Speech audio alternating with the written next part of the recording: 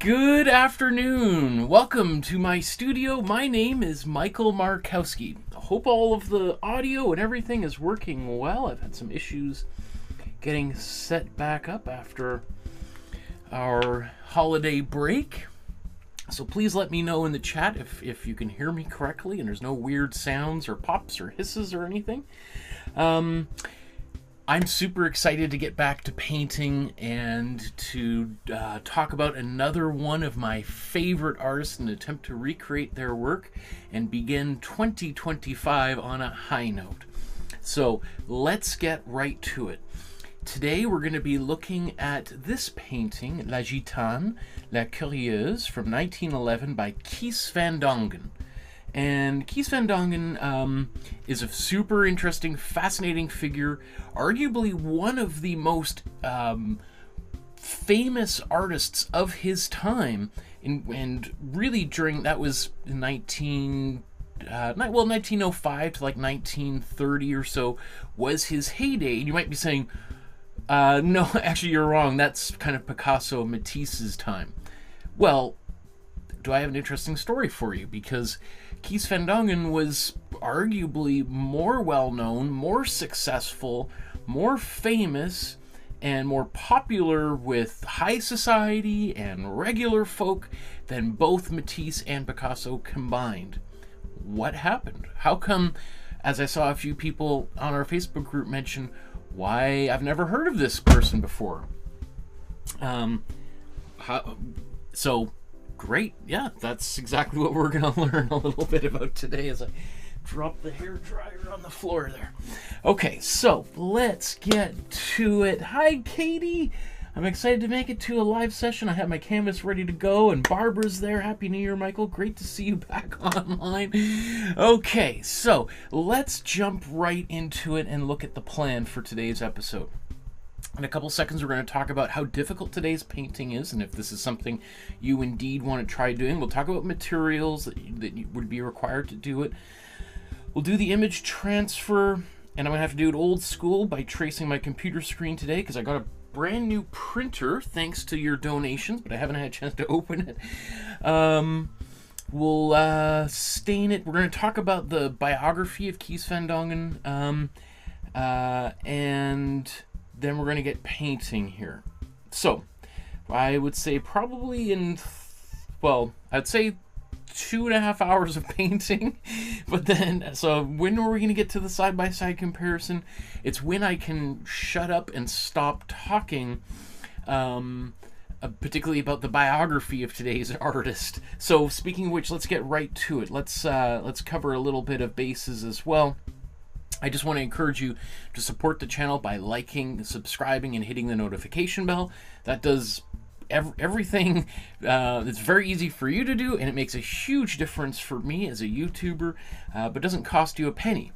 Having said that, if you want to support the channel with a small donation, you can use the QR code there, scan it on your phone. It'll take you to the link, that email or the web address you see there above, and from there, you could safely donate to the channel and help pay for supplies like the new LaserJet printer that I was able to get through your generous donations, people like yourself. And that keeps the light on, helps pay for the internet and all that kind of stuff. All those bills add up. So other ways you can donate, if you don't use PayPal, you can send an e-transfer. My email's on the Facebook group and my website. Both of those links are down there below. You can also send a check or money order, all that kind of stuff. Just contact me through my email in order to get all that information. And also a quick shout out here to the Facebook group, because about once a month, every 6 weeks or so, I go through everything that's on our Facebook group. It's free to join, and then I give people free feedback on how to improve their artwork. So if you want to participate in that, I would love to celebrate your work and help you get a little bit better. So if you scan that QR code, it'll take you to our Facebook group. And also, before every episode, I post a biography that I spend way too much time researching and writing, and virtually nobody reads, but it's important to me to help get my ideas together, and maybe one day I'll put it together into something. So, anyway, let's jump to our first step here. The scale of difficulty.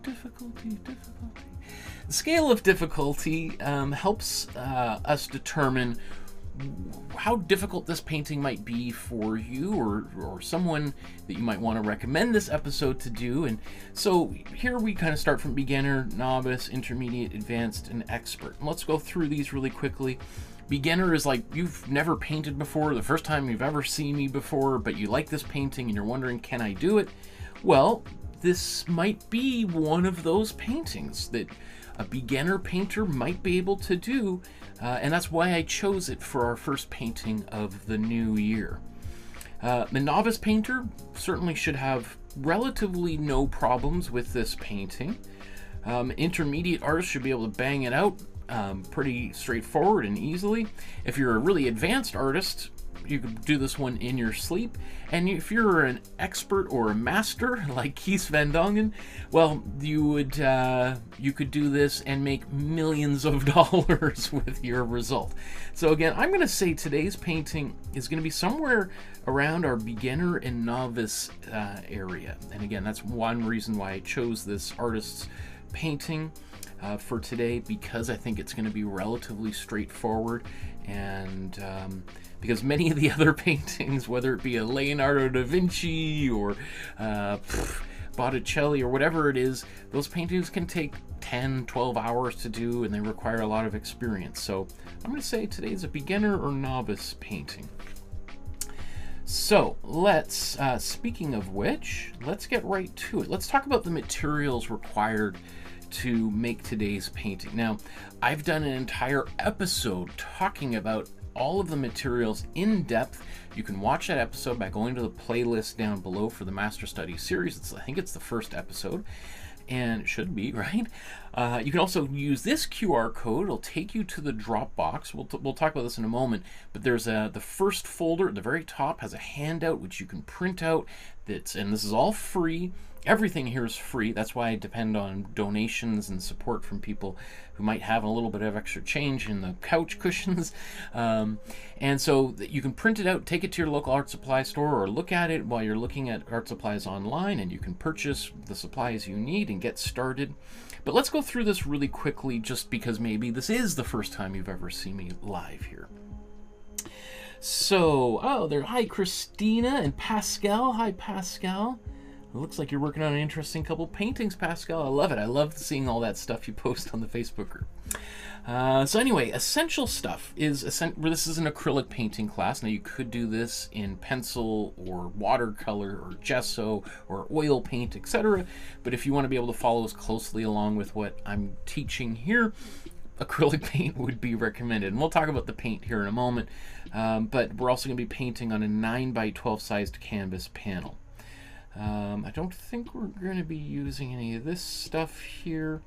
I always recommend having lots of rags and things nearby in case the inevitable problem happens. And I've got a big box of rags right here just for that specific. In fact, let's get one out right now, because I think I threw the 2024 well, not the one rag from 2024 out, but the last one I had, I think, has been sent to its painterly grave. So let's talk about paint and what kinds of paint and the method we're going to be using. So we're going to be using an approach to painting called the split primary palette. I think this is revolutionary. I don't know why this isn't the first thing every single person learns, like in elementary school. I didn't know about it all the way through undergraduate and graduate school. No one once mentioned this approach, and it wasn't until I started teaching I had to think, like, how do I teach introductory painting classes to people who've never painted before, and it can be really complicated. So when I stumbled upon this, I was like, light bulb went off. It's like, this is so clear. Now I know some people are like, oh, it's probably not as clear as you think, Michael, but I think it's a lot clearer than almost every other method or literally every other painting method I've ever heard of before. So I didn't invent it, but I'm certainly on a mission to popularize it so that everyone can learn how to paint, because I believe literally every single human being can learn how to paint, just as they can learn how to read or write or walk. So we're going to be using 2 yellows, 2 reds, and 2 blues, and that's the core of the split primary palette. We're literally splitting the so-called primary colors into 2, right? And we can even make our own black with this process, these colors. So although you could buy a tube of black paint if you like. The reason why split primary palette is so helpful is it helps us, reminds us that every color is either warm or cool. Or if you find color temperature to be a problematic set of terms, you could just think of colors that lean towards orange or towards green. And every single color has a mix of pigments that is going to push it in one direction or the other, or has neither orangey or green pigments in it whatsoever. And the reason why this is really important is that the way that the human eye works is we tend to perceive colors that are warmer as closer to us versus colors that are cooler as being further away. And so when we use warm colors, right, we can put them in the foreground, put cool colors in the background, and we create this illusion of depth on a flat surface, right? It's kind of magical. And so then it also makes it easier for you to identify where those colors are. Should they be, like if you're looking at a photograph, you just ask yourself, oh, this is a painting of my mom who's standing in front of a mountain. Okay, well, I'm going to use warm colors for my mom and cool colors for the sky and the mountain, right? So that it immediately eliminates virtually half of that palette so that you can focus on just painting the painting and rather than how the colors aren't working out. So let's go to looking at the paint that we might want to use. So I'm going to be using this particular brand of paint, not sponsored, not paid. I haven't been given a single penny by a business or a company or anything, even though I get about a dozen emails a week from people wanting me to pitch all sorts. You wouldn't believe the crazy stuff that has nothing to do with painting, like handbags and wristwatches and all sorts of weird things people want me to sell on this channel. But anyway, I buy all this paint just like everybody else, and this is what I recommend. It's not the most expensive paint, it's certainly not the cheapest paint, but I think it's got the best bang for the buck. And this is also a brand that is global. Amsterdam paint is by Royal Towns, which is a Dutch company, so you can find this paint all across North America as well as Europe. I don't know about the rest of the world. My apologies to my friends elsewhere. There's a lot of people watching from India. I don't know if you can get Amsterdam paint out there, but here's some other options. So for instance, Golden. This is one of the most expensive global brands. It's a professional grade, so-called level of paint, but it's also at least 3 times the price or about half the paint. So, you know, and most people when they're painting don't really recognize that difference. I'm going to flip through a whole bunch of other brands of paint, and you can decide, you know, you can take a screenshot of all of these if you want, or you can just download the handout, which has all this information neatly organized for you, so you can just print it out on your computer at home. Again, I went through all of this in depth in a separate video. Some of these have been since updated since I recorded that video about almost 4 years ago now, but essentially we get to these last 4 here. And these last 4 brands are paints that I don't recommend, because essentially what the manufacturer's done is added too much titanium white pigment to make the paint look more opaque, because some people believe that means the paint's a higher quality. And maybe for some people that's true, but some really expensive paints are very transparent. So transparency isn't necessarily a marker of quality, but what they've done is dumped all of this filler into the paint, which makes it virtually impossible for us to use, especially for this purpose. If you really like pastel colors that have a lot of white in them, hey, Peebo is going to be great. Peebo, and I'm super disappointed because they are one of, if not the largest brand of paint in the world. and yet we can't use them. They're terrible. We got Mary's from China and Fevicryl from India. Also not great. These two brands are, you know, virtually kind of similar to what you would get at the dollar store, Dollarama. Yeah, not very good paints for what we're doing. Again, depending on what your purpose is. Okay. So, let's start with our first real step towards making today's painting, and that's to do the image transfer. So you could scan this QR code. It's going to take you to the Dropbox folder, the same folder that has hundreds of folders inside of it. I'll show you here in a second. And at the top of that folder is where you can download the supply guide. So let's go right there. Oh, just a quick little shout out again to the Facebook group. Join the Facebook group so that you can upload your work. We're going to be doing another feedback episode in a few weeks. So right there, there's your supply guide in there. All of the introductory episodes, painting a color wheel for the first time. And then we get to this list of our that begin with letters. And these are our more straightforward, simple paintings. And that's where today's episode is going to be right here. 00Z42, which obviously makes a tremendous amount of sense, my classification system. If you're feeling a little more confident and you want to try something way more complex, well, then you've got another like 300 or so folders there of artworks we've done over the past 4 years. But let's look at Kees van Dongen here. You'll see that there's the original artwork and then 2 versions of the outline that I did.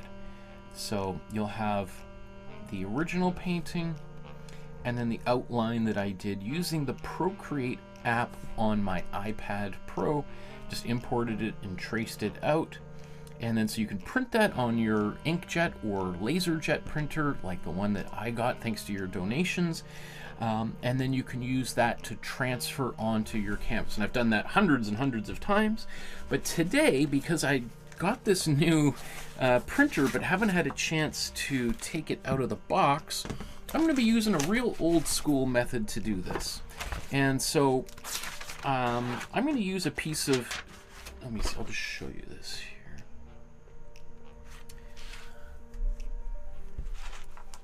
So this is some tracing paper. I tried doing this with some more opaque paper and it didn't work. So we're going to take a piece of tracing paper.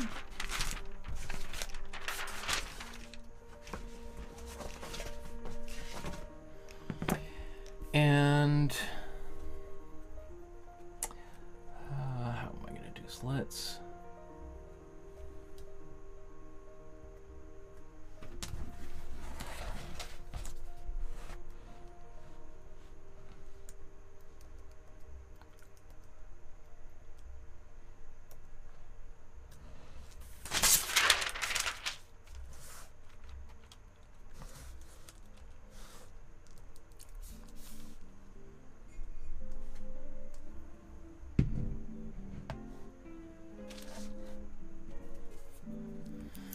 So I've enlarged, I'm not sure how well that's going to come across on camera. I've actually enlarged the image so that it is a little bit bigger than my screen because I'm going to be painting on, I wonder if that's even big enough. I wonder if I should make it.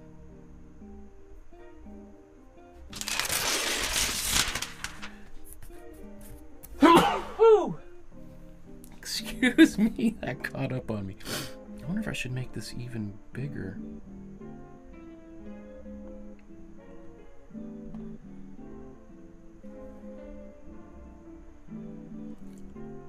Okay, I think that's good.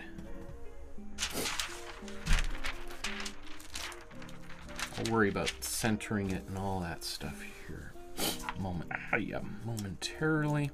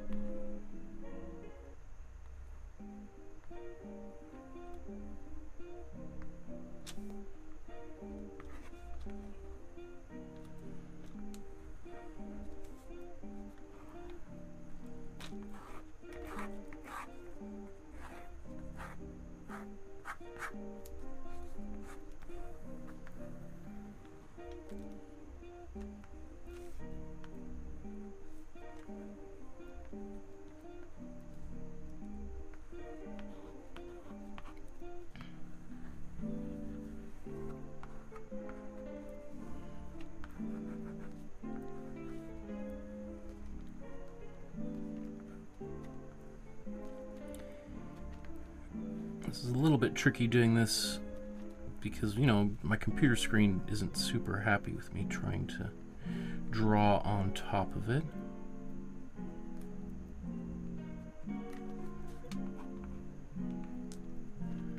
Normally I use carbon paper. Once you've got it printed out, you can just trace the carbon paper onto the surface. And if you're wondering how I did that, I think I've exhaustively demonstrated that in over 400 episodes, or almost 400 episodes, I think. So it's lots of information on the channel about doing that. It's the beginning of virtually every single one of these episodes.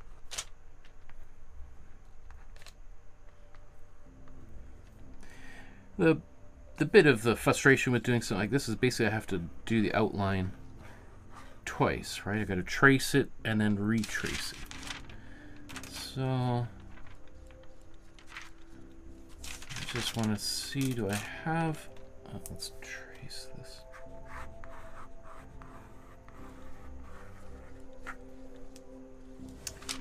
And actually I'm going to move this. Oh.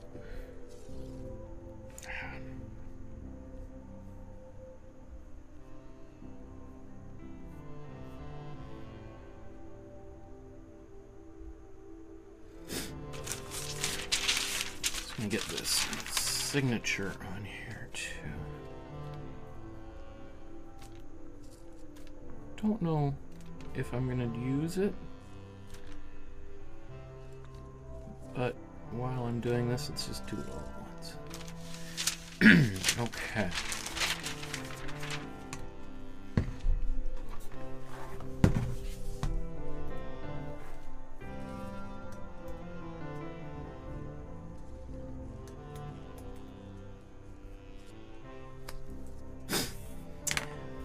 Oh, look at all the people in the chat there.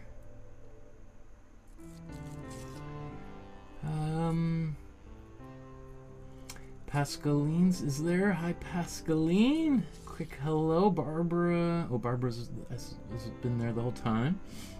Kathy. Hi, Kathy. Nice to see you again. Barbara says, I'm not staying long. It's 1:45 a.m. here, bitterly cold. Time to snuggle down and get some sleep. I agree. Pascaline's hiding under my quilt with my phone. I don't want to wake up my partner. You guys are so funny. I love the commitment. Wow, my goodness. Okay. Yeah, Kathy, you guys are truly dedicated. I couldn't stay up that late. I also have to go soon to a yoga class. Okay.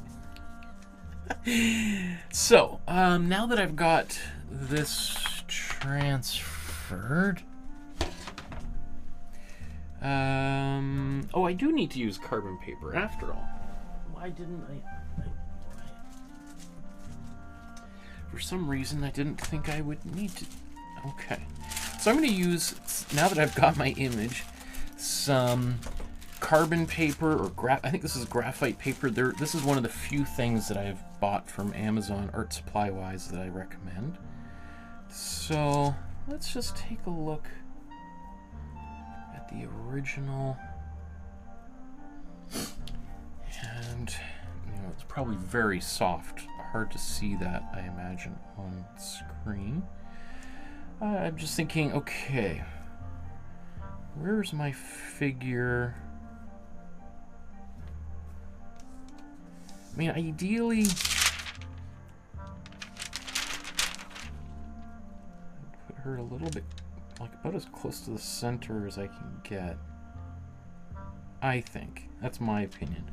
Like, when I look at the original, right, doesn't seem... I kind of want this stripe and this stripe to be about equal. Now it does look like maybe there's, right, like,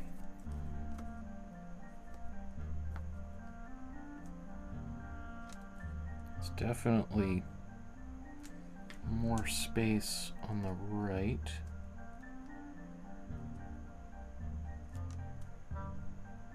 hard to say. Doesn't I think I like that a little bit. Pushing this over. Okay, let's go with it. Ah, there's Ari. Hi, Ari. Nice to see you there in the chat.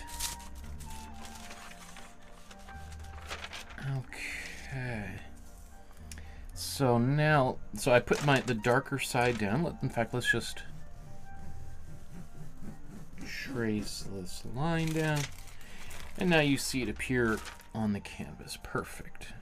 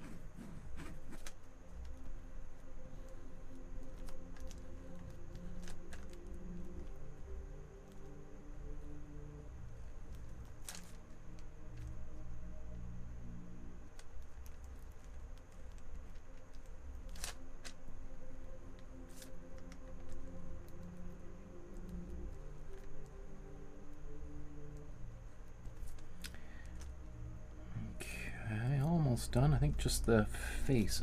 Well, let's do the shadow. Let's see, maybe I won't do that, but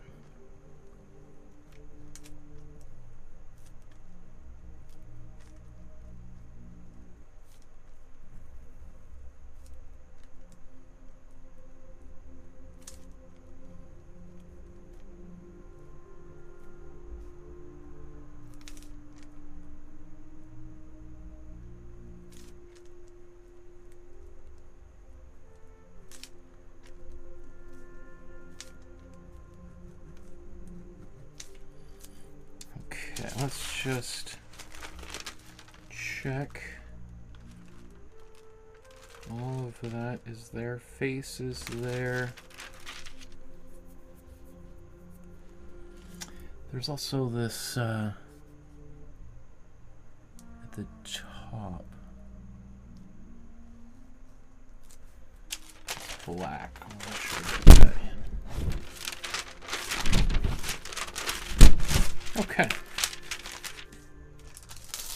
So that's another reason why I chose this painting. I was like, I don't know if I can get that printer set up in time to print this out. It'd be much easier if I can trace this image out. Okay.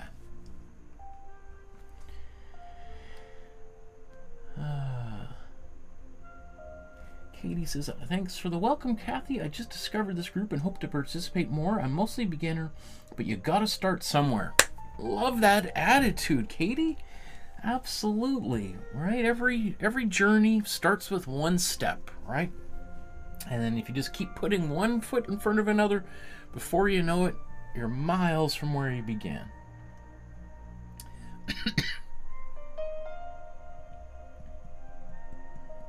Pascal says, I'm having a little sip. Shall I paint as well and make it a paint and sip? That sounds like a great idea. Some funny puns with glasses and wine glasses. I love it. Okay.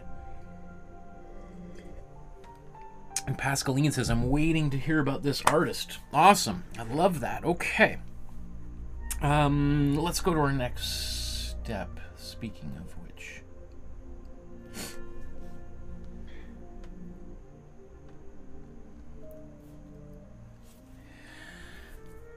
now that we've got our image on the canvas, let's stain it with some color. This is a method that's 700 years old, certainly popularized by the great Renaissance artists like Leonardo, and it's called the Imprimatura. It's definitely one of the most fun words to say in the English language, or I guess Italian language if we were to be real about it, as the Imprimatura, the priming layer, or the first layer, the prime layer of paint.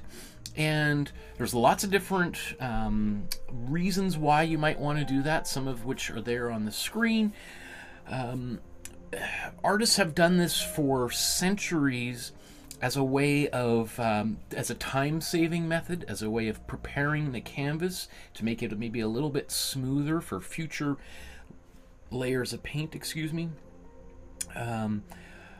Artists do this as a way of making the paintings maybe look a little bit more complex than they might really be. So for me, there's so many different reasons, but the one that I like the most is it's part of my routine. It's a way of me literally painting, but not really, but it doesn't require any brain power whatsoever. It's so let's do this. Let's get right to it. Okay, let's get the box of paints out. Okay, so I like to use my warm yellow here, and oops, I forgot something to mix my paint on, so I think this will do just fine. So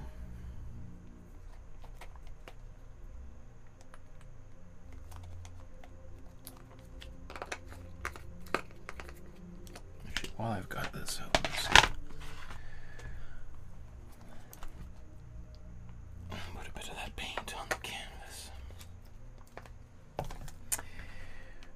Okay.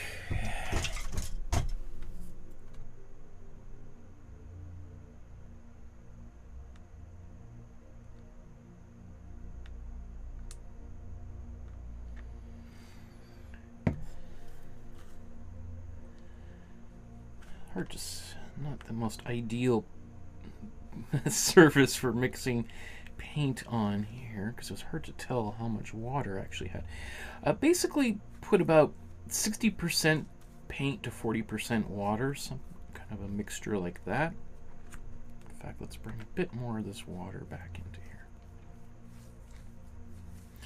This is really the only time that I ever paint or mix water into my acrylic paint.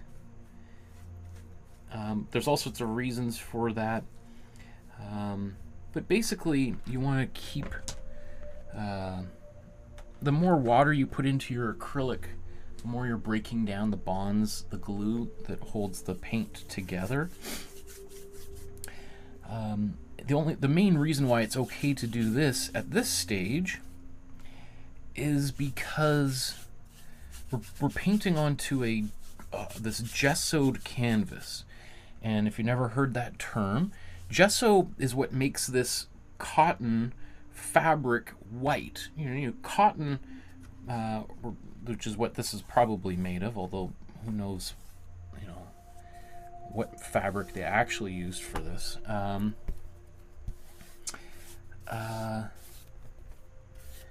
It's usually not white unless it's bleached. So what painters have done for centuries is they might use like a plaster, and plaster is generally white or a little bit off-white, and they paint over top of the stretched canvas, not really to, well, so for some people to make it white, but mostly for other people is to stabilize the surface, to keep it from expanding and contracting, so that the paint doesn't crack, which was a big problem with oil paints, right? If you go to an art museum and you see a painting surface that's full of lots of cracks on it, well, there's lots of reasons why that can happen, but the most common reason would be because the surface that it's painted on was unstable, meaning it was expanding and contracting over the years, as mostly due to temperature and humidity. Just getting his little flakes off here. And, you know, if you spend a lot of time working on a painting, the last thing you want is for it to crack. So one of the solutions was to basically spread plaster over top of it, just like you would on your wall at home. And that's going to basically freeze the surface for the most part, so that it's going to be much more rigid and less likely to expand or contract, which is the chief reason why it would, well, one of the primary reasons. There's about 5 primary reasons why the paint might crack, but I would say an unstable surface is probably the most common. Even if you do other things well, if the surface isn't cracked well or isn't stable, it's going to crack. Okay.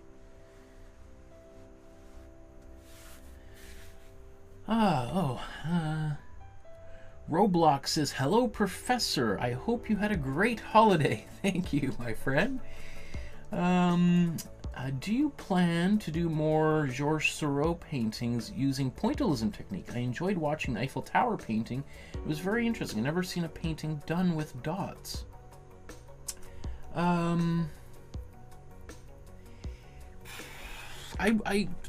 Well, yes. Coming down the pipeline is a much more complicated one. The Déjeuner's, no. Which one is it? It's the one in the collection of the Art Institute of Chicago. Anyway, yes, eventually we will, for sure. It's going to take a little bit of time. But yeah, we have done. Who's another artist? If you like that technique, I'm just gonna rewind here.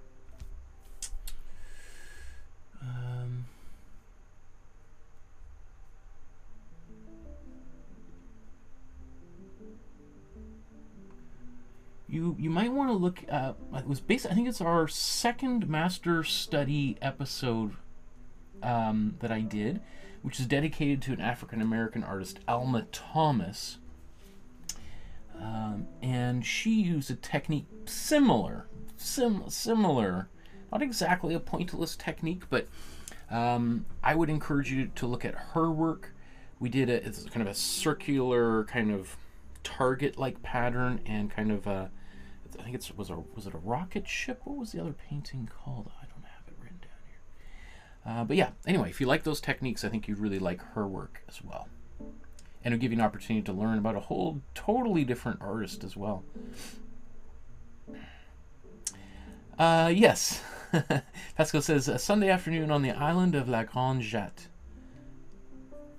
Thank you. I appreciate that. Yeah, awesome. That'd be great if you looked at that Roblox. Okay, so I'm gonna quickly blow dry this because it's pretty wet. So just I'm gonna mute the microphone for a moment here.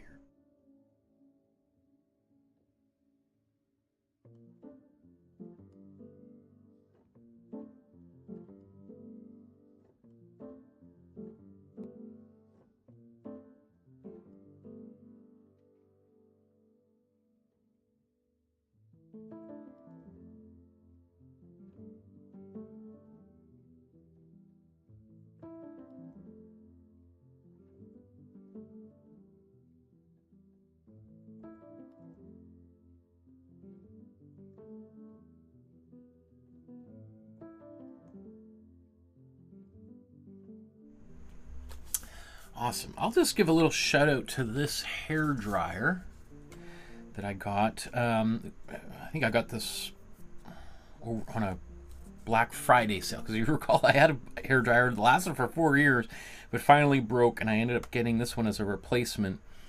I love this thing. One of the reviews, or many of the reviews, were that it's not as loud as most hair dryers, and I agree, and that's one of the reasons I love it the most. This one sounds quiet enough that if you were in the next room and somebody was sleeping, you know, you're at in a hotel or something, you could use this and that person probably wouldn't wake up, even though it's as hot as any other hair dryer.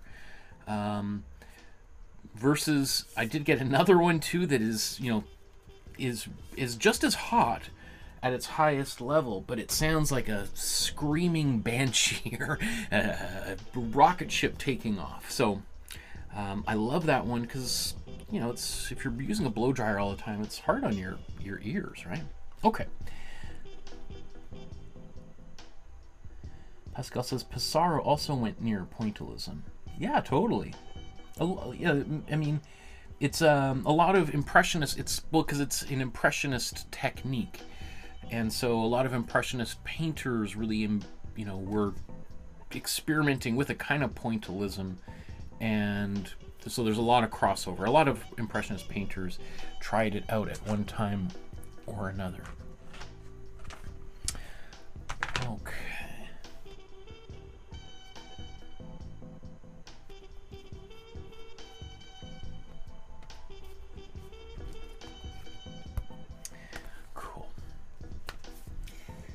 Let's turn our attention now to talking about the life of today's artist and what makes them so great. Why are we featuring them today, and why are we attempting to recreate one of their great paintings?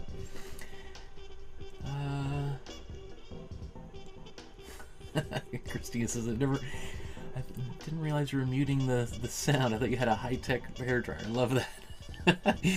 That's great. Okay, so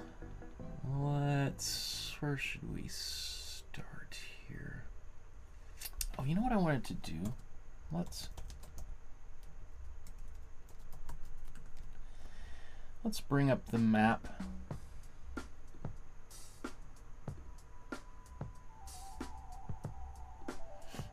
Okay, so today's artist, Kees van Dongen, was originally from Rotterdam, and if you're maybe not familiar with some of the geography, let's just zoom out. Rotterdam is one of the largest cities in Holland, or the Netherlands, and you can see it's kind of, I guess it's considered Northern Europe, right?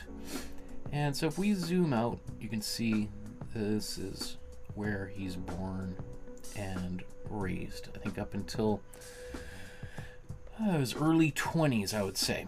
So his official name is Cornelis Theodorus Maria van Dongen.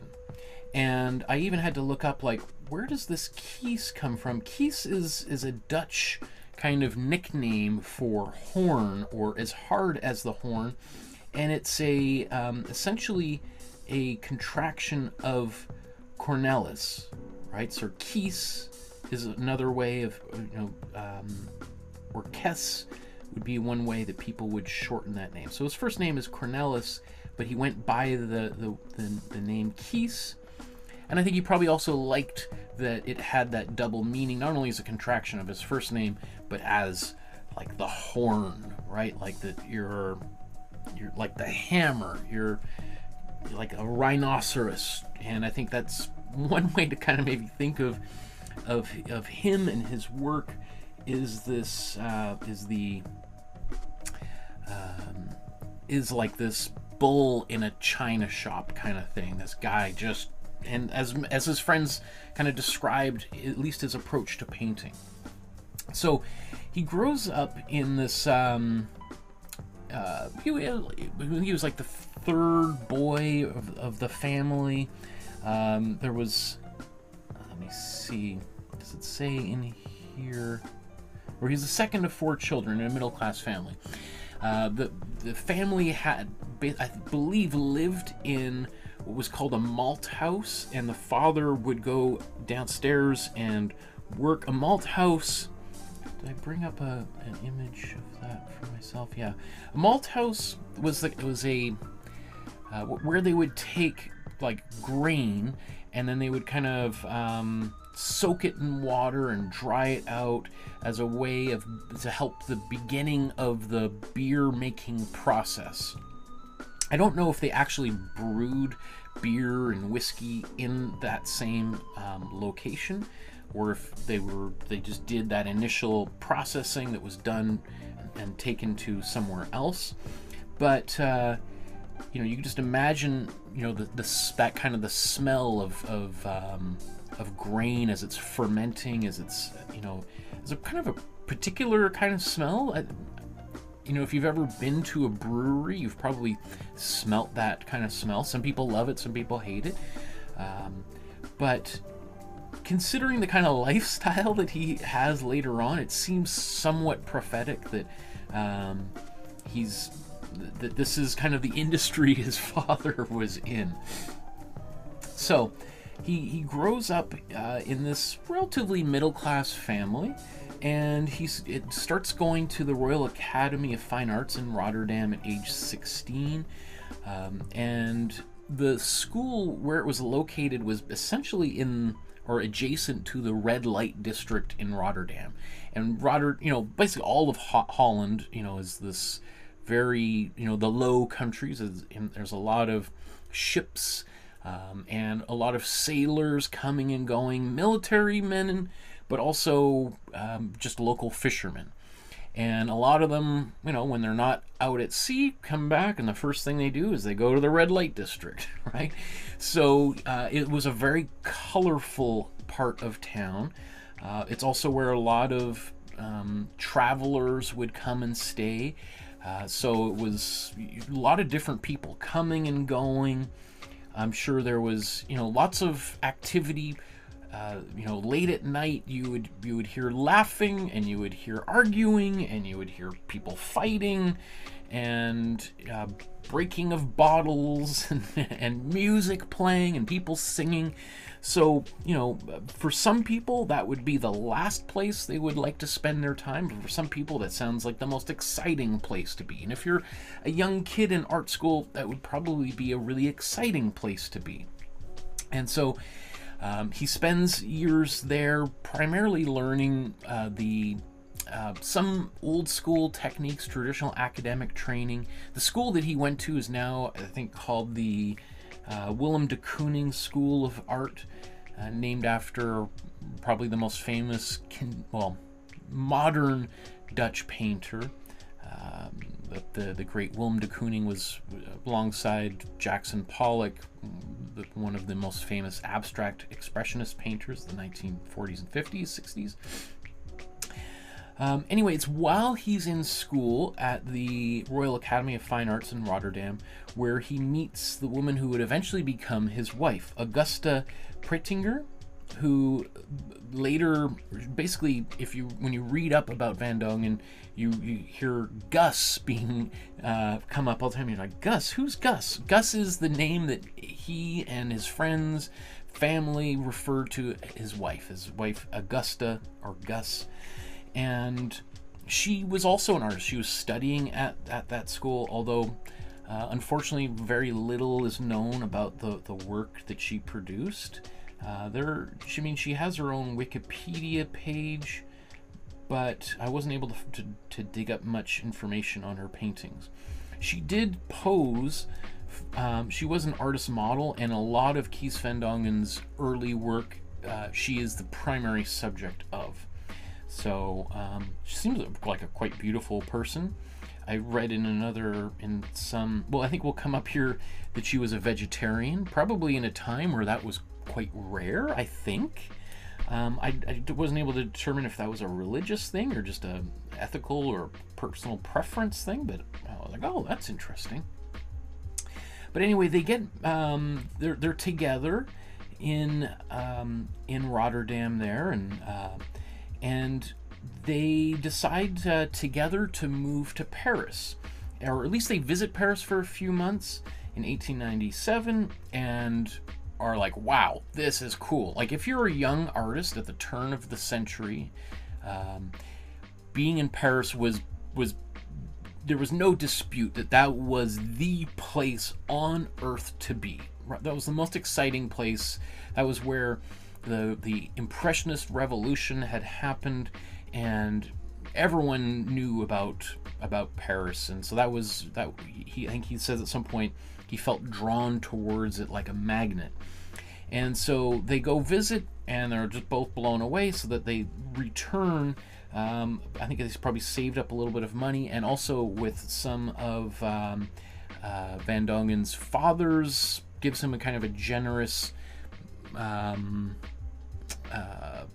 financial assistance that helps them officially settle in Paris. And so when they move to Paris, let's say, basically they settle in the Montmartre area, which is, I'll bring up here in a moment, kind of was very similar to the same kind of location where Van Dongen had lived when he was in Rotterdam. It was also the on the outskirts of Paris at the time. There were windmills and there were cows, there were farms nearby, but it was also at the edge of town where the red light district was for Paris. So it was an interesting mix, because just like in Rotterdam's red light district, you had all sorts of activity going on, lots of bars and cabarets there, music.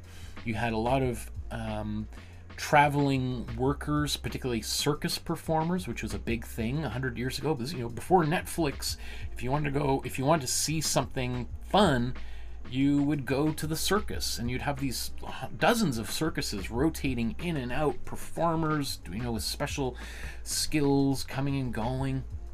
And so they would all live in this cheap area of town. And so, of course, it was a great place for artists to be, because you could easily get cheap rent.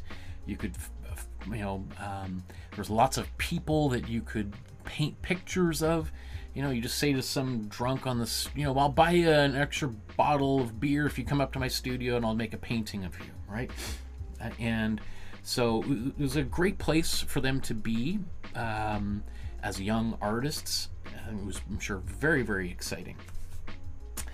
Let me see. Jump around a little bit.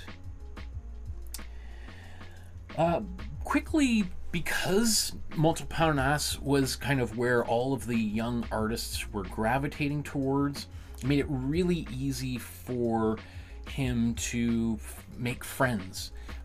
He was a kind of an outgoing guy, known as a good dancer. So, and he liked to party, and that's eventually later on something he becomes this kind of he becomes a socialite, but becomes also a party host. He would often hold these big elaborate parties in his studio. A number of people, when I was doing some of the research, talk about him in kind of the same breath as Toulouse-Lautrec, Henri Toulouse-Lautrec, we did a couple Lautrec paintings in the past, and Lautrec, if you've seen the movie Moulin Rouge, you've seen Toulouse-Lautrec played by John Leguizamo, this painter, diminutive fellow who would make paintings of celebrities and dancers and alcoholics in the various clubs, cabarets there, particularly the Moulin Rouge, right? And so he's kind of a similar type of figure to that. Really likes the glitz and the glamour and the shows and the excitement of the nightlife. And so some of the early people that he meets are some of the most famous artists of all time. So some of the artists he meets is Henri Matisse, André Derain, Albert Marquet, Maurice de Vlaminck. So those artists, they together exhibit at the new Salon d'Automne. And so the Salon d'Automne was basically an artist-created salon that was kind of competing with the Salon des Indépendants, which itself was a rejection of the traditional salons that had been running for centuries in Paris. So the Salon d'Automne and the Salon des Indépendants were both kind of these opportunities for artists that didn't quite fit into the mainstream. It was an opportunity for them to exhibit their work. The Salon des Indépendants was created by the Impressionist painters in the late 1870s, I think 1879, 1881, or the kind of the heyday of those big exhibitions. But the Salon d'Automne comes around 20 years later, after the Salon des Indépendants has kind of established itself as the new mainstream, right? So of course you can't exhibit with the revolutionary group that your teacher at art school is a part of. You want to do your own kind of underground kind of thing, and that's the Salon d'Automne.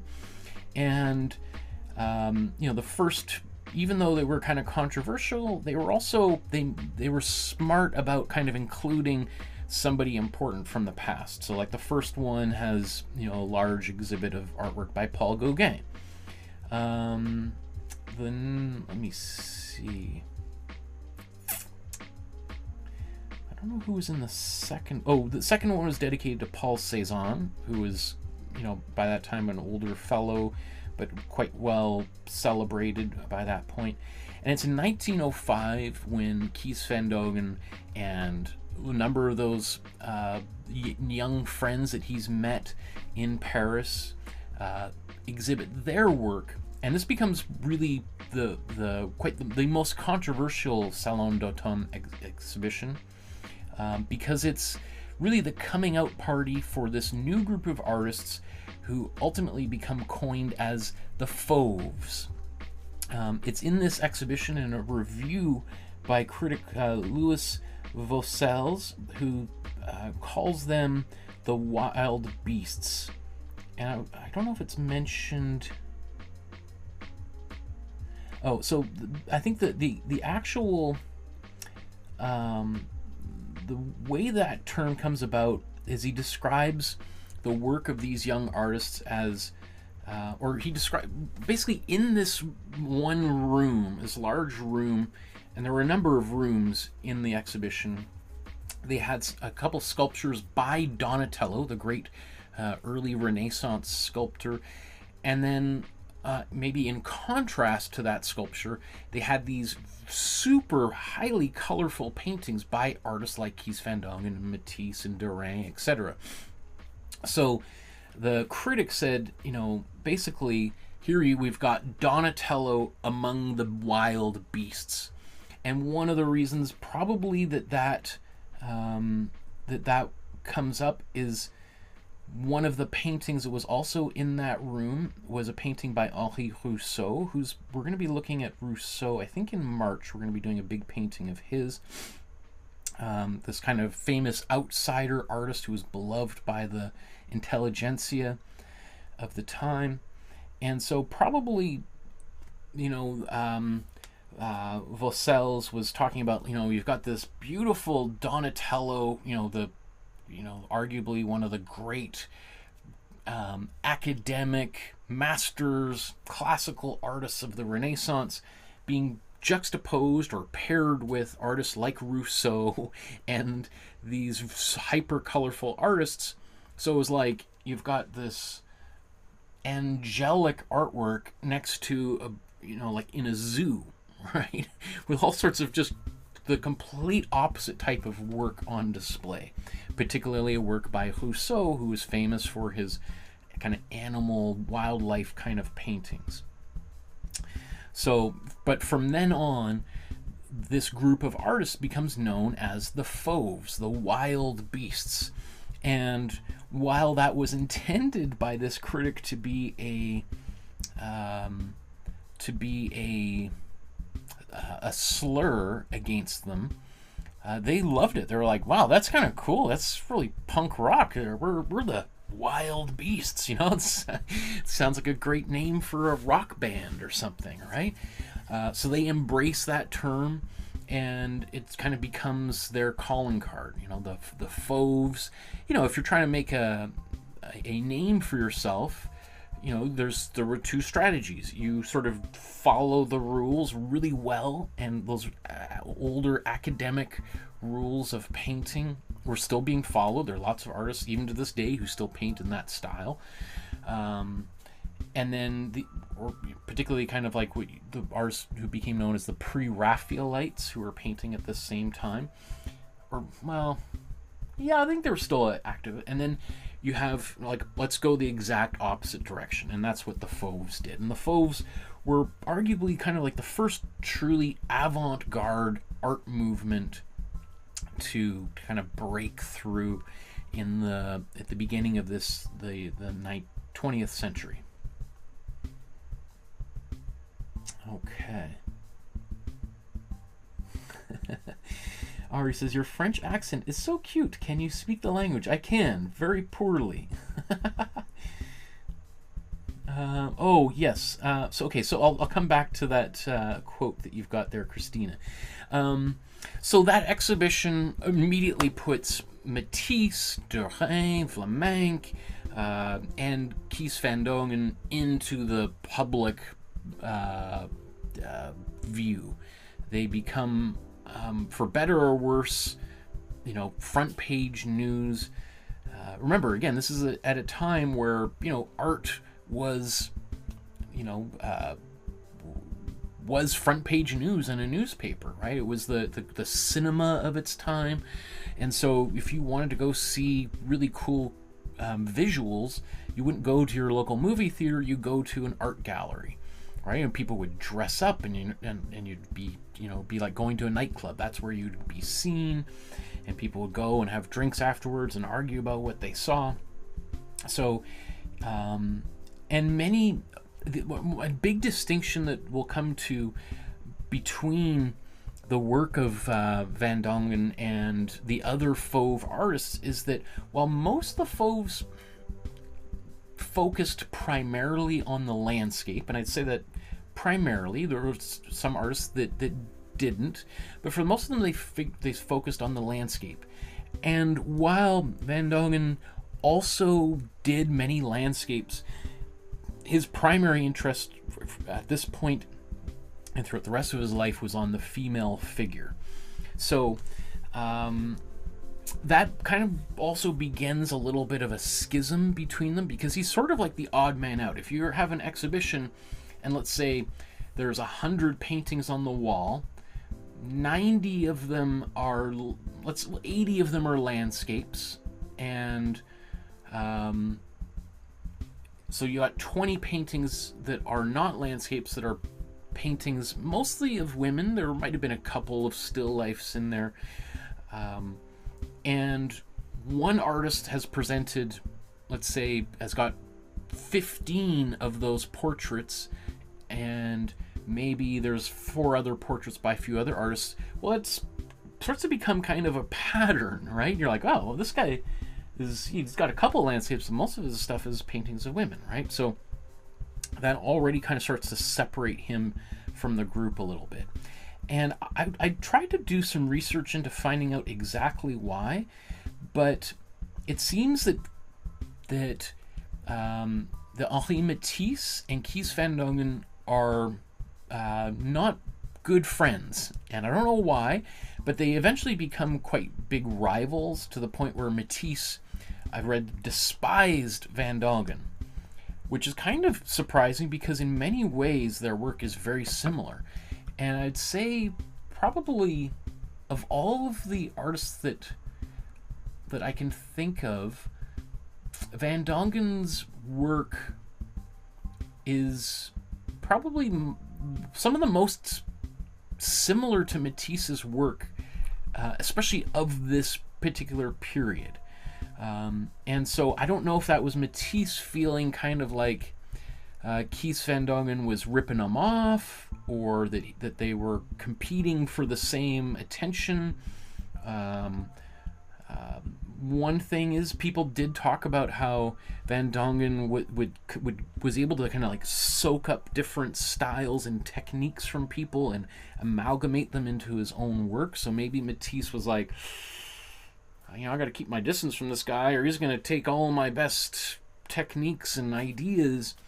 But it's also interesting that shortly after this big exhibition, which really puts all of these guys on the map, is that Van Dongen and his wife move into a building called the Bateau Lavoie in 1906. And the Bateau Lavoie becomes one of the most famous art studios in Paris, but I would say probably almost in all of art history. It's here. I've got the location right here, and so this is in Montparnasse. And if we zoom out here, let's just zoom all the way out to see you have an idea. Here, this is Paris, and let's go even further out. There's kind of northern France. You can see Rotterdam back up here. So not, it's probably a couple hours by, well, probably about 4 or 5 hours by train, right? I don't know how far away Rotterdam would be. But anyway, it's not like going across the ocean anyway. And so this area of Paris at this time is changing rapidly. You can see he's just the studio, all these pop-ups. The Bateau Lavoie is just, 5 blocks away from the Moulin Rouge and Le Chat Noir, right? These iconic cabaret bars that still exist to this day, right? And the Moulin Rouge was once an active windmill, right? This goes back to the days where, because it was on the edge of Paris, there was a windmill that was, which is generating power to, let's say, grind wheat down, to make bread, all sorts of kinds of things. And so you would have, horses and cows and chickens and things, stray dogs and cats all around this neighborhood. And then you had the red light district and all these kind of short-term rentals nearby. And so the Bateau Lavoie becomes this iconic studio. It had once been a piano factory, so it was like a big studio space that had been divided into 20 rooms, or maybe they had like 20 different offices and working spaces in there before it was turned into a living space. But it had no heating. It was, I don't know if it's mentioned in here. It was had 20 small workshops distributed along a corridor where small unheated rooms that shared a single source of water. The Bateau Lavoie was coined by the French poet Max Jacob. The building was dark and dirty, almost seeming to be a scrap pile rather than a dwelling. On stormy days, it swayed and creaked and reminded people of washing boats on the Seine River, hence the name. Okay, so there you go. So the Bateau Lavoie would be like where people would do their laundry in the river, right? And so there would be like these boats where people are kind of out there, scrubbing clothes down. So not the ideal place to live, but it's where Van Dongen and his wife moved to when they really settled in Paris. And just down the hall happened to be another young artist named Pablo Picasso. And at the time, Pablo Picasso is living with his, I think, first real girlfriend, Fernande Olivier, or Fernande Oliver, who was really Picasso's first great muse. She was a beautiful, attractive woman, and later on wrote a couple books about Picasso, but also kind of had a tragic life because, of course, once Picasso had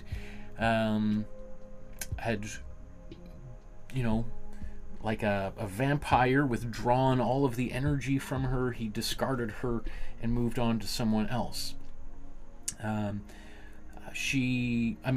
We've talked about Picasso and how terrible of a person he was, but there were times where he was such a jealous person that he would literally lock her in their apartment in this ramshackle building when he went out, and sometimes he would go out for days.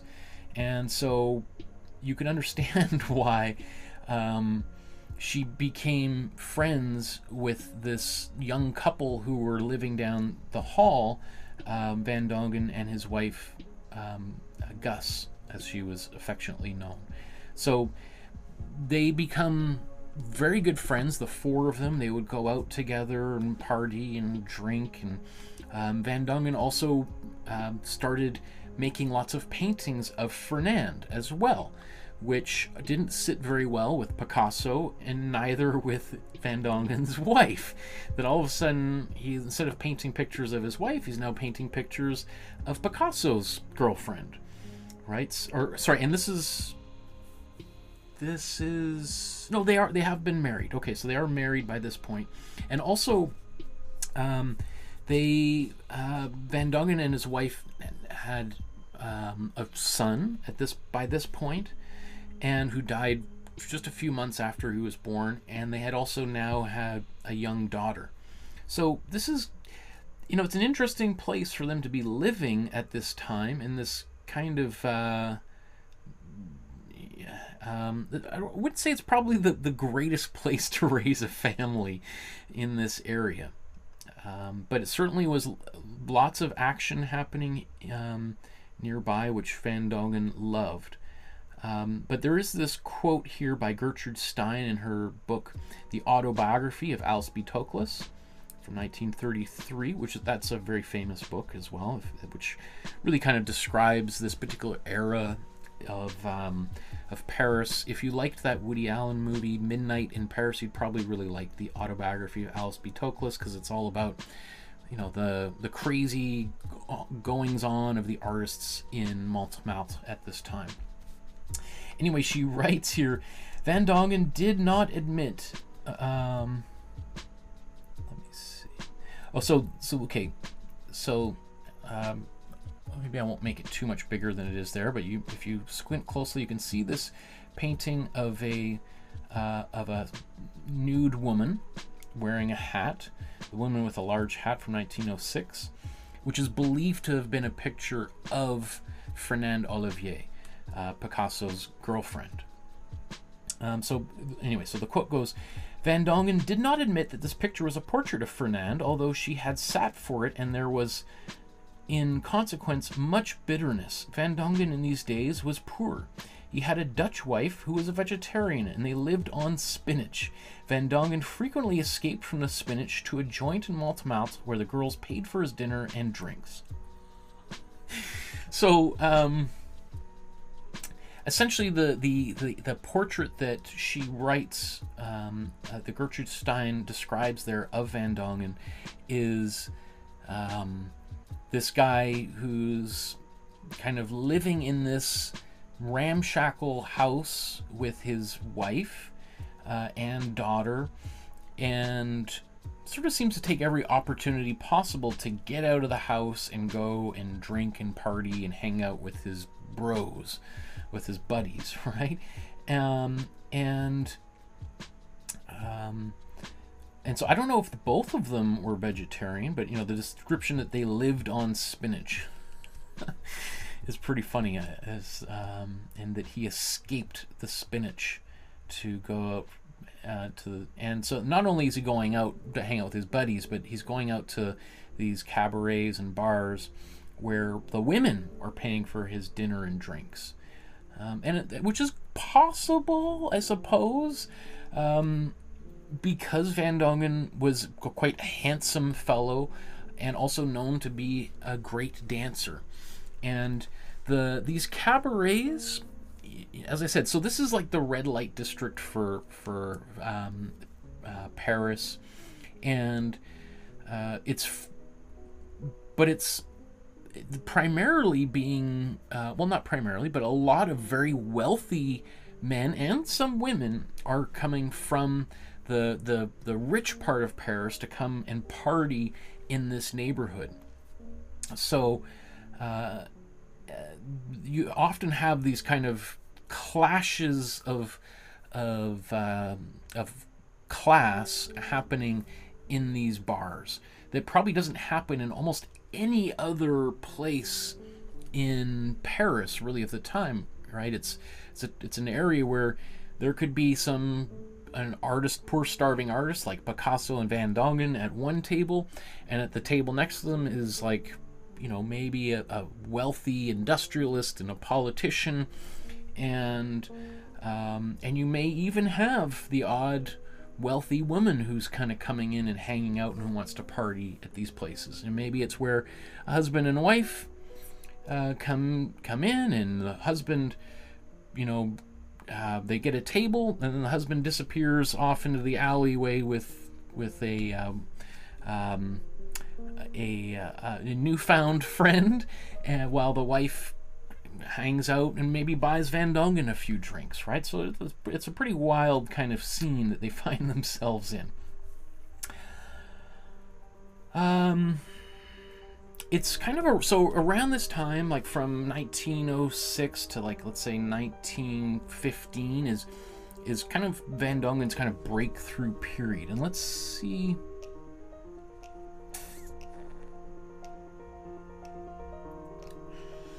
Just realized I didn't.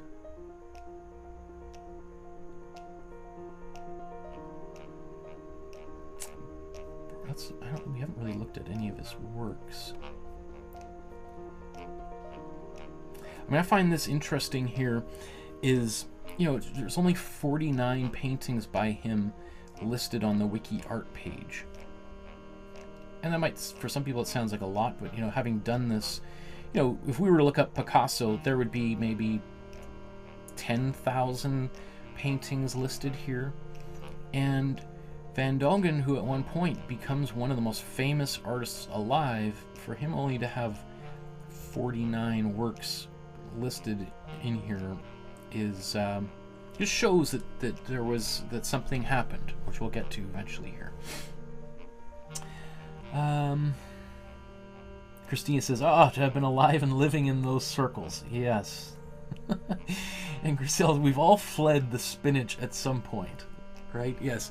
This being the new year, there's some people who may have fled to the spinach temporarily, and maybe after a month or a few weeks are about to flee away from the spinach as people abandon their New Year's resolutions. Anyway, we're just going to scan through some of these paintings, just to kind of give you an idea of the kind of artworks that he's creating at this particular time. And so again, we're going to see a lot of nudity in today's episode, because that's one of the things that Van Dongen loved to paint, is nude women. So there's lots of nudity in here. Well, I was going to say unfortunately, maybe for some people. So you can see like a number, even though this is not the best, because he did do landscape paintings, but you could see certainly the ones that are most popular with the public are these women. One of the iconic elements of Van Dongen's work here are these images of women with big eyes. And if that sounds at all familiar, then you may be reminded of Margaret Keene. There's only one picture of hers here. We did 2 episodes featuring Margaret Keene's work. There was also a great, so we did this painting by Margaret Keene, who's very famous for these portraits of women with big eyes. So much so that there was a movie. What was the movie? Is the movie called Big Eyes? I think it's called Big. Yeah. Anyway, I wanted to, before I forget, because I would say in many ways, like, Margaret Keene is sort of inherited that particular stylized giant-eyed figures that Van Dongen in many ways was largely responsible for introducing. And then those big eyes have subsequently become the kind of the trademark of anime and manga, Japanese animation and comic books. Anyway, I digress.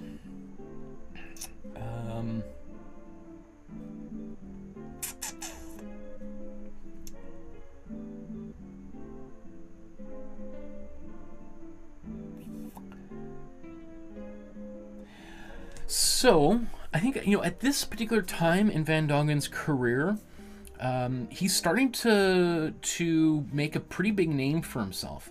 One of the features of living in the Bateau Lavoir studio and quote-unquote living space was that because there were so many artists who were living there, like Picasso's living there, Van Dongen obviously and his wife are living there, you've got Wang Gri, did Brock live there? Let's go back. Who else?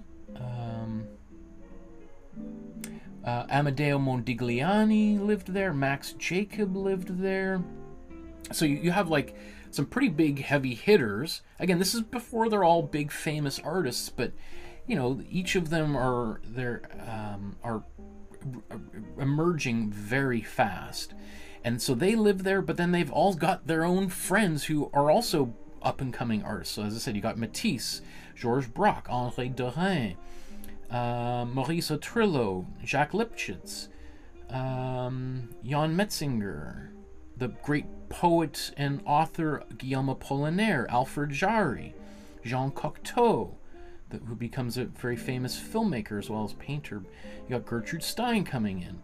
And then you've also got really the most powerful art dealers in the world are coming to hang out there as well. You got Ambrose Vollard, Daniel Henry Kahnweiler, and Bertha Weil, right? So, talk about being in the right place at the right time. Van Dongen has miraculously found him literally at the nexus of the art world by, I don't know, by accident or how he managed to figure that out. But he is, well placed at this particular point in time. And his work does very well, right? It's people tend to like pictures of women, particularly pictures with women not wearing any clothes. They've always been very popular with collectors over time. And so this is Christina says, oh yeah, is Margaret Keane the one whose husband claimed to be the artist? Yes. And that's a big part of the movie Big Eyes, which I highly recommend. Great film. What else do I want to? So because all these collectors are coming in, he's definitely making more money than Picasso and Matisse, and he's quickly kind of climbing the social ladder there. And one of the things that he also starts doing with that money is he starts putting on his own parties in this studio space that they're all living in. It's believed, or at least claimed, that he owned the largest phonograph of the time. Phonograph are essentially a record player, right? So, if you are not only one of the only persons who's got a record player at this time, but you've got the biggest one, and you can crank that thing up at 2 a.m, you are going to attract a lot of attention. So he becomes known, Kees van Dongen becomes known as, this great party host. If you were, and you would have heard his studio rocking from, potentially miles away. Again, just if you go, if you think about like today, if it's, you might have a next door neighbor that has a house party going on and you can hear music blasting out the windows. This is at a time where not everyone has access to recorded music and a record player, right? This is at a time where still actual musicians are the dominant people making music. If you want to hear music, you'd probably go to a venue, or you had someone in your family, and a lot of people were more musically talented back in this time. But so anyway, the fact that Van Dongen puts his money into hosting these parties and buying the technology to blast out music so he wouldn't need to hire musicians, or the musicians could for once put their guitars and accordions down and get up and dance and sing along with everyone else, was a kind of a big deal. And these parties become legendary. So like those sequences in the movie Moulin Rouge, you know, where you see people dancing around late at night and they're wild parties, you know, definitely that was Toulouse-Lautrec in his time. In the early 1900s, that's Kees van Dongen. He's the one who's kind of putting on these big elaborate affairs, and as he gets more and more famous and it becomes richer and richer, he just has bigger and bigger and bigger parties, and the people that come to those parties tend to have more and more and more money. So while at first they're, you know, in the red light district and you've got, you know, drunken sailors and circus performers coming, as these parties become bigger, there tend to be the most wealthy people in not just Paris, but of France, but of Europe, who are attending these get-togethers.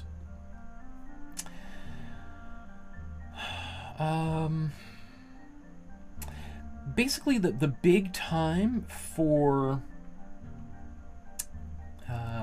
Kees van Dongen is really by the time that he makes today's painting until maybe the 1930s.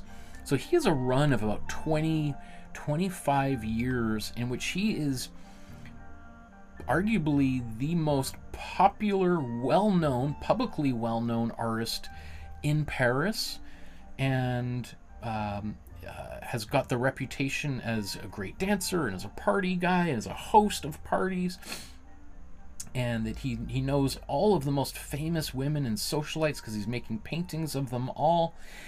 And then, so what's interesting here is I was thinking a lot about this, is like, why does Henri Matisse hate Van Dongen so much? Right? Why does this split happen when, after all, their styles are so close, right? They're literally part of the same art movement. The Fauvist movement only lasts maybe 3 years, 1904, officially from 1905 with the Salon d'Automne until 1907, 1908, when it starts to kind of fall apart. You know, they're in the same group, but they end up becoming arch rivals.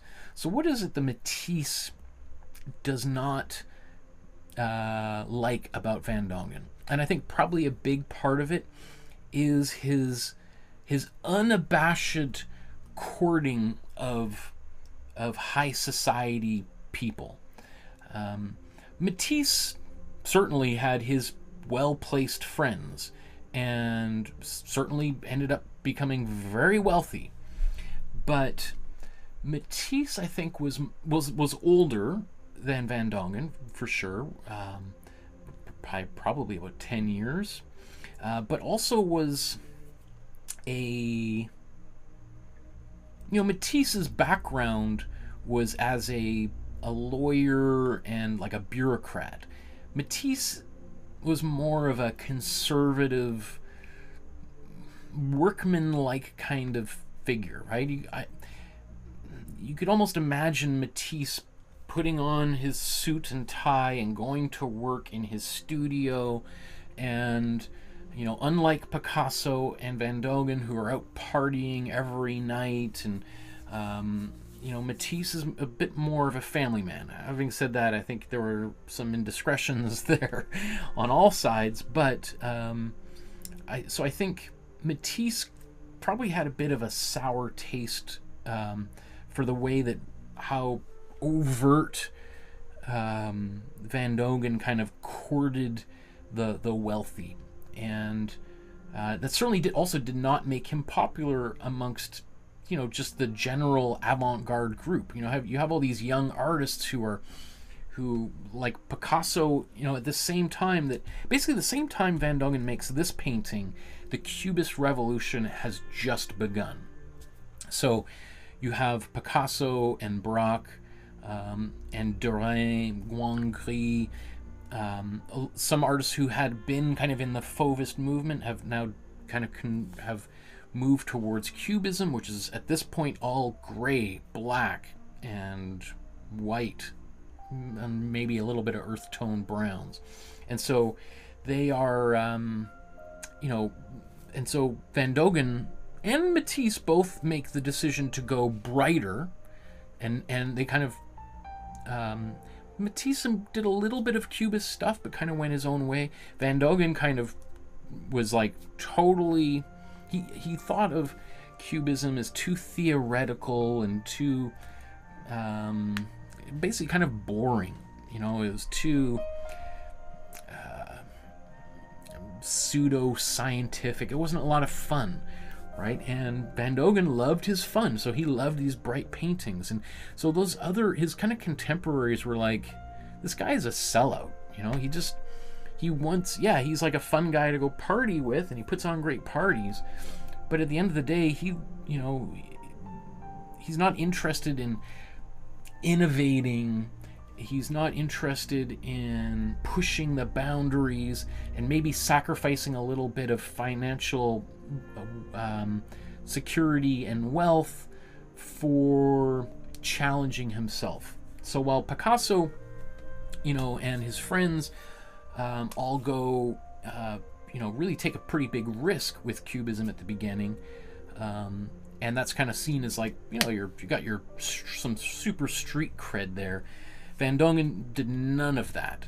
And I think even Matisse, while he didn't become a Cubist painter, he still really pushed the boundaries. Many of Matisse's paintings around this period of time are very experimental, like really, pushing the abstraction in a different way than Picasso and Braque were.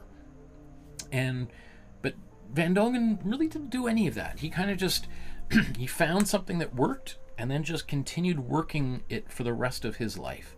And so many of these other artists kind of looked at it as like, well, he these paintings were really exciting 20 years ago, but now he's kind of a bit of a hack.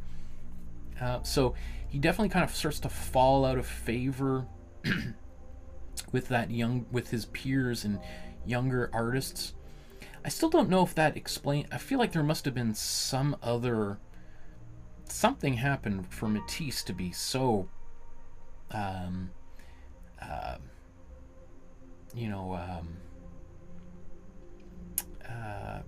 there to be such a big, for Matisse to quote unquote despise Van Dongen. You figure something happened there. Somebody slept with somebody's wife or something. I don't know what it is, but something happened there. Well, actually, now that I think about it, that takes me to our next. Okay, so maybe this explains it. So, what ends up happening in the mid-teens, 19-teens, is the outbreak of World War I. And shortly before World War I happens or begins, Gus and Dolly, that's Van Dongen's wife, affectionately known as Gus, and their daughter, who they affectionately nicknamed Dolly. Gus and Dolly went back to Rotterdam, maybe as a visit. They had family. Obviously, his wife was from from Rotterdam as well. But they go out to Holland during the summer on vacation, and while they're away, World War I breaks out, and the front lines are right there between Holland and France, and so they're stuck in Holland from 1914 to 1918. That's 4 long years to be away from your wife and daughter. And during this time that they're separated, does it say in here?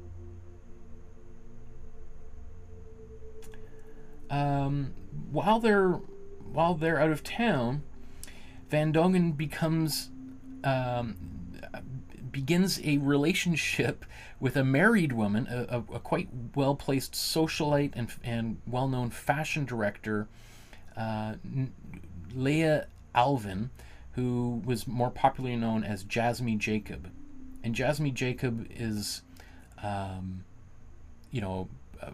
she's not only successful at her job, but as I said, she's socially very well connected. And so in 1917, both of these two married people, Van Dongen and Jasmine Jacob, start this relationship, and they're pretty open about it. And they stay together through till 1927. But obviously, when the war ends, or at least when Van Dongen's wife and daughter come back to Paris, or able to come back to Paris, I saw, where is it? I highlighted it. When they returned in 1918, Van Dongen refused to receive them. Ooh. So that's the only citation I can give here. But man, if you haven't seen your wife and daughter in 4 years after a war, and they make their way back to Paris, and you refuse to open the door when they get there, woo, that's some bad manners. I gotta tell you. So I don't know, probably word would have gotten around that, like, hey Kees, I think I saw your wife and your daughter walking around Montmartre. They're trying to find a place to stay tonight. Like, what's the deal, bud? It's like, I don't want to see them ever again. Right? You can imagine word kind of getting around, and some people like Picasso probably high-fiving, yeah, great, I kick them to the curb. And then you can imagine some other people are like, oh man, that's pretty scummy. And I guess in my mind, I imagine that would be probably one reason why Matisse would have been like, dude, like, that's not cool at all. Even again, Matisse himself was not a choir boy, but that was, that's the only thing I can think of, is that maybe Matisse just did not approve of Van Dongen's lifestyle and some of the choices he made, particularly related to family. Because Matisse, at the end of the day, was still a kind of a family man. And so, yeah, I don't know. That would be, if anybody else knows more about Van Dongen's life than I do, I'm certainly happy to weigh in and let me know if you think what you think would have caused that big riff. Let's just go back here. This painting here, Quietude. I was just watching right before we.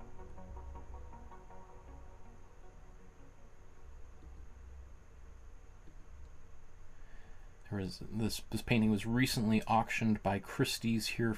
I think it was like 11 million US that it sold for. Van Dongen. Okay, so I want to wrap this up because I want to get painting here pretty soon. My goodness. Remember I said I probably would talk way too long. I just find all this so fascinating. So throughout the 1920s and 1930s, Van Dongen is arguably the most famous Dutch artist alive, probably. It's certainly the most well-known Dutch artist living in Paris, which was the place to be at that time, and was hosting all these big parties. He is best friends with all of the most famous celebrities in Paris at the time. There's articles where it talks about the paintings of all these beautiful famous women. There's like King Leopold III of Belgium is one of his sitters. Some of the most famous cabaret dancers. Later on he does a portrait of Brigitte Bardot. So he becomes this, well, you know, it reminds me of,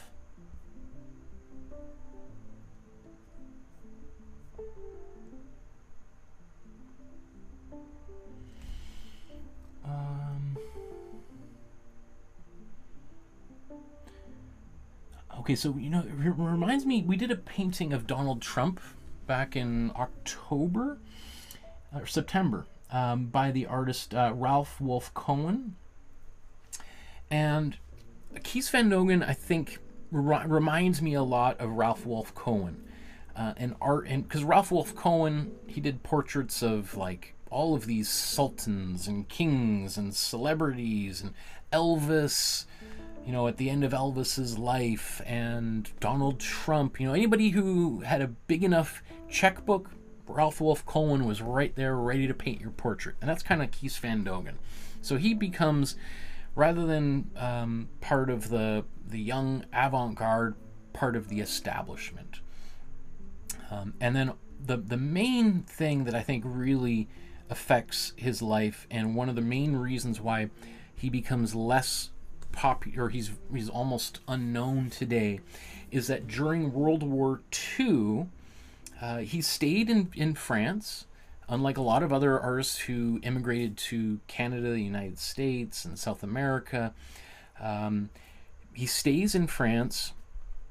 I don't know if it's even mentioned in his Wikipedia page, but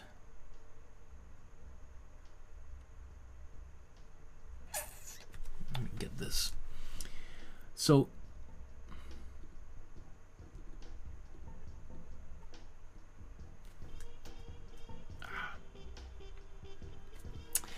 in 1941, the official sculptor of the Third Reich, remember this is at a time where Nazi Germany occupies France, or at least, you know, the northern half of France and the southern half of France. You have the Vichy regime, this sort of, you know, basically French Nazi. Anyway, all of France is essentially under Nazi occupation. And so Arnold Becker, the official sculptor of the Third Reich, invited Van Dongen on an all-expenses-paid propaganda tour in Nazi Germany. And Van Dongen accepted the invitation, along with 12 other artists who included André Derain, Maurice de Vlaminck, and Otto Fries. From the perspective of the largely anti-Nazi French art circles in which Van Dongen moved, this was an unforgivable lapse in judgment, and one that permanently tarnished his reputation. Again, this is from the Art Story website here. So basically, he totally burned every bridge in Paris with this decision. And you know, I was thinking about this over the past week, about, you know, it's such a tough, you know, I can understand why people would be very upset.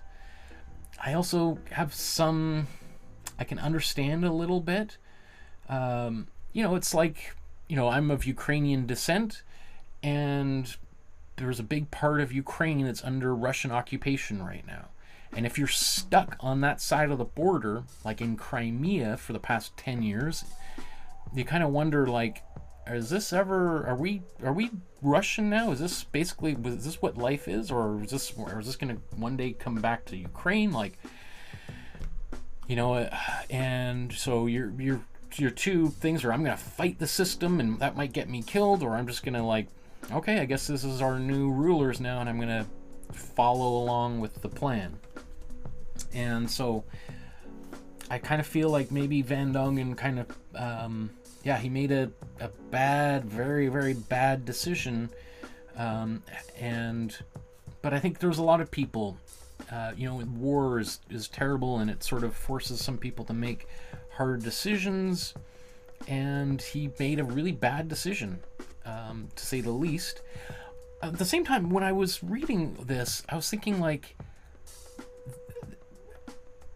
you know, there was, in 1936, 37, there were these degenerate art exhibitions that happened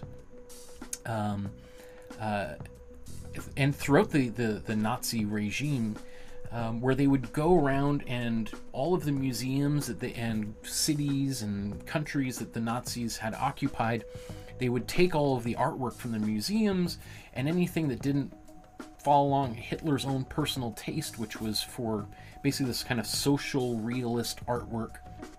All of that was put on display and ridiculed and in many instances either sold off to make money for the Nazi regime or just destroyed, burnt, buried. And so the fact that Van Dongen is invited by the Nazis to go and tour Nazi Germany, to me is a bit of a head scratcher, because I could have imagined just a few years before his work being the very same work that was on display in these exhibitions as part of the quote-unquote degenerate art shows. I suppose the fact that Van Dongen was really well placed socially and that the really wealthy elites in Paris and France liked his work probably made the Nazis think, well, I don't know, maybe if the rich of Paris like him so much, maybe the rich of Germany will like him, even though we're kind of not a big fan of this kind of avant-garde work. But some of Van Dongen's work is also maybe a little bit less, wild. Like, if we look at,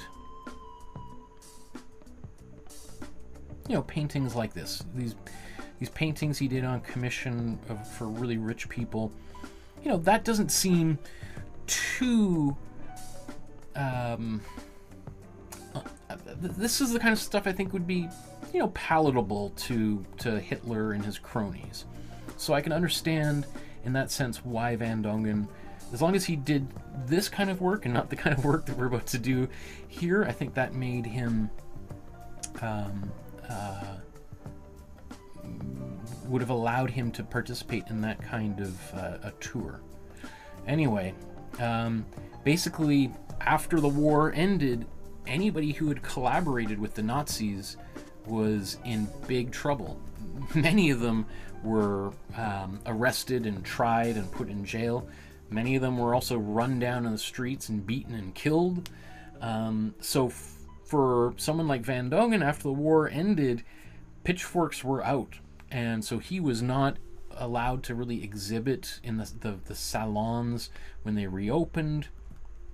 He was blacklisted, and that made it really difficult for him to survive as an artist. He was quite wealthy, and he kept making these portraits of rich people for the rest of his life. But in the 1940s, he marries a woman. What was her name? Mary Claire Hugen, who was much younger than him, and together they had a son, Jean-Marie, in 1940. So, and I think in the 1950s, they moved to Monaco, which is where he lived for basically the next 20 years until he passes away in Monaco in 1968. And as they say here, he died in relative anonymity. So quite the fall from grace. I mean, going from being the it guy in Paris in 1920 to dying in relative obscurity in Monaco. I mean, to live in Monaco, you have to have some money. So it's not like he was doing bad, that he died and was thrown into a pauper's grave or something. But all of that goodwill that he had earned when he was younger is totally gone by the time he dies. And even right before he died, there was a couple of retrospectives. Does it mention that in here? Yeah, so in 1967, the Museum of Modern Art in Paris, which I think is now the Pompidou Center, staged a retrospective of the 90-year-old's work. The exhibition later traveled to Rotterdam, but in neither place was it favorably reviewed. I think by that time in the 1960s, Van Dongen was just seen as sort of as a total you know, as just a hack, as this old guy who totally sold out not just the avant-garde, but his fellow Frenchmen. So yeah, in many ways, the kind of his end is quite tragic. It's kind of sad, and he made, well, throughout his life, some terrible decisions. Having said that, I love his work. I wanted to share with you some of the. I had a hard time trying to pick which painting to do. So actually, let's. Well, okay. So I had a hard time trying to pick which artist to feature, or which painting by Van Dongen to feature. I'll share with you a few other paintings I really like of his that I also think are relatively simple. So it's not just necessarily about his best paintings or most famous paintings, but thinking about like paintings that I think other people, beginner artists, might be able to do in a shorter period of time. So I like this, and I love those bright garish colors. And if there's people watching right now who are like, oh, we should do that one, let me know which one it is that you think is something we should focus on. This is arguably one of his most famous paintings. Very iconic painting. You can see those really big eyes. This one would also be quite simple for us to do. I love this one, and I'm kind of leaning towards this one. This is the Black Blouse from 1910, around this exact same time, probably also featuring his wife being the main subject. Although this is not, I don't think this is his wife. We'll get to this painting in a moment. This is also quite probably another one of his most famous paintings as well. I love this painting too. I like that, this black hat. And then this one is a little bit different than the others. This is kind of one of his, the kind of paintings he was doing in the 40s and 50s.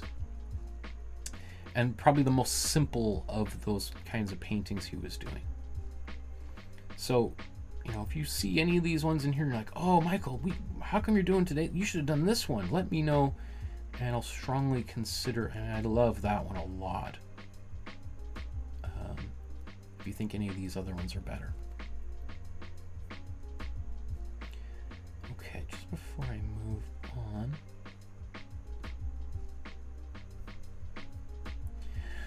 So just before I move on, I just want to quickly talk more specifically about today's painting. And you're like, man, we've already been talking for almost 2 hours, Michael. Let's move on.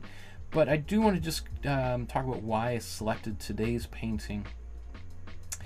So today's painting is called La Gitane, La Curieuse from 1911. And first of all, I think I love this painting. This just compositionally, I think is really fun. And also, I think kind of when I was thinking about our first painting to do in 2025, this image of this woman kind of peeking out behind a curtain somehow just seemed appropriate, as I think a lot of people are a little bit apprehensive as to what, you know, every new year is always kind of exciting, and also like, oh, what's around the corner? And I think with Donald Trump resuming office, there's a lot of people like, oh, I don't know, should I just stay indoors for the next 4 years, or what's around the corner here? So I kind of felt like that was maybe a little bit appropriate, kind of like, what's going on out there in the world? Maybe I should just go back to bed and take a really long nap. So I felt that was kind of appropriate for a New Year's painting. Also, just stylistically, compositionally, I think it's really fascinating. Like what we see here, you know, it appears that not only she's kind of behind some kind of a curtain or a pillar of some kind, and yet the light is quite bright. So it makes us kind of, you know, kind of poking her head around into, this could be on a stage or in a bar, you know, someplace with really, really bright light. Van Dongen was known as being one of the first persons, at least in Montmartre, to have electric lighting in his studio, which gave you know, everything this kind of very bright theatrical kind of quality, and allowed him to get super saturated colors, colors that are just different than you see when you during the daytime with light coming in through the windows. This kind of very bright, harsh light, you know, is often coming straight down from in his studio, as opposed to coming in kind of on it from the side when the windows are open. And so I kind of feel like, you know, maybe this is painted inside of his studio, or it was an idea he had, but that kind of really bright, unnatural, artificial light that we see here makes me feel like this might have been done in his studio late at night under this newfangled artificial light. And so I find it really fascinating, that really strong shadow behind her. You know, the light is almost kind of garish on her face, like her face is almost blown out, washed out by these colors. Also, you know, I kind of did a little bit of deep dive because I wanted to kind of look up like where do I have it here?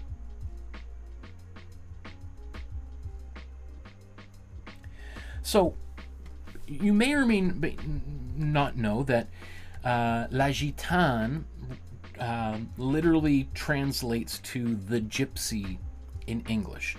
Now, gypsy is a slur, or considered to be a slur in English, and is just saying it makes me feel like somebody's going to get me and I'll get in trouble. So, however, it's, you know, I even looked this up, like, you know, is Gitane a racial slur in France?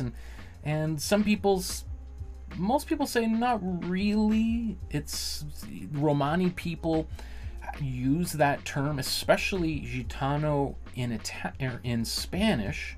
Doesn't seem to be a slur, or at this moment of recording, a slur yet.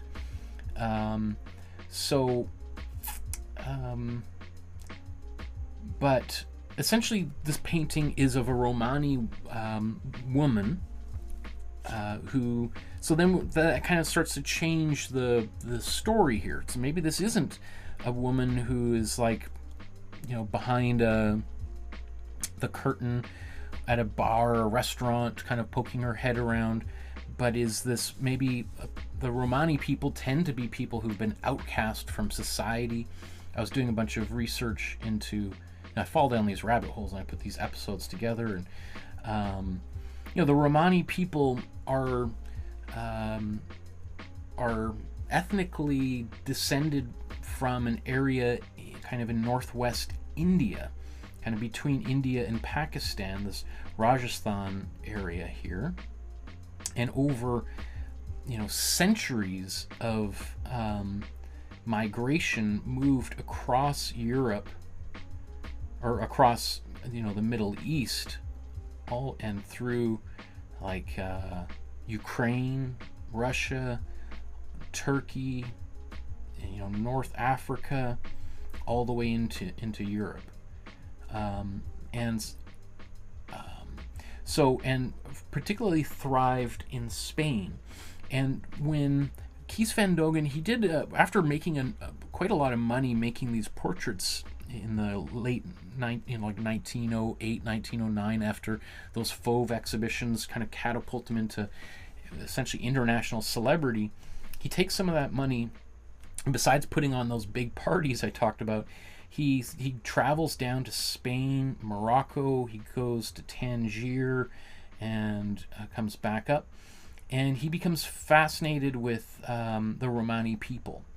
And some people believe that, you know, one of his art dealers had said, like, you know, exotic paintings of exotic people, basically anybody who's not white, are kind of in right now, right? There's all over Europe from kind of about the 1870s to, let's say, the 1920s.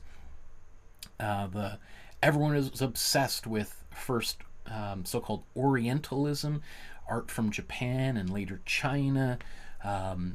There's these big traveling, or not traveling, the expos, the great exhibitions of the turn of the century, in which they would just bring people like Native Americans, indigenous people from Canada, and bring them to Europe and put them on display like animals in the zoo.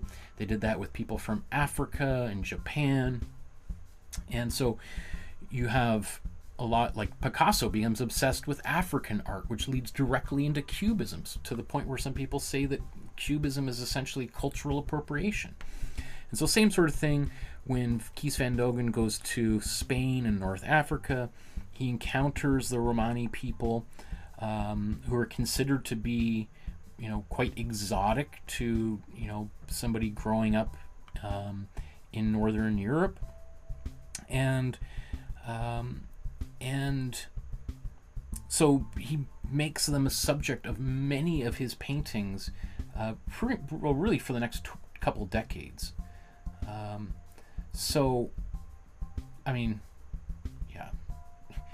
Literally probably the most famous, popular brand of cigarettes in France is Gitane, right? Which features, a Romani woman with a tambourine, right? I remember when I was 17 years old and first went to Paris on exchange. That was the first thing, somebody, I think I bought a pack of Gitanes and tried to smoke my first cigarette and probably got sick and threw up afterwards. But yeah, that's, iconic brand. I don't even, is Gitane still made? I don't know. They probably have changed their logo by this time, right? Anyway, I think today's painting really encapsulates a lot of I think it in many ways tells us a bit of it's at this point in the career of Kees van Dongen's where he's just come back from his travels to Spain and Africa, and he's been encouraged by his dealer to make pictures of so-called exotic people, Romani people being probably one of them. He also painted pictures of African people, but I think it's also kind of right before he starts to go off and to paint pictures of really rich, wealthy old ladies, right? I have to share this quote with you because I just think it's hilarious, and I think it might tell you a little bit. Where is it on here? Okay, there's a few of these quotes by Van Dongen which I think are hilarious. A woman is the most beautiful landscape.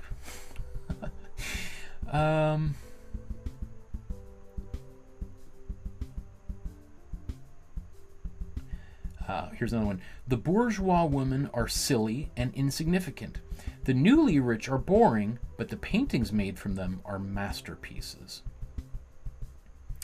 This is also a great quote of his too. Painting is the most beautiful of lies. But this quote here, I think, the essential thing is to elongate the women, especially to make them slim. After that, you just need to make their jewelry bigger. Right? So that's, I feel like that is the attitude that he embodies, shortly after he completes this painting. Is that this kind of painting that he's doing is sort of the last of his more avant-garde, pushing the boundaries kind of work before he kind of sells out to just make paintings of his rich friends. And not that those are bad paintings. I mean, he says himself that, he can make a painting of anyone and it doesn't matter, he'll just turn it into a masterpiece. But this is where he's still kind of breaking through, and I feel kind of is at this nexus point of his career, where he chooses to go after the money, whereas maybe someone like Matisse, who has, as I said, despised Van Dongen, decided to kind of go and continue exploring and innovating, right? So I feel like this is at that point where he could have gone in one direction or the other, and he made kind of a fateful decision to go in this other direction. Christina says, when I showed all these paintings, says, "Oh, I want to try all of those. I love the green shirt and black hat. That one there. The bright painting with the green heart necklace is cool too."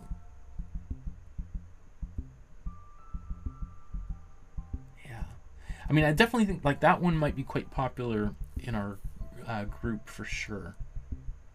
That's what Katie says. So, okay. I think we've exhausted the biography of Van Dongen. You know, towards the end of his life, he's living in Monaco and eventually passes away there.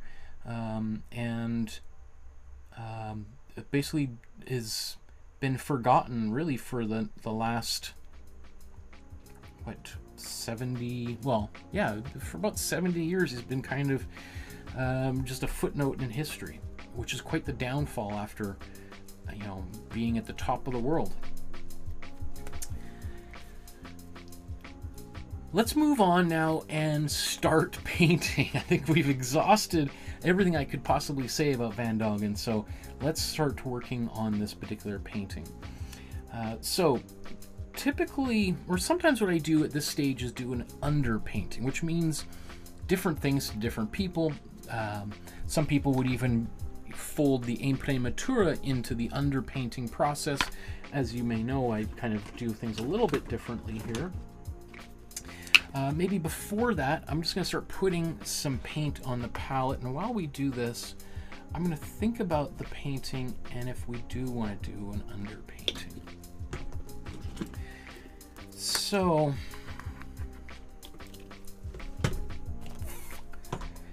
I might do a little bit of underpainting just to make sure I don't lose detail, oops, in the eyes.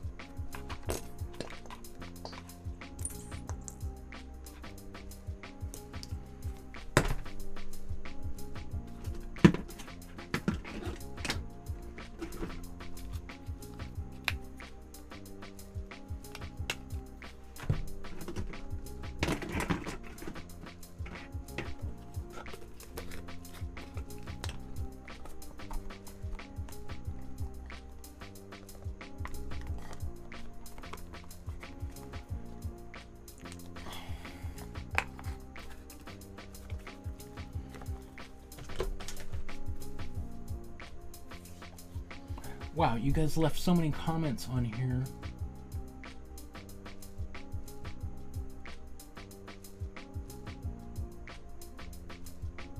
How come I can't scroll? It's not letting me scroll down to read your previous comments. What's going on?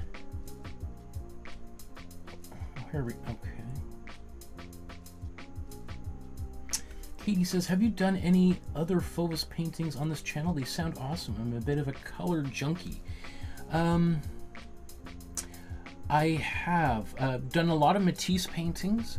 In fact, I almost did another one today, but I decided maybe let's just try to expand our horizons a little bit more before I go back to do something safe. So yeah, I've done even the Dongen painting we did recently. What was that? Back we did this one. I think it would be considered a Fauvist painting. André Dongen, who, or no, not Dongen, Georges Braque did this painting. Says right there, Michael. Georges Braque, you know, was one of those artists who was kind of a Fauvist painter before he became, like, co-invented Cubism with Picasso. And so I would consider that painting to be a Fauvist painting as well. So if you like that one we did just a few weeks ago. Okay.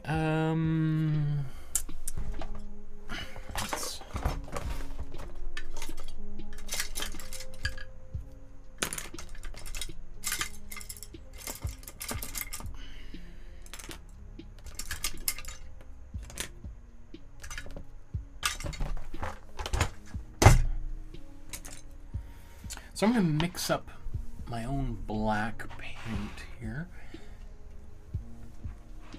So what I've got here is my cool blue, my cool yellow, and warm red, and the ratios are not they're not what I want them to be right now. Essentially, we want 1/3 of each, right? About 33% of each of those colors, and if we get the ratio exactly right, we're going to get a black, or close to a black. It's not going to be like a black, like if we took a black tube of paint out, it's going to be kind of like a really dark gray. But I always, as you may have heard of me saying before, I think of like black, I think you should think of black like a fire extinguisher, only use in case of emergency. Because I think the biggest mistake people make is that they just put too much black in their paintings and it just kills the color. So you really want to be careful about how you make, when you use black. And so if you mix your own black, first of all, it's harder to do, so you're less likely to actually do it because you're like, bit of a pain in the butt. And it's almost always going to result in a color that's not quite black. And I kind of like that. I like that it's got a little bit of color to it rather than just being solid black. And this idea of like, some artists went as out of their way to avoid using black as much as possible, and really that's a color theory concept that was quite popularized by the Impressionist painters. Now, some of them used black all the time, but a lot of them tried as much as possible to avoid using black. Instead of using black, to use what we call complementary colors, colors that are opposite from one another on the color wheel. Okay, so actually let's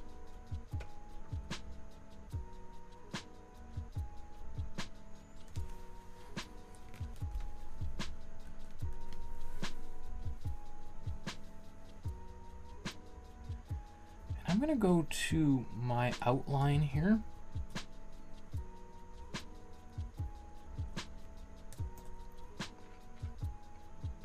Because it's not exactly like the reason why, like, so for me, it's very hard for me to determine what exactly is going on in that face. But this is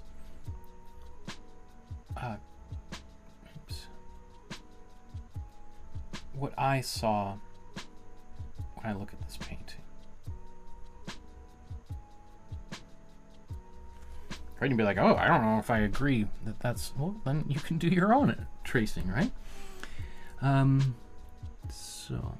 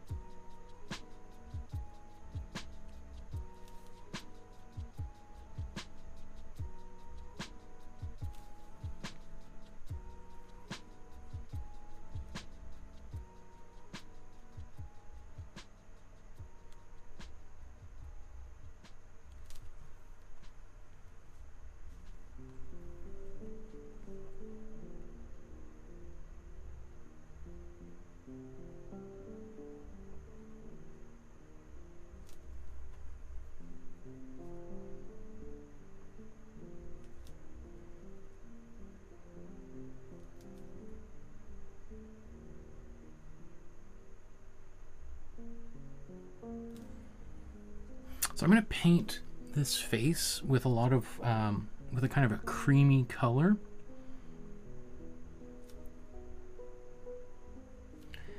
So it's going to go over top of her lips and all that kind of stuff.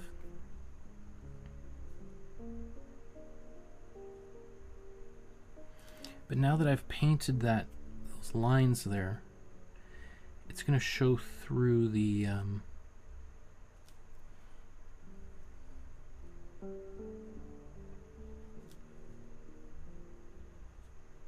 it's going to show through that lighter color.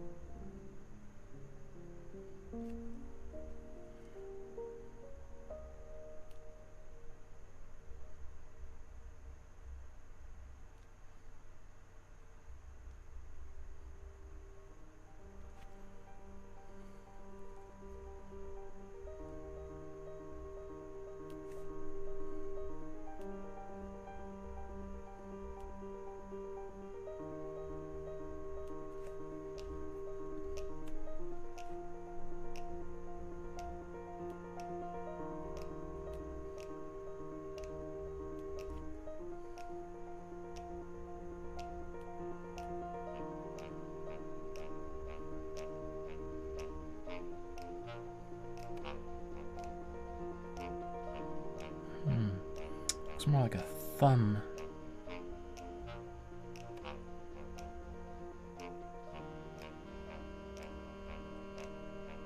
Okay, I'll have to keep an eye on that hand there.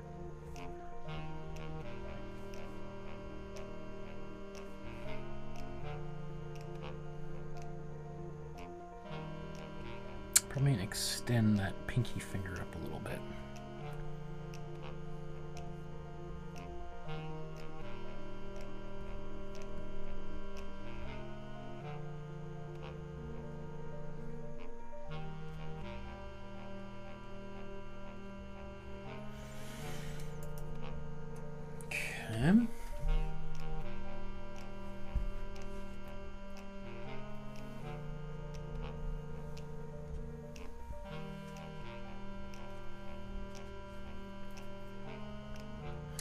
Now, it looks to me like the whole painting's a little bit crooked, so do I want to make that line crooked, or do I want to straighten it? I think I'm going to straighten it, just because it's going to drive me crazy if it's a little bit crooked.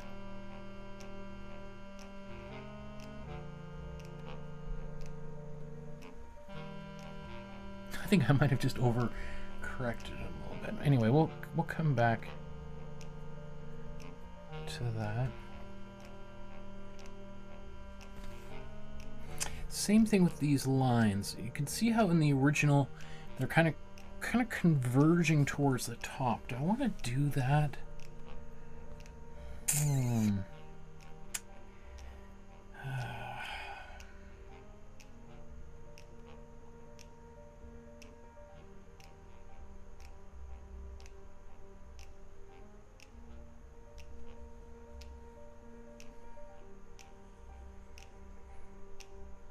I think I'm going to adjust it a little bit.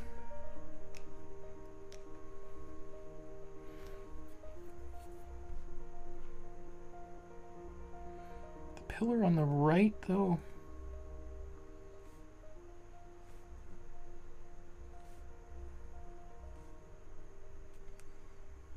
I'm not so worried if this feels a little bit crooked.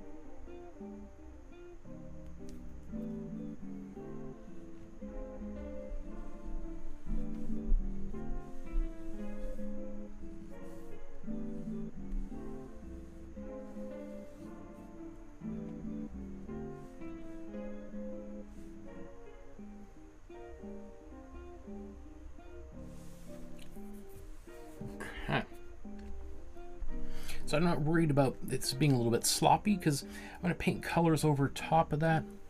In fact, I'm just going to use this black. You see this black's actually a little bit on the greenish side. That's okay. I'll mix in a different black later on. And I might even make it a bit more purpley.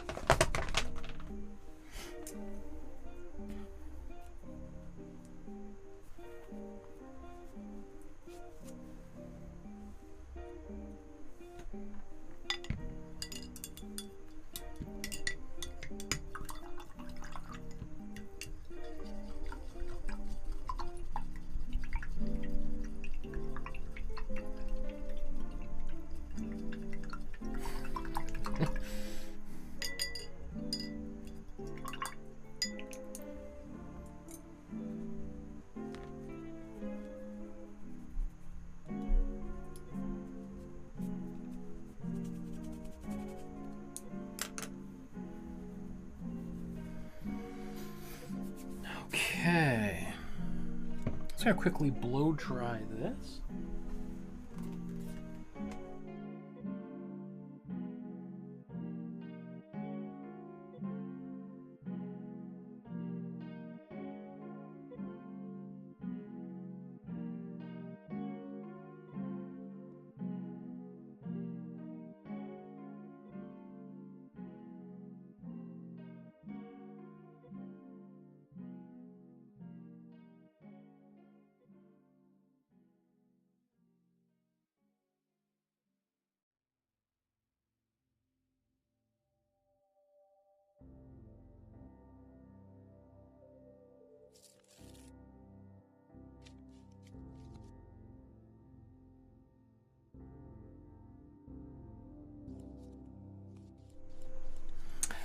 Oh, I just had this, got some new tea for Christmas. The cream of Earl Grey tea with a little bit of milk in it is like the most delicious thing in the world. And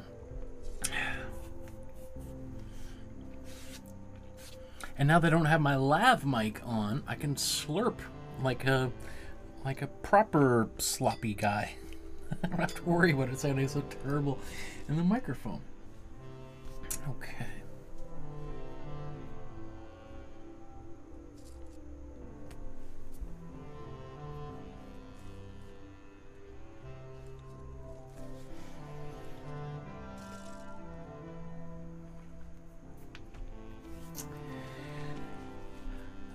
Now it's time to start putting some color onto this painting. And I'm going to start with the background. And for the purpose of this painting, I'm going to say basically everything that's not the central female figure of this painting we'll consider to be background. Even though technically, you know, this pillar or curtain, whatever it is that she's kind of poking around from is in front of her, obviously. I'm still going to paint it as my background just to simplify things and kind of separate these different elements out a little bit. So let's go and look at the background. What color do we want to paint for the background? Well, it looks to me like he just painted a red, and I think he's painted that red pretty much. Oh, I wonder if he even painted that behind the blue here. Because I mean, obviously, I mean, this is going to be, well, this is actually, this is technically a warm red, but it does look like there's maybe some cool red under it. Okay, that's, I mean, this is clearly a cool red here, but that blue It looks like there's something under this. It wouldn't have surprised me if he might have painted this, the right column here, red, and then painted over it. Yeah, I can see that. Huh. Okay. Well, should we just? Okay. So these these are always gets into the places where I think like this make it more complicated for a beginner. Should I just paint it as quickly as possible, or should I have a little bit of fun?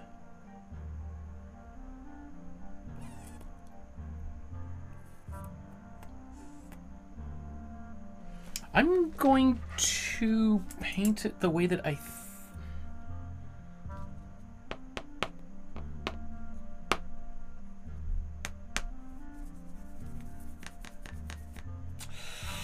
it's so hard.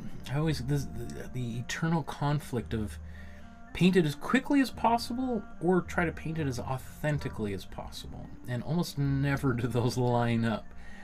I did say today's painting was a beginner painting, though, didn't I? Okay, so let's.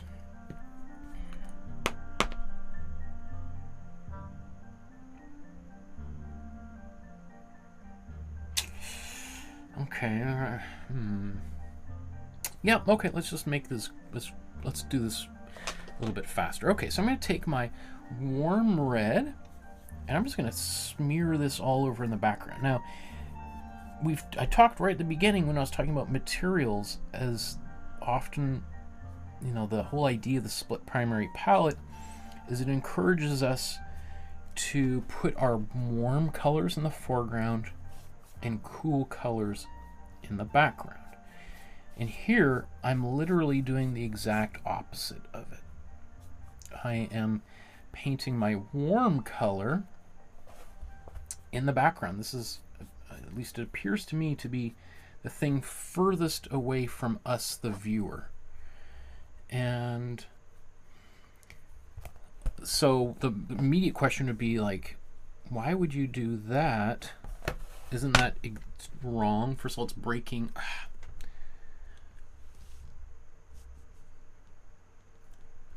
It's breaking the rules that you mentioned earlier, that I mentioned earlier, which is true.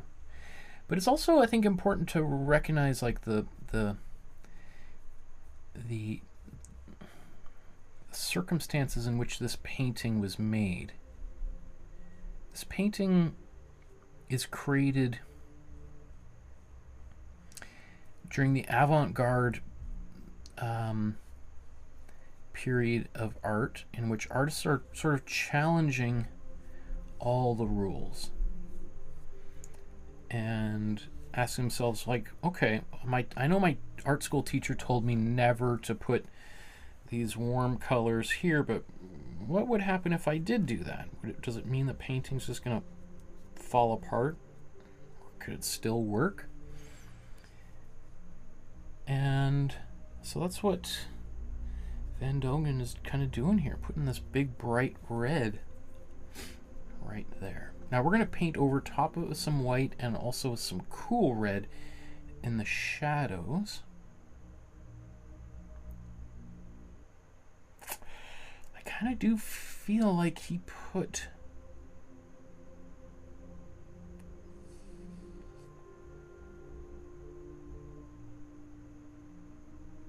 You know, I'm going to keep it simple. My instinct is like, well, you know, let's paint the warm red right here, or it could be cool or warm red, and then paint blue over top. But I think for some people who are just painting with me for the first time are going to be like, what? What are you doing? That's crazy, Michael. So let's try not to get too crazy. So let's look at this kind of white color here. Now that's interesting. So, you know, it looks like a white shadow. What I think that is it's the bright light from his studio or spotlight from a stage. And so this is, I think, supposed to be kind of like this bright electric light that is right on her body, or at least, you know, on the periphery from where she's standing. So, and he's painting that with a cool red and white. And the reason why I can tell it's cool is it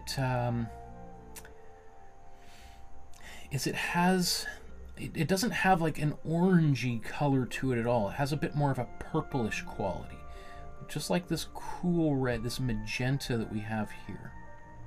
So, in fact, we'll just mix up, since before I clean this brush, I've got a little bit of warm red on here. Let's just mix this, oops, so you can see the difference. That's my warm red and white.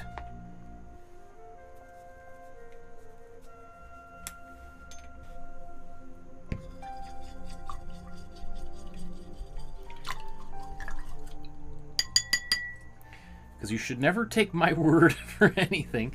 You should do your own research, and you should ask around. And so I think you should never accept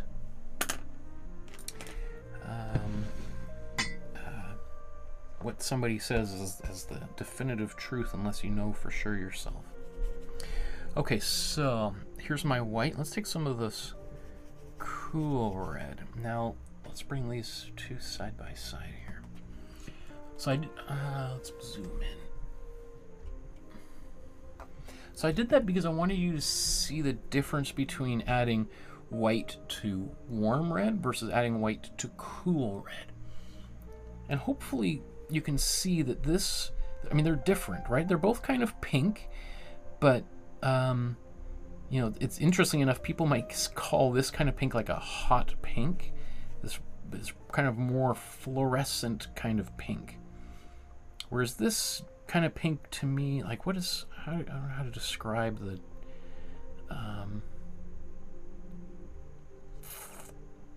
like, I don't know, to me it just seems so, like, this just feels cooler. The cool pink to me feels, I don't know.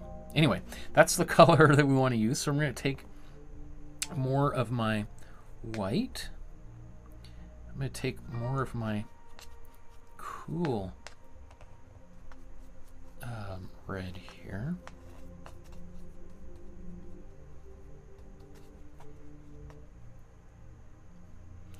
Now the thing is that this is going to be really intensely white on this background if I just paint it exactly like this. So there's two things that I can do here.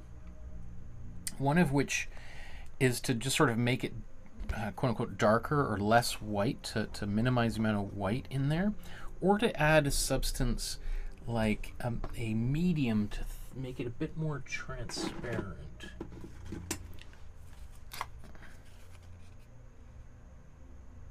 Should I do this?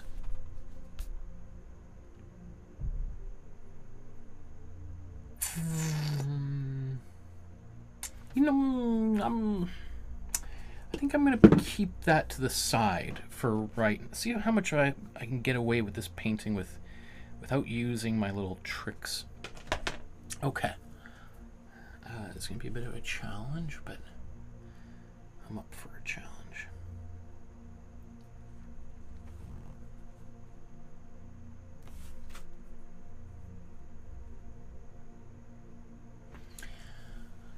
Okay.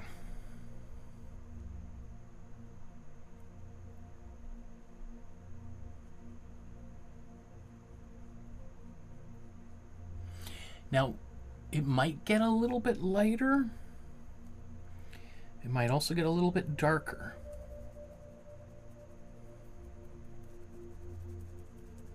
Now, I didn't leave any guidelines here for the highlights. So I'm just going to kind of fudge it a little bit. Now my warm red that I painted down there is still wet. I didn't blow dry it because I wanted to be able to kind of blend it in a little bit.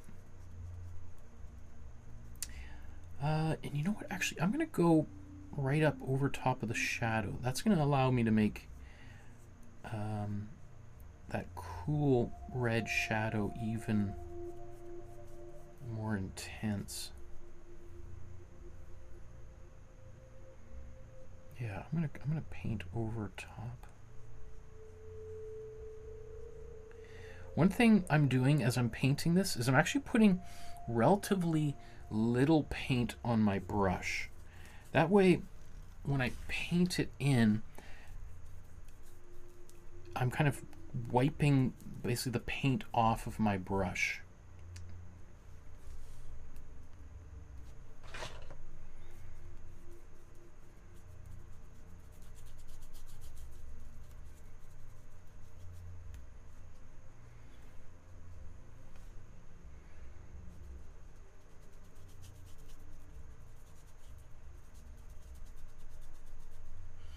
So this is going to give me a much more subtle kind of quality here.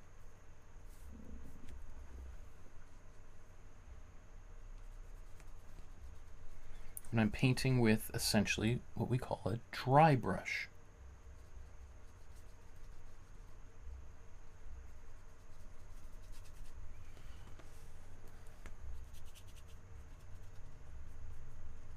Now I do have to be careful, like what I'll just see if I can replicate what just happened here. Because the paint is still kind of semi-wet and drying, if I really keep scrubbing into it with this dry brush, I can't really recreate it, but you know, it's actually going to start to peel the previous paint off, and I'll start to get not only the yellow showing through, but maybe even white of the canvas popping through there.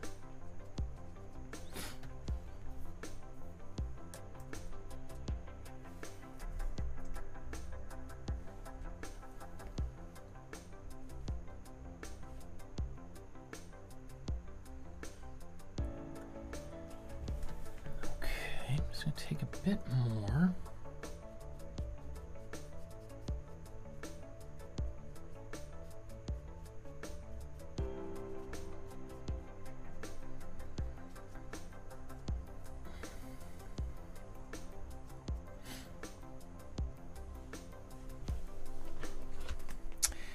Now I'm going to add a bit more white. I'm going to do one more little layer of this. And then I'm going to kind of restrain myself and then maybe come back towards the end of this painting to...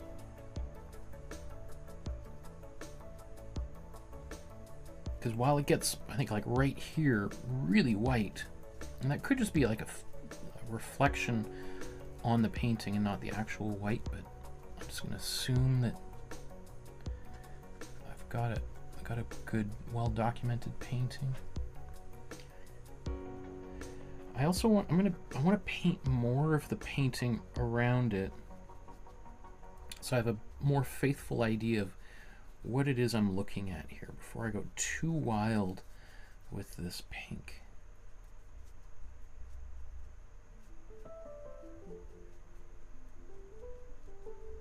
So this is kind of fun, just kind of slopping that paint in, right?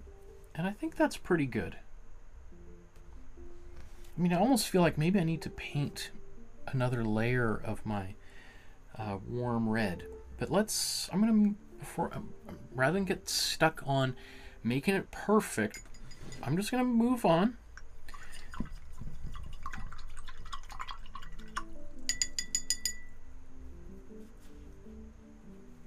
Because I'm going to have to, I might, yeah, it's just easier to start it and then move on, come back, and then finish it later on when I'm a little bit more certain. Now, do I want to do... You know, I think I'm going to wait to do the shadow until I get a little bit more done. So let's now tackle the post, I guess, here on the far right. So that color, that's a, well, I was going to say a warm blue. I do, well, okay, let's do another experiment. Okay, so, because I think what it is, it's actually a combination of both my warm and cool blues. So let's start out. Let's take some white and warm blue. looks pretty close. There's one.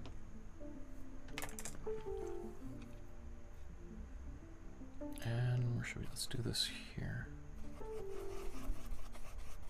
I guess that's hard to compare when they're so far away, right? Let's see if we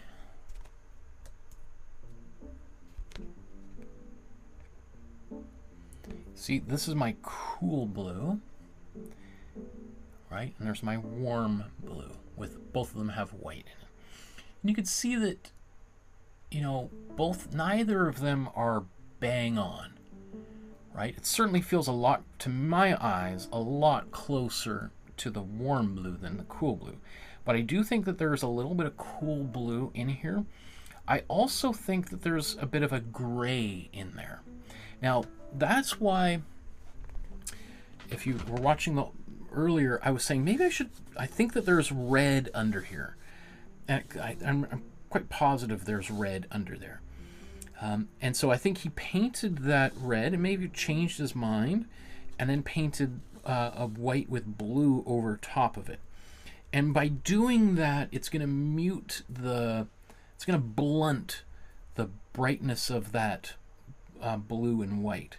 So we could paint the red as he did, but to kind of simplify things a little bit for us, what I'm going to do is I'm going to take a bit of black and I'm essentially just going to mix this in here and make a slightly grayish blue. Now, when I do that, it's now kind of looking not quite, it's, you know, now it's a little bit gray, obviously, right? So we need to put more blue back in here.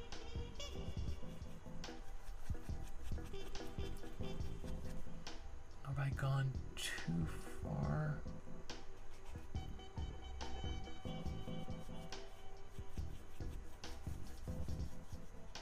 Okay. Now I'm going to take a bit of my cool blue and put that in there.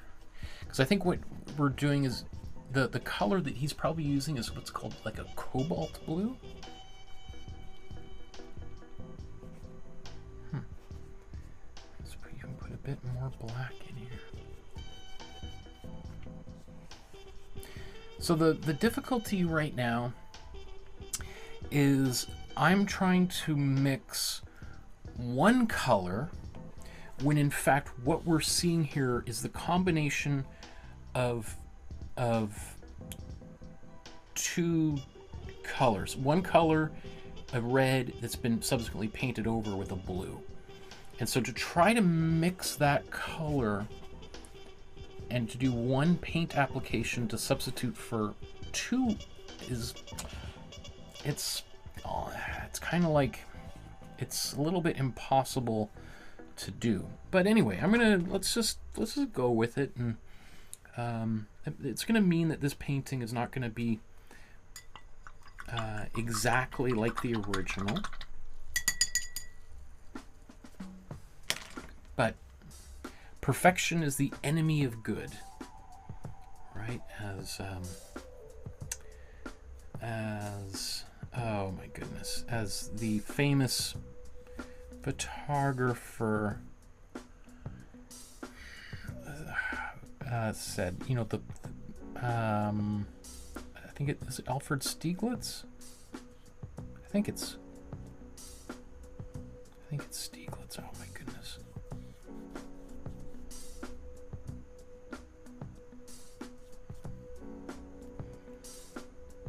You know, I'm just gonna use this small brush. I was gonna use a bigger brush, but you know, it's sometimes kind of fun to use a smaller brush.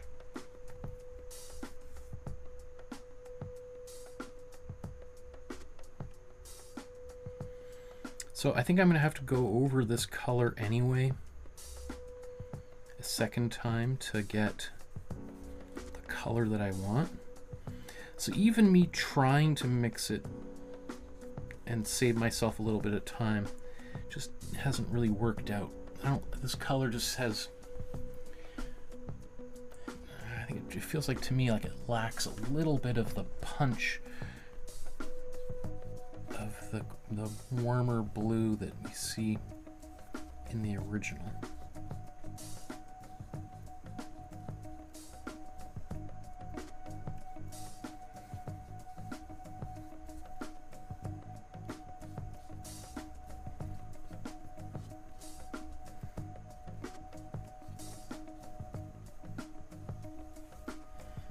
You can see I've also kind of painted over my black line that's there.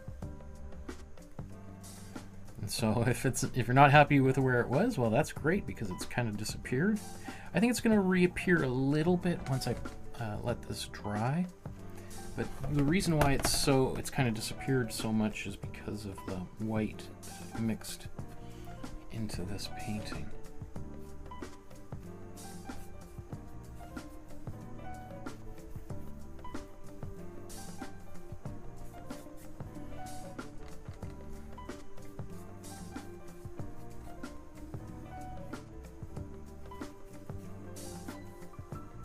So good to be back painting. Oh, I mean, I had a great New Year's with family, and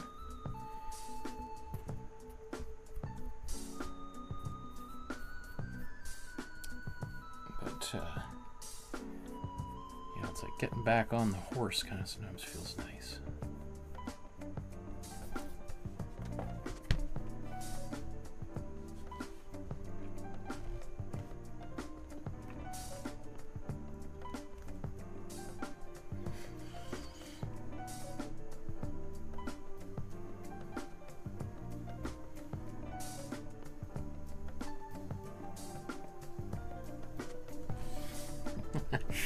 Spend so much time trying to get that painting straight.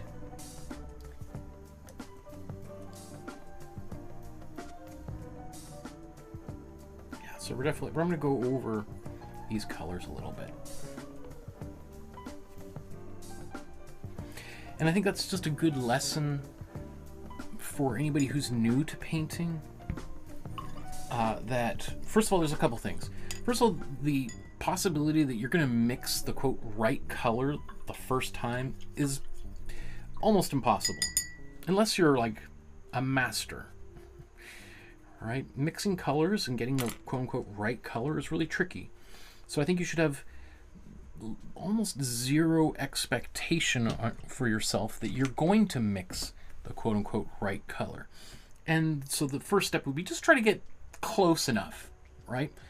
If it's a warm blue, rather than trying to get the exact right warm blue, you just sort of put a warm blue in there, and then let that sit, let it dry, and then you can come back, and then, because that's going to help you see the relationships of the color that are there, and then you can try to get, it'll make it easier to get the color quote unquote right the next time you mix it, because now you have some idea of like exactly why it's not right. You're like, oh, I think it needs a little bit more white. Oh, okay, now I can see. Okay, it needs a little bit more yellow or something in there, right? And that's just so hard to do when the painting is not complete. You know, I like making analogies to cooking. It's almost like saying you're making a soup, and it's like and with the expectation that that soup is going to taste great at every single stage of its creation, right? That you boil the water, you taste perfect water, and then you put in some diced tomatoes. You're like, oh, I could just eat this like this. This is great. Oh, but let's put in a little bit of salt. Okay. Oh. But that's I should probably stop right here, right? And then, oh, now I'm gonna put some potatoes in and let them boil, right? But oh, they even when they're raw, they taste great. I should just stop right here. Like, just when you say that, it sounds kind of absurd, right? But obviously, it needs to cook, and it's not gonna. It might taste better sometimes than others, but it's not gonna taste perfect until maybe it's quite close to being done. But for some weird reason, often people expect their painting to look great at every single stage along the process.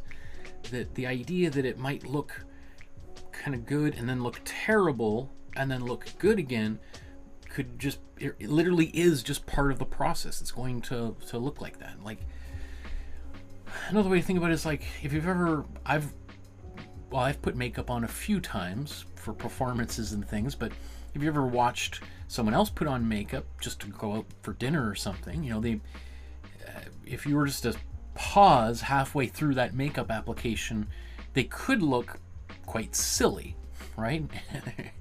Versus because they haven't blended things out. Maybe the first, you know, there's like several layers or whatever. So it's, yeah, you would be like, oh, hey, I'm still working here. Don't take any photographs. I think. I don't know if that analogy works. Okay, so we're going to leave the background and we're going to transition back to the foreground for the first time here.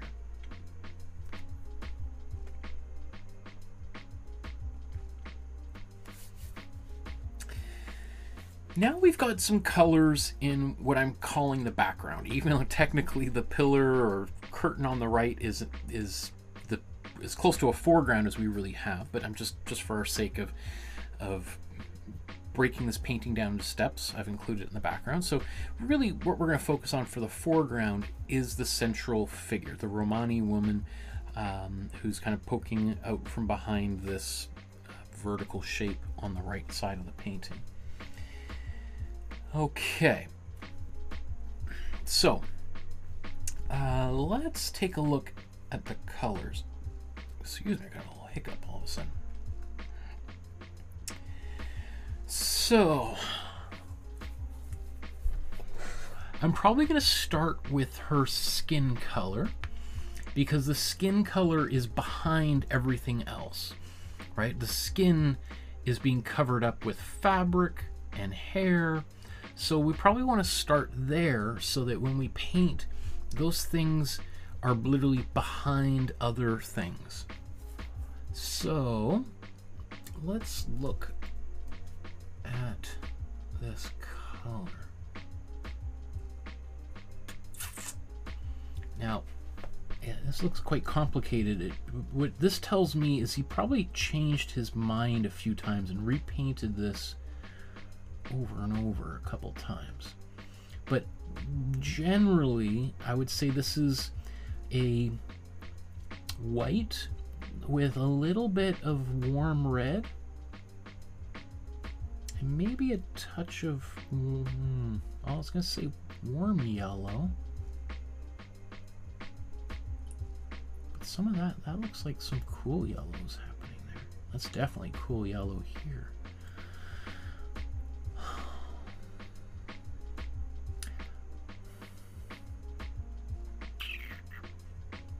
I think what I'm going to do is I'm just going to paint it a warm red and white, and then we'll do the cool yellow and white separately. Okay, so I got my white, and I'm putting in very small amount of red in here, of warm red. I'll be careful how much I put in here, because otherwise it's going to look really pink very quickly. It's actually quite subtle. I'd say it's maybe something like 90% or more white.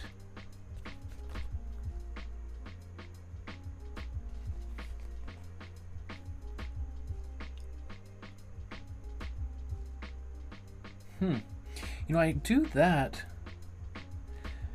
I do feel like it needs to be a little bit more on the peachy side. Let's try just a little bit more red in here.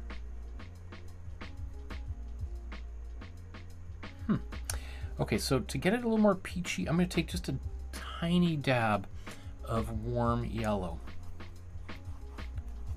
and mix that in here. Did I overdo it? I think I need a bit more white again.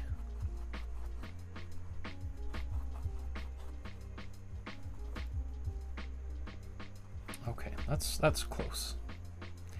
Close enough for this stage.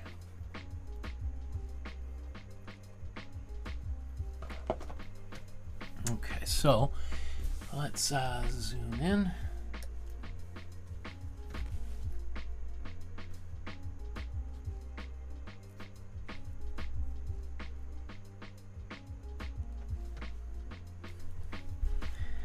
And I'm just going to paint right over everything. So this is why doing an underpainting in the way that I'm doing it for the purpose of these shows is helpful. Because now, by doing this, I can still see all my lines underneath here. Whereas just if I had done this with pencils, or just left my, you know, my underpainting or my underdrawing from my image transfer, I wouldn't be able to see any of those lines. They would just disappear underneath because of all the white that's in here.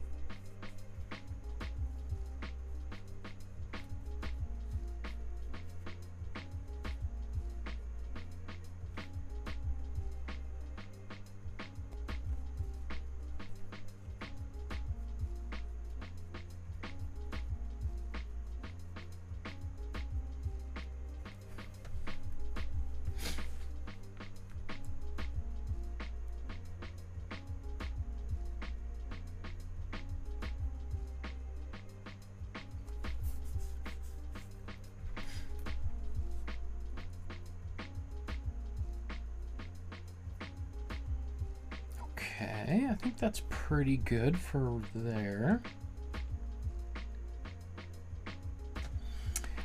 I'm wondering, could I get away with taking that same color and warm yellow?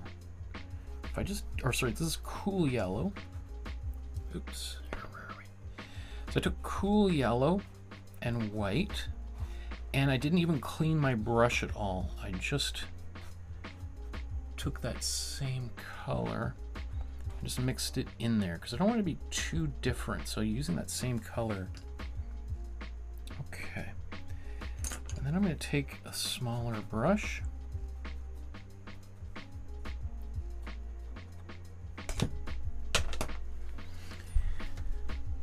And I'm just going to come around here while the paint is still pretty wet. Even if the paint was mostly dry, this would be all okay.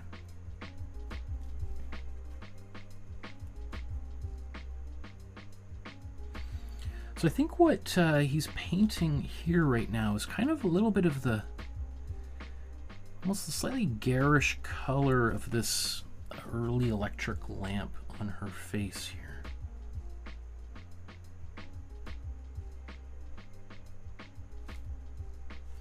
I should also say, notice how I didn't mix it into my original mixture there. I've preserved, so I have that color still if I want to use it. So I've just sort of creating kind of two different little mixtures.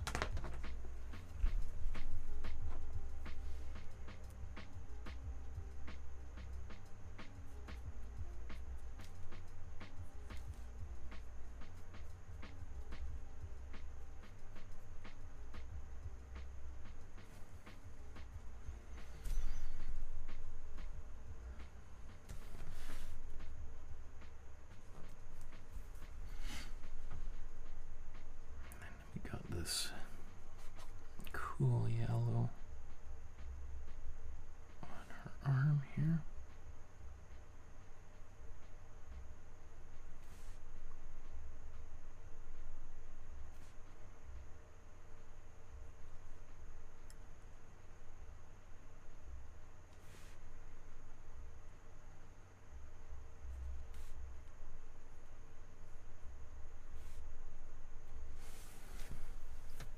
So it's hard for me to know how well that's really coming across on camera. You may or may not be able to see much distinction between those two colors, which is kind of also a little bit of the point. We don't want to It's all about subtlety here.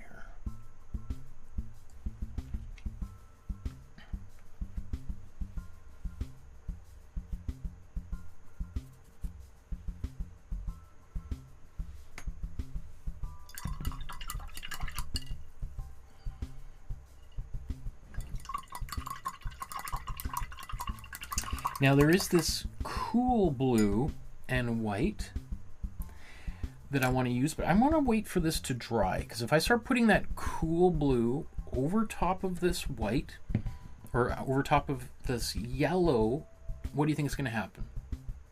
Well, we're going to get green instantly. All right, so I want to, I'm going to let those colors dry before I start smearing wet paint in there.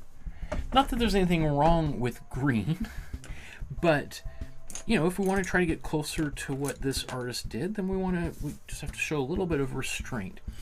So while this is drying, let's work on what other, let's go to her hair. Or, well, let's look. Okay, so the that's definitely a purple. Her hair is like a purple, which is going to be our warm blue and cool red. This part of her shirt here, her shawl, I think that is. This is a warm blue with some black or dark purple there.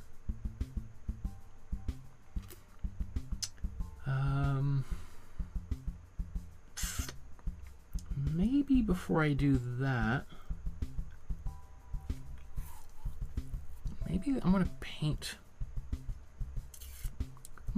the warm yellow here of her clothes. Now you might say, well, don't we painted the Imprimatura warm yellow, isn't that enough? And yeah, to some extent that's true, but we want this to be darker. We want this to be a bit more of like a mustardy color as opposed to this bright color. So to get that a bit more of a mustardy color, we're going to want to make like a yellow dominant brown. Basically a brown that is, or yellow that is still a little bit brownish. So I'm going to take my warm yellow, take a bit of warm red, that might be even too much, a bit of warm, so there's my warm yellow, warm red, and warm blue. I'm going to mix these up.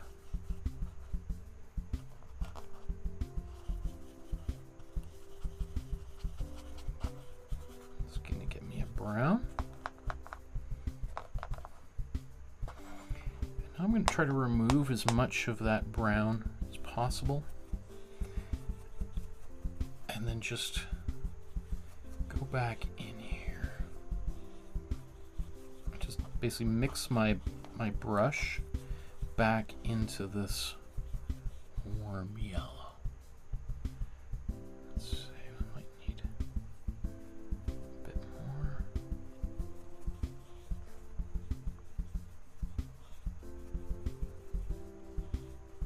That might be good enough. We want to be careful about overdoing it, because if you make it too brown too quickly, then you're going to spend time trying to cover it up, trying to lighten it, which might mean layer after layer of warm yellow. Okay. There we go, that's what I want.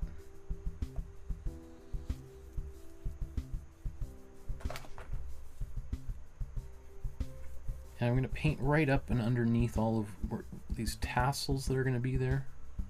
It'd be much easier to do that than trying to paint in and around all those tassels. That would just take us too much time.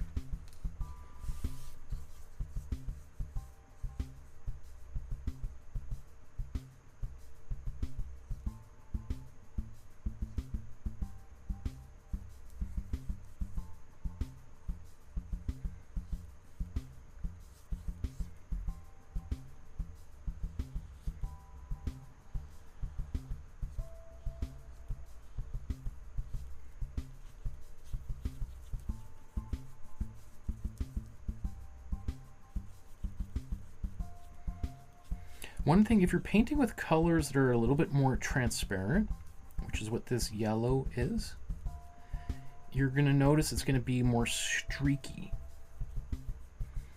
And if you really don't like streaks, then you want a color that's more opaque. And one way to make a color more opaque is by adding white to it.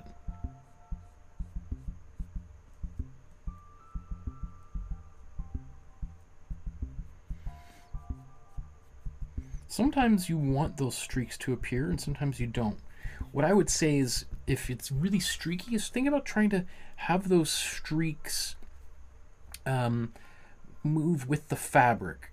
So that, let's say, on her arm draping down, my brush kind of goes this way, and then for her arm going up, maybe it's going this way, and these ones going down. I probably don't want any horizontal brush strokes. Those horizontal brush strokes are going to counteract the shape, right? So if you see streaks in there, just think like, well, which direction should those streaks be? If they're going to be there, which way should they go? Now, again, I'm not sure. Well, I guess you can kind of see that on camera. Now, so I'm not sure. I might feel like this needs to be a little bit darker. So I think what I'm going to do is I'm going to blow dry this, and then I'm just going to use the remainder of the paint that I still have here to darken that.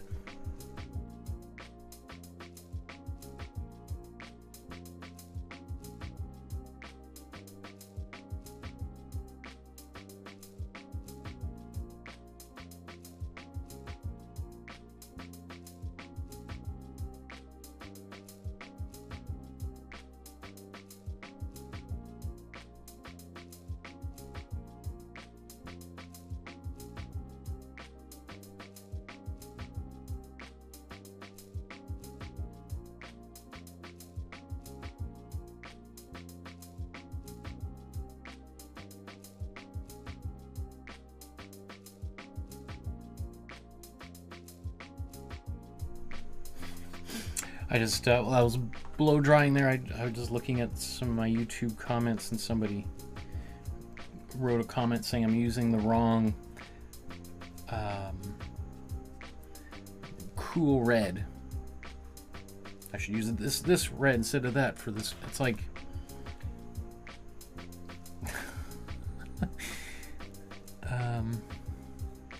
okay. I mean, there are literally millions of possible cool reds out there, right? I mean, obviously the vast majority of them are going to be almost identical. Some are going to be cooler than others.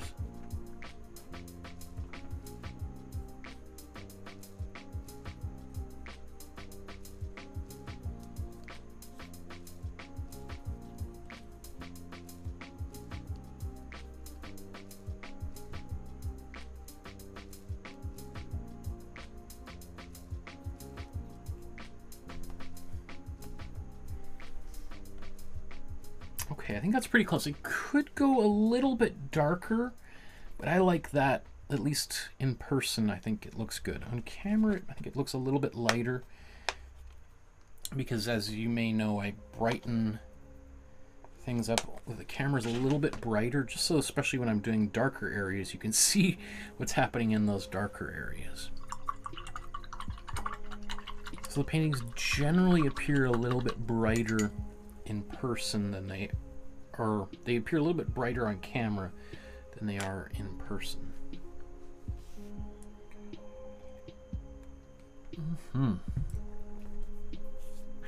Okay, so now let's you know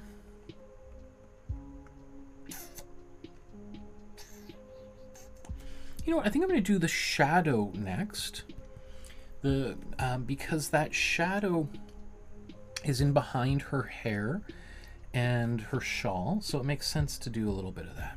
So let's take,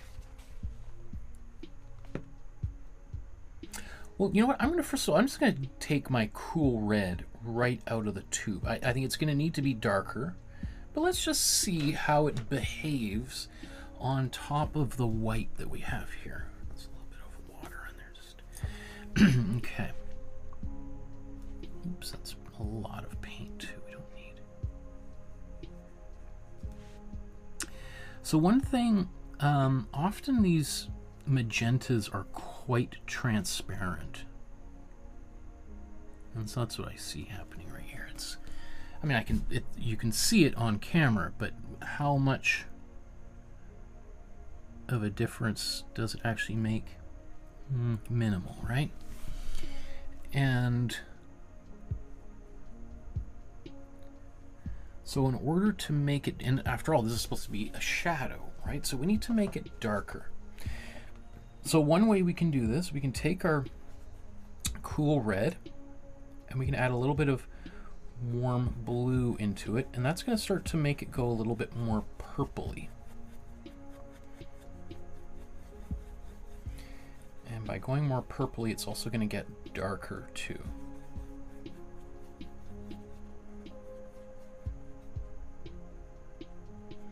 Now, well, I'm a little bit tempted to add some black in here, but I think what I'm going to do is I'm just going to paint this first.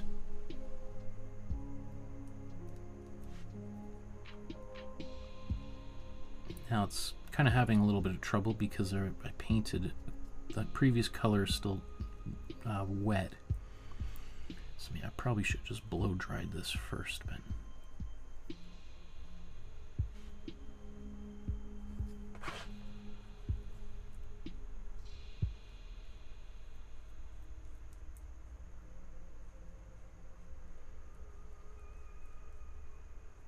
So I think actually I'm going to let this dry, and then I'll paint that shadow in.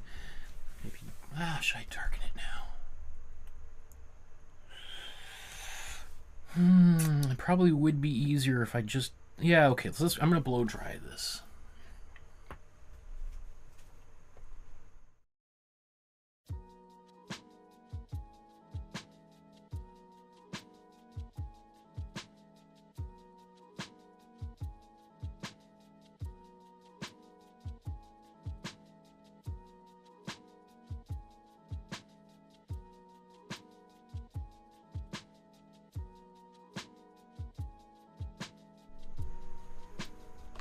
Okay, now I'm actually pretty confident if I just paint a second layer of this, it should go pretty dark.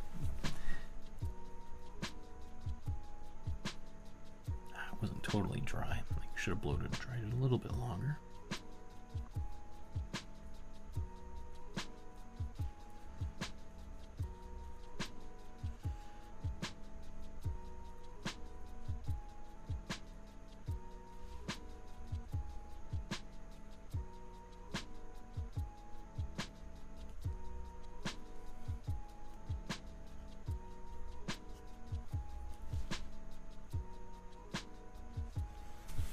So that's not as dark as I ultimately want it to be, but I think for right now that's pretty good. Okay, so the next thing I'm going to do is I'm going to mix a darker, so this right now is a red dominant purple, very, very red, like it's red with just a tiny bit of purple. Now I want to go almost the exact opposite. I want to make a blue that is just a tiny bit purple. And so using the same combination of paints but in a totally different ratio, I'm now taking my warm blue and cool red, but now this is mostly warm blue. That's actually, you know what, that's pretty good. Yeah, okay, let's just see. Now, the one thing is painting this over top of the yellow, the effect it's going to have is basically transform this into like a dark brown. So I'm going to use this color,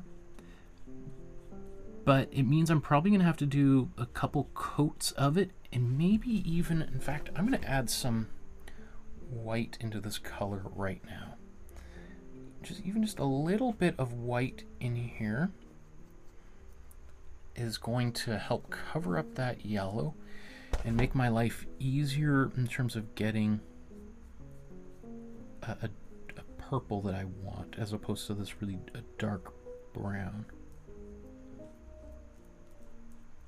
So it might sound kind of counterintuitive to lighten it up in order to get a better, darker color, but that's exactly what we're doing here.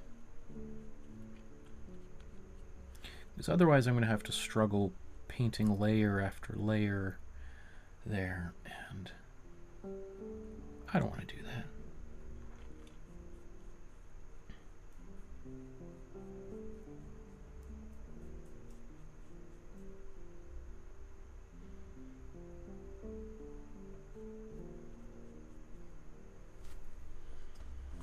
Okay.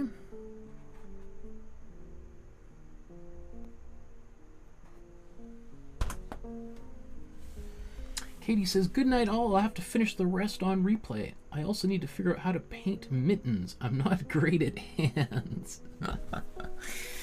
Yes, that takes some practice, but as I said, you know, it's in good hands. And even just being able to follow along to this stage is a major achievement. So you're well on your way. We'll see you again, Katie. Okay, what was I gonna do? Oh, let's do the same thing. In fact, I could even use that purple, but I'm not going to. I'm going to use my warm blue. I'll just show you what happens now. If I just try paint this warm blue over top of that yellow, you see how it goes either really dark blue or kind of green. Because the ultramarine blue is slightly transparent. So once again, we're going to add some white into this color.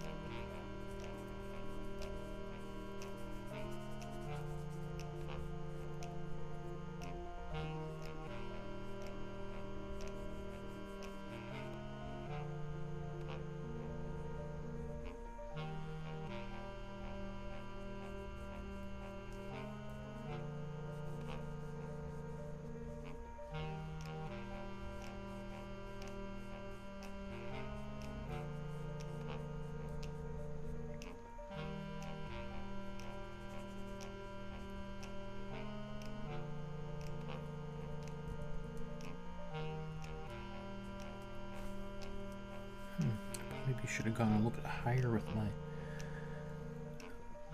that gold color, now that I see that.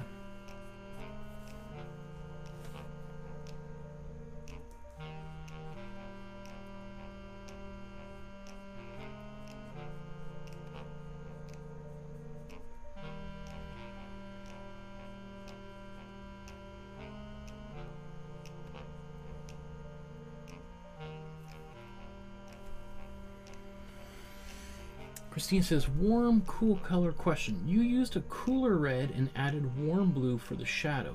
As far as advancing or receding, do warms mixed with cools not affect that? I may not be wording it right. Used a cool red or shadow. Well, yes, okay, so yes. So warm colors tend to visually appear to advance, cool colors appear to recede. So you have your warm colors in the foreground, cool colors in the background. But there's also that space in between the colors, the middle ground. And that's often where those colors, you know, cross over, where you can have warm and cool colors mixed together for the middle ground. Purple is one of those strange colors where you, to get it, you're mixing, or at least to get a really saturated color, you mix, you have to mix a warm blue and a cool red together to get that bright purple that people often really like. For the shadow, some shadows can be warm, some shadows can be cool. It's not necessarily, some people are like, oh, shadow, it's a shadow, it should be a cool color. It kind of depends on, generally they are kind of the opposite of whatever color the object is. So if the color is painted with warm colors, the shadows tends to be the opposite, tends to be cooler, and vice versa.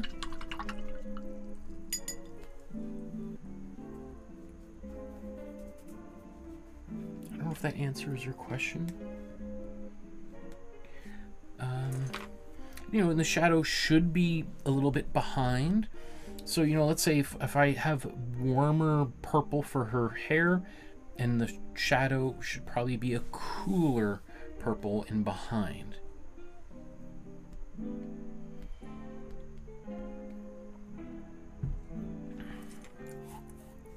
Again, trying to kind of come up with like rules that will work all the time, like a computer program. Just there's always exceptions to the rule, which is, I know, can be frustrating for some people when you're just learning, but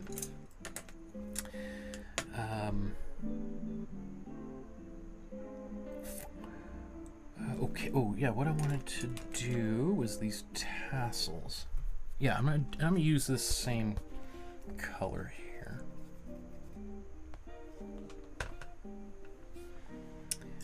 In fact,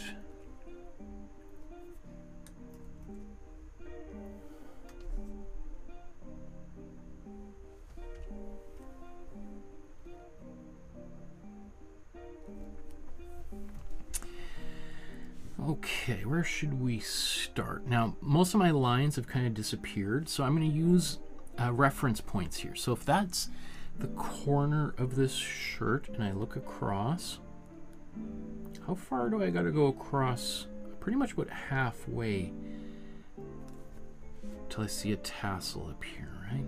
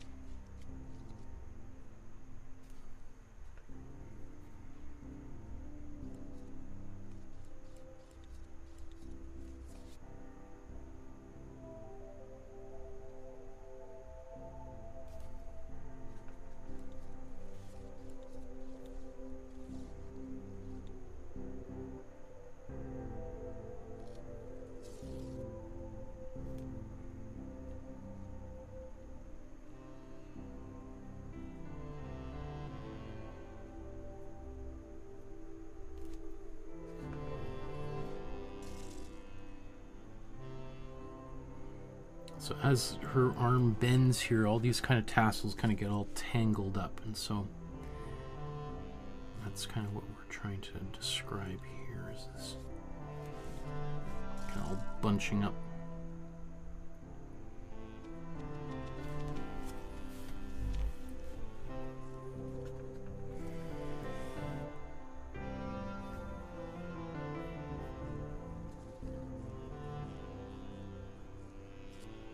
Oh, that's good. I'm glad Christina, yeah, you did answer it. The middle ground made it click for me.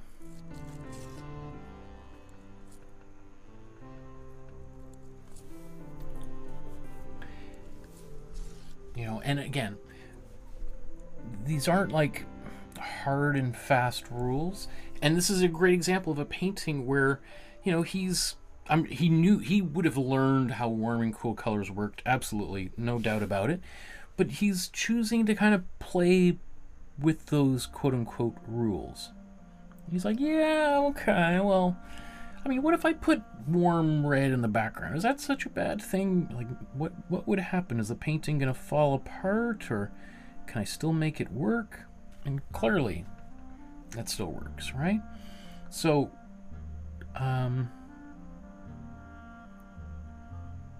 and that's what I love about this particular period of art too, is that we see artists all the time kind of playing, breaking the rules. Obviously, it's the kind of stuff that I'm sure their teachers in art school just, you know, lost their mind with frustration. Like, didn't I teach you guys anything? What are you guys doing? I told you not to do that. Like, and then, but these young artists are like, yeah, I mean, I did it. I so-called broke the rule, but I don't know. It doesn't bother me. I don't think the whole painting falls apart because, so, I think that's just important to note, is to not become obsessed with like, am I doing it wrong? Have I broken the rules? It's just like, you kind of, and I know it's hard when one's just learning, it can feel a little bit overwhelming. But at the same time, it's okay to make mistakes, right? As Bob Ross says, happy accidents, right? Sometimes you make a mistake and you're maybe not in the moment, but later on you're like, whew, I am so glad I made that mistake. Because imagine how different life would have been had I not made that mistake, right? Think about the times where, you know, you're in an accident or you're not in an accident because you were late, right? Like you're late to work and you're driving down the freeway, and then you realize like, oh, if I was like 5 minutes ahead, I would have been engulfed in flames because that tanker truck flipped over, and like, whew, I'm glad I went back in to get my coffee. Whew, I'm very, very lucky that I've made that mistake. Okay, what else? Let's do the red lines. I think we're ready for that now at the bottom of the painting there.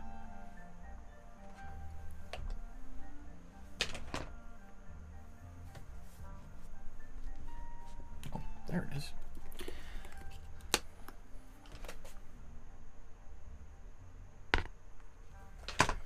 I mean, that's why I think painting is like,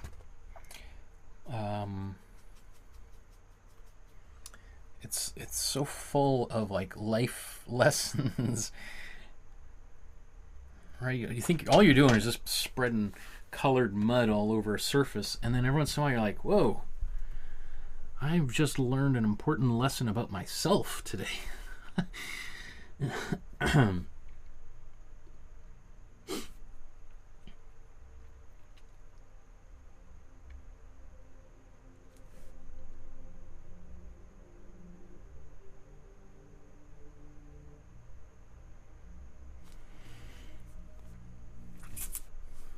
Let me, I guess it's on camera.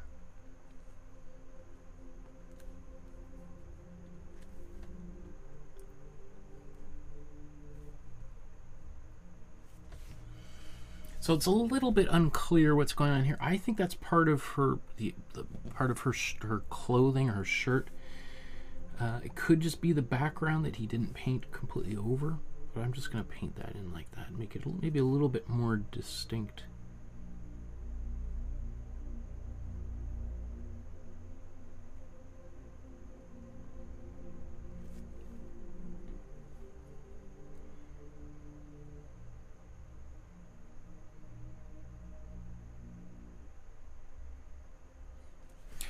Now, I'm probably making painting those circles look a lot easier than it actually is to paint circles.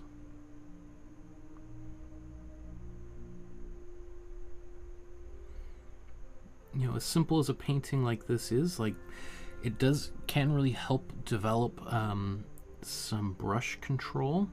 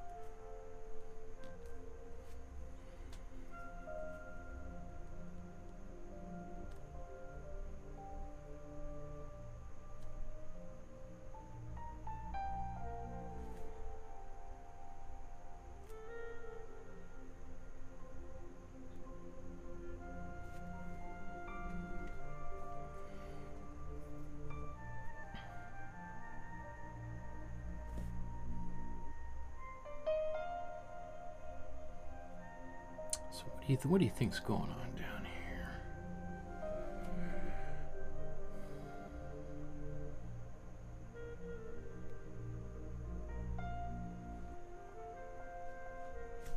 We got a little bit more room down here as well.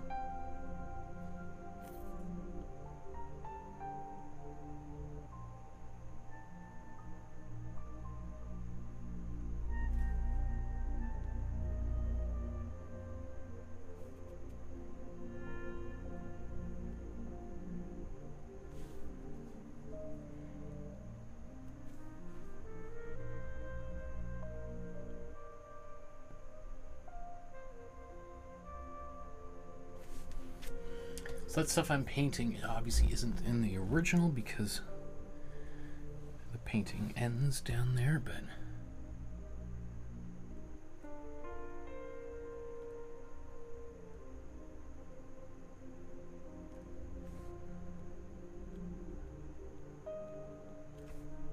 fact I can just go right over.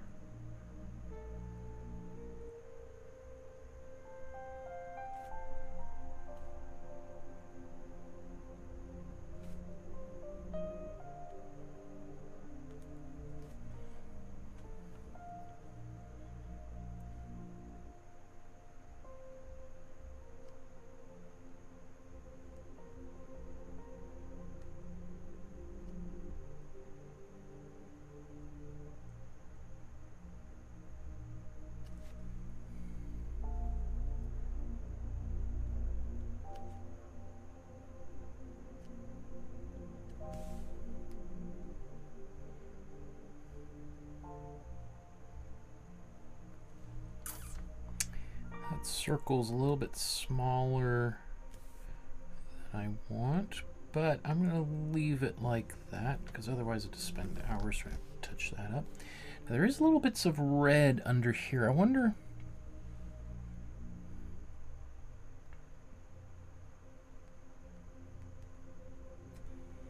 do I want to do... I might just leave that like that. Okay, let's come back up here to the face.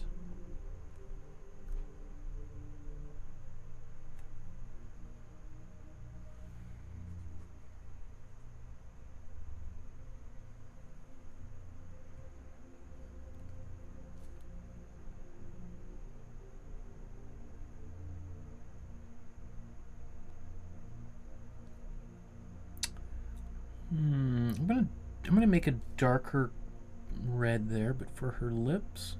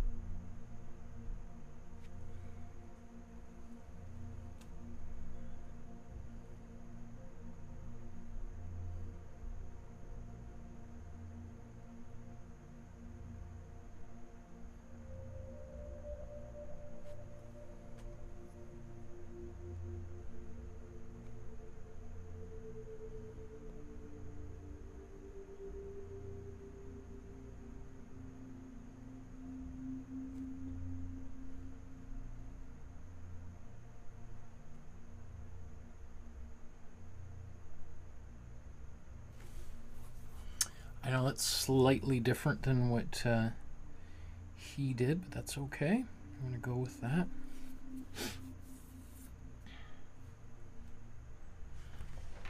I'm even going to add just a tiny bit of red there. Actually, you know what? I'm going to do this.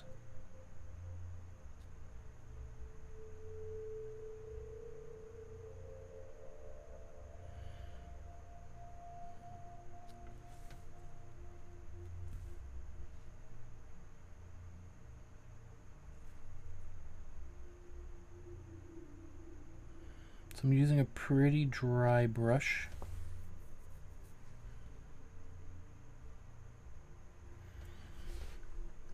Okay.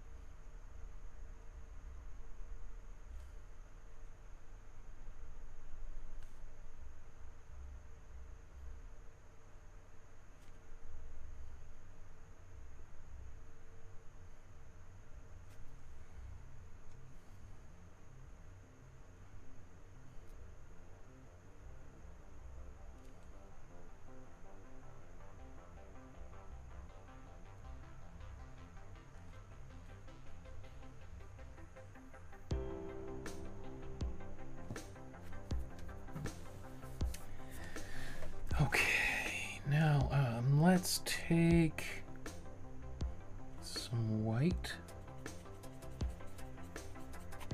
I'm just going to dilute. Now, often to do this kind of, a lot of the stuff, I would be using, let's say, mediums or glazing fluid to make my color more transparent. I'm just gonna try to do most of this, if I can get away with this whole painting without using any medium, I'm gonna try to do that. So I noticed he's got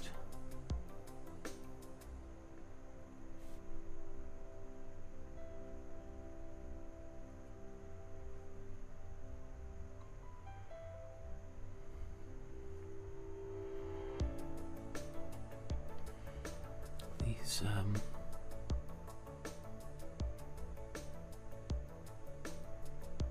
warm reds in a few places, like under the eyes here.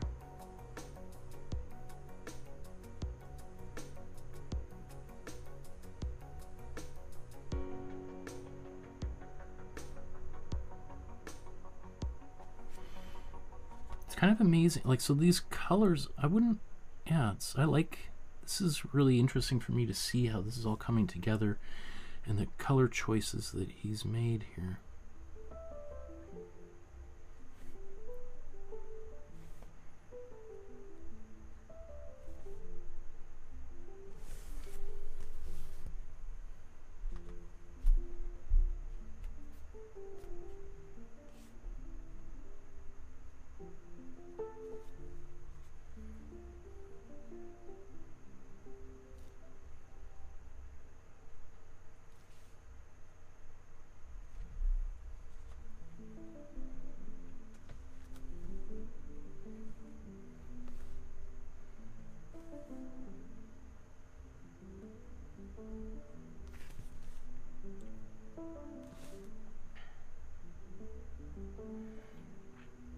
So I'm not painting those lines out, I'm just muting them or thinning them a little bit. And that kind of stuff also just makes the painting look a little bit more complex.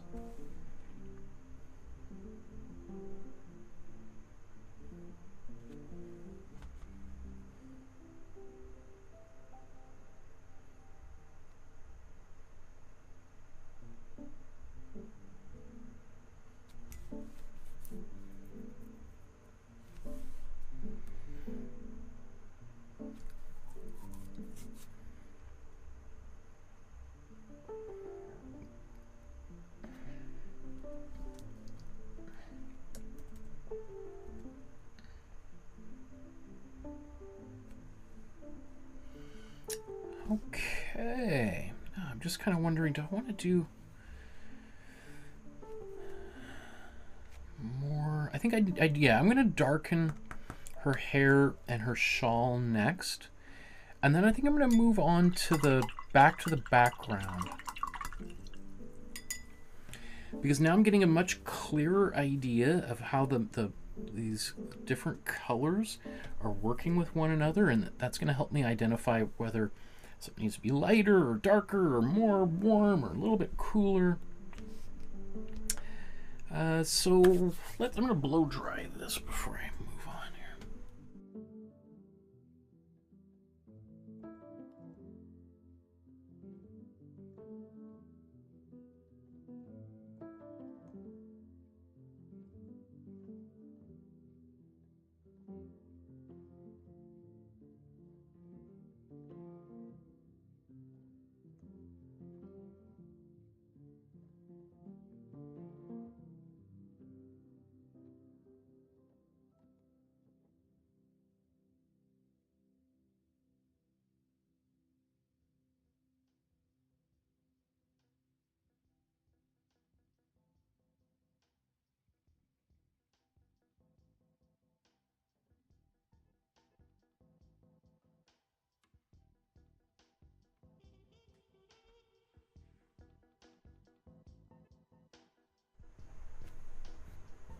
Okay. So let's start with our warm blue, because that way we can start with that color on our brush, and then when we want to clean it, or we don't even have to clean it, we just add cool red to make our purple. So let's start with this warm blue. Oh, you know what? Sorry. Let's...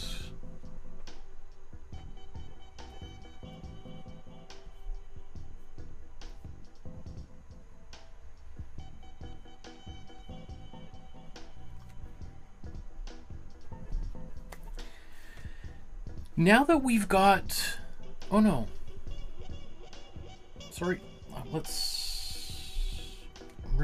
I'm not here yet. Okay. I thought I was there yet. No. Never mind. We're still in foreground 1. Okay. Getting ahead of myself. Okay. So what I'm going to do now is I'm going to paint her shawl, or at least a bunch of it, with my warm blue right out of the tube.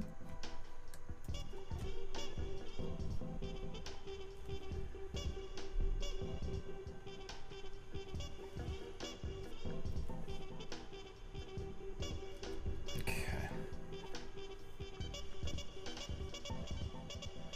So now if you recall earlier on when I just put this warm blue over top of the yellow Imprimatura, how it instantly went kind of like a ugly dark green, right? And then nothing wrong with that if I wanted that in a certain place, but I wanted this blue to kind of really glow, and with a little bit of that white in underneath there, oof, it's just gonna glow.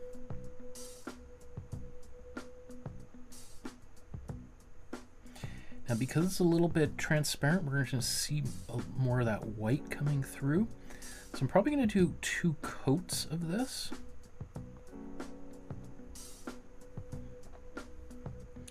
And then I can get a really nice dark warm blue that just glows ultramarine, which is what this color is. Let's go to a smaller brush.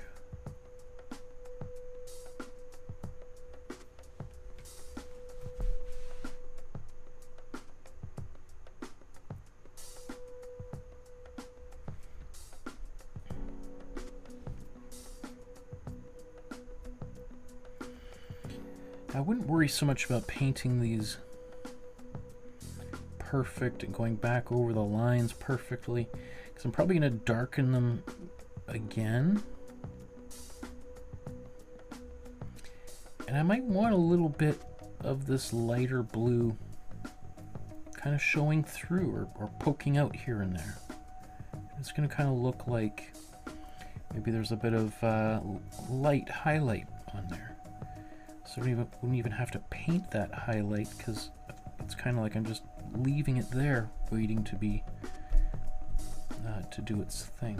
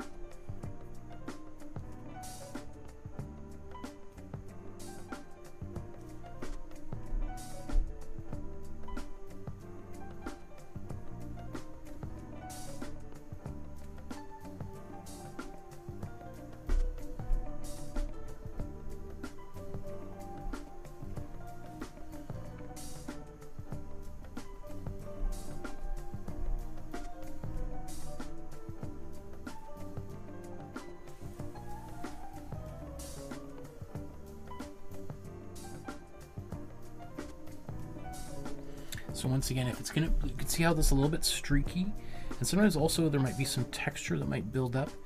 I either want those lines to be kind of coming down over her shoulder, or down, so on one angle over her shoulder this way, or the one angle going this way over her chest, right? If I do straight lines across here, it's gonna kind of flatten and contradict that shape completely.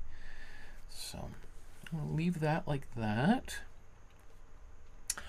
And then let's go up to her hair next. Oops. And, well, actually, do I want to do another layer of this? Just before I mix my paintbrushes up. You know, maybe I will do blow dry that.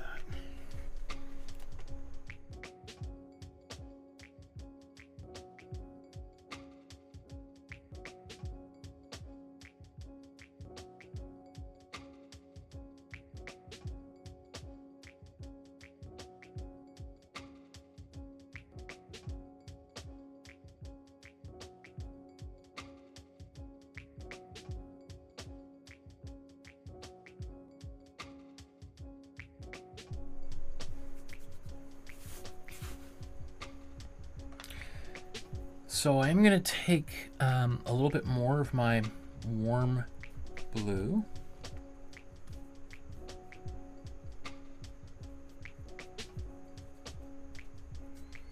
I don't mind some of that lighter blue coming through, but I tell you, there's something about an ultramarine color that has hypnotized people for hundreds of thousands of years. And when you see, you know, like a solid ultramarine blue, even when it's dark and it just glows, oof.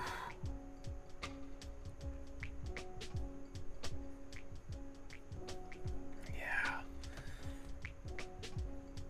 Oh, it's gorgeous.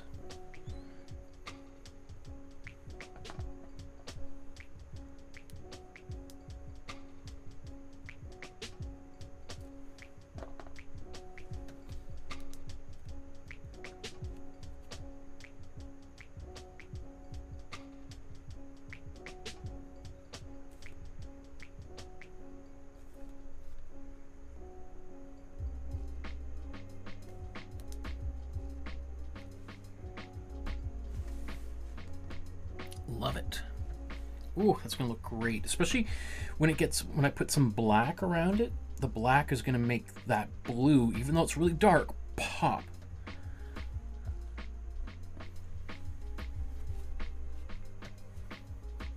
And so that's one of those weird things. Even though it's like really dark, it's going to glow.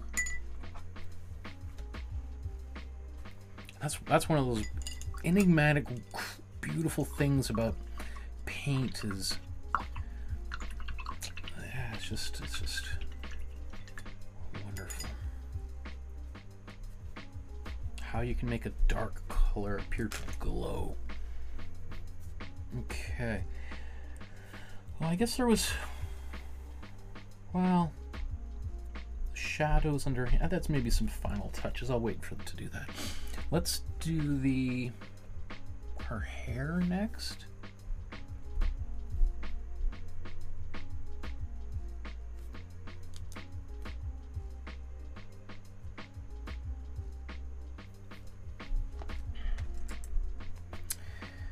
So once again, that hair is, let's put it right here, cool blue, or sorry, warm blue, and warm blue and cool red. How is that holding up? Is that good? Is that? Yeah, I think let's try it. I think it might need to go a bit darker.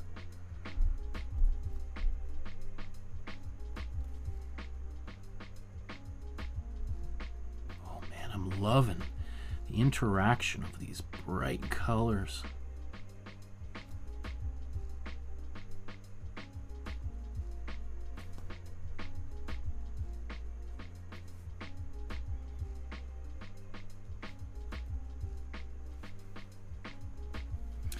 It just makes me think about like how wild it would have been for people to have seen paintings like this for the first time and understand how revolutionary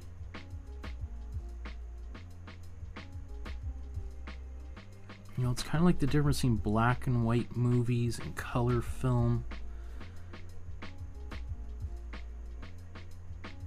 Like, it's just, you're like, whoa! I just didn't even think you could make a color, like, I don't know, just, it's a whole different, oh,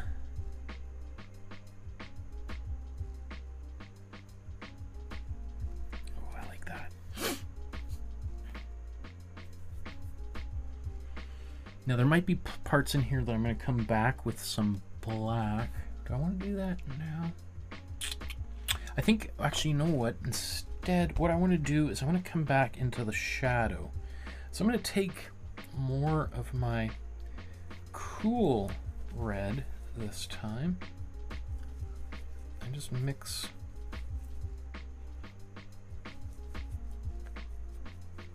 I got a bit of white. Okay. I could try painting with that, but the white is going to just make this color kind of gray and pastel, and I want it to be dark, so I was hoping to, I think I gotta actually use fresh paint.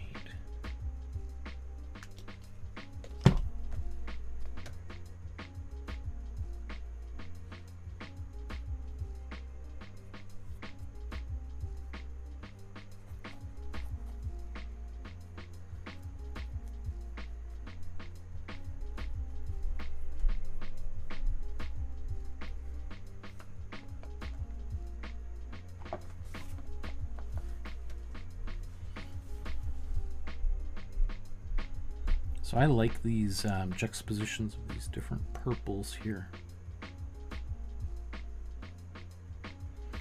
So this is kind of a good little exercise in color mixing in order to kind of create enough contrast between these two different purples, which are made from the exact same colors as different ratios. Cool. Now that could be enough for some people, or I think we'll probably go back over it with a little bit of black, but I think that's working pretty well.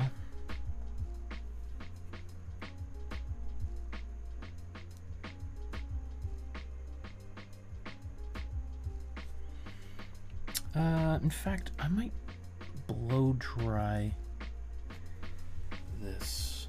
Yeah, I'm gonna blow dry that and just do a little bit more.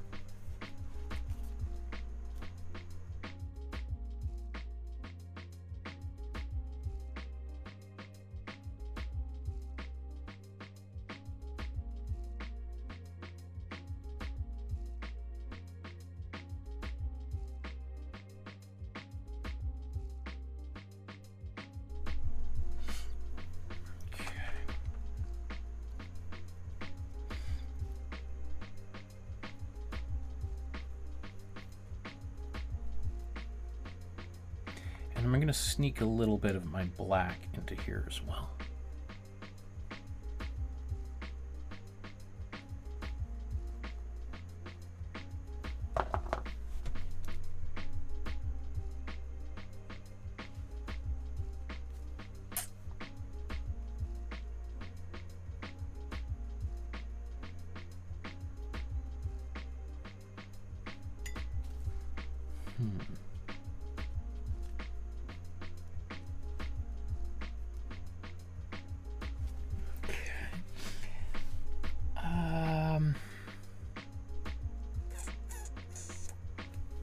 Well, I was going to save the black on her in her hair and shawl until later, but since I've got that color, let's do it right now.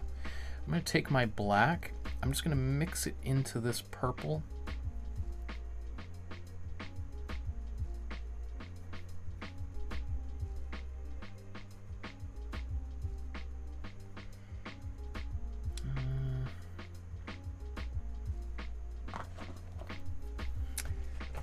Hoping to use a bit more of that blue, but it's been kind of contaminated with white, so.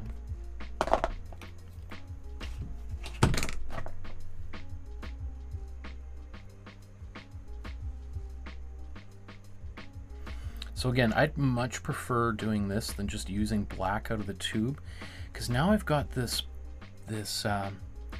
really, really dark purple.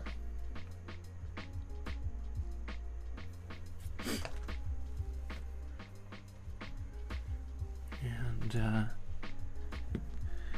fact, I might go to a smaller brush here.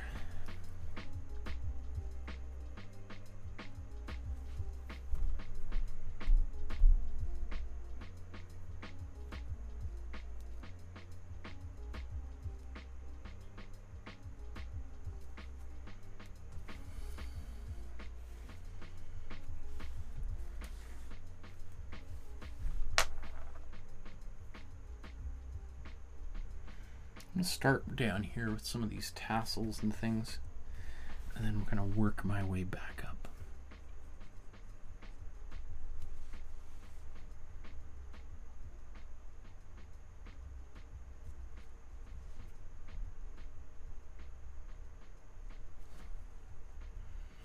Again, I'm not afraid to let some of this, the colors, the two different blues underneath here,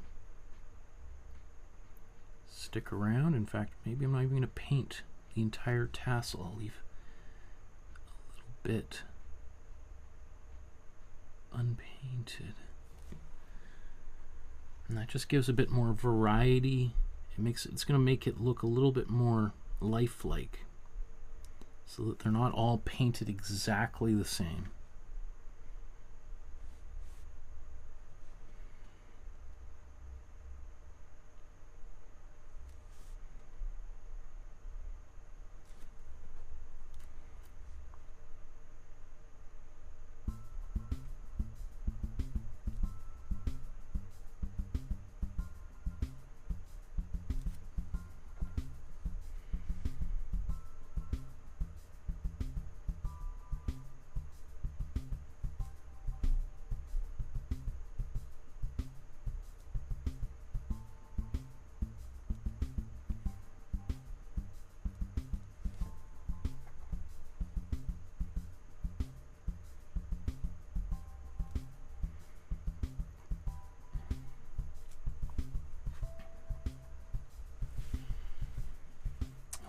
Okay, so the next thing is to figure out what he's done here. This looks like there's kind of comes up and then down. Gets darker in here.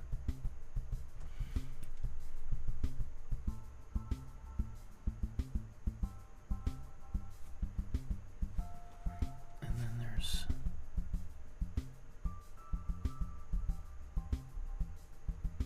that.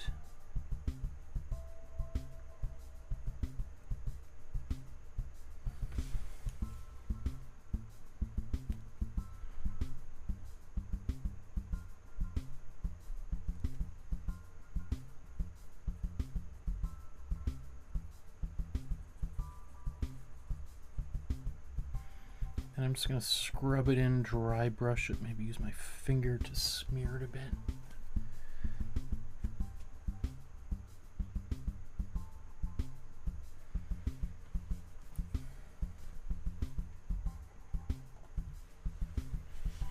And we'll do the same thing down here.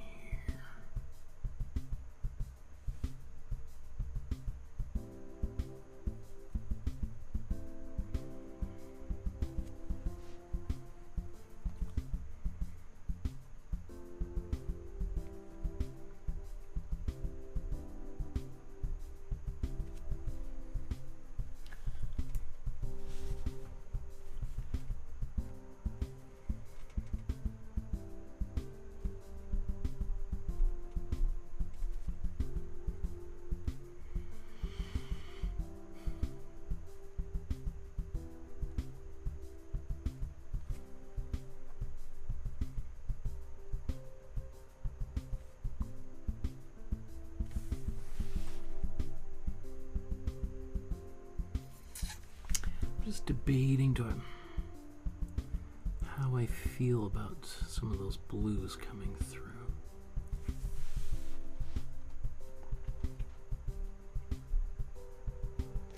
Like there's definitely a lot, well, there really barely is a bit of that happening in the original. Certainly not that light baby blue. Can I tolerate that? I think I can. So I'm gonna let that stand. I'll come back to it if I feel like I need to.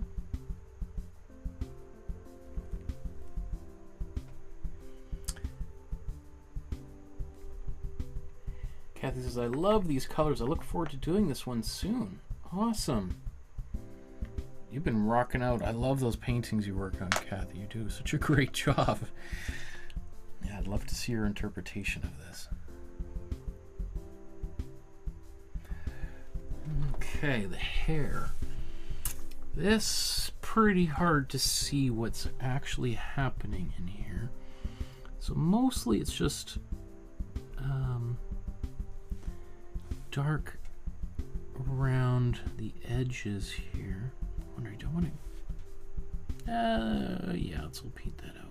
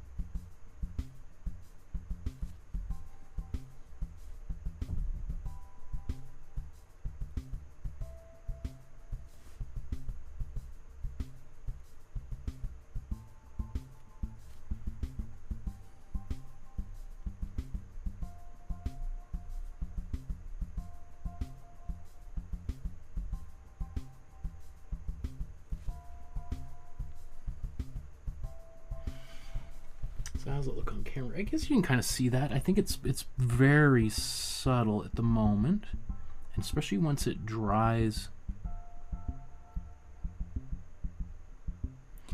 But the idea is that when it catches certain kinds of light, or if people really look at it, they will see some of these differences.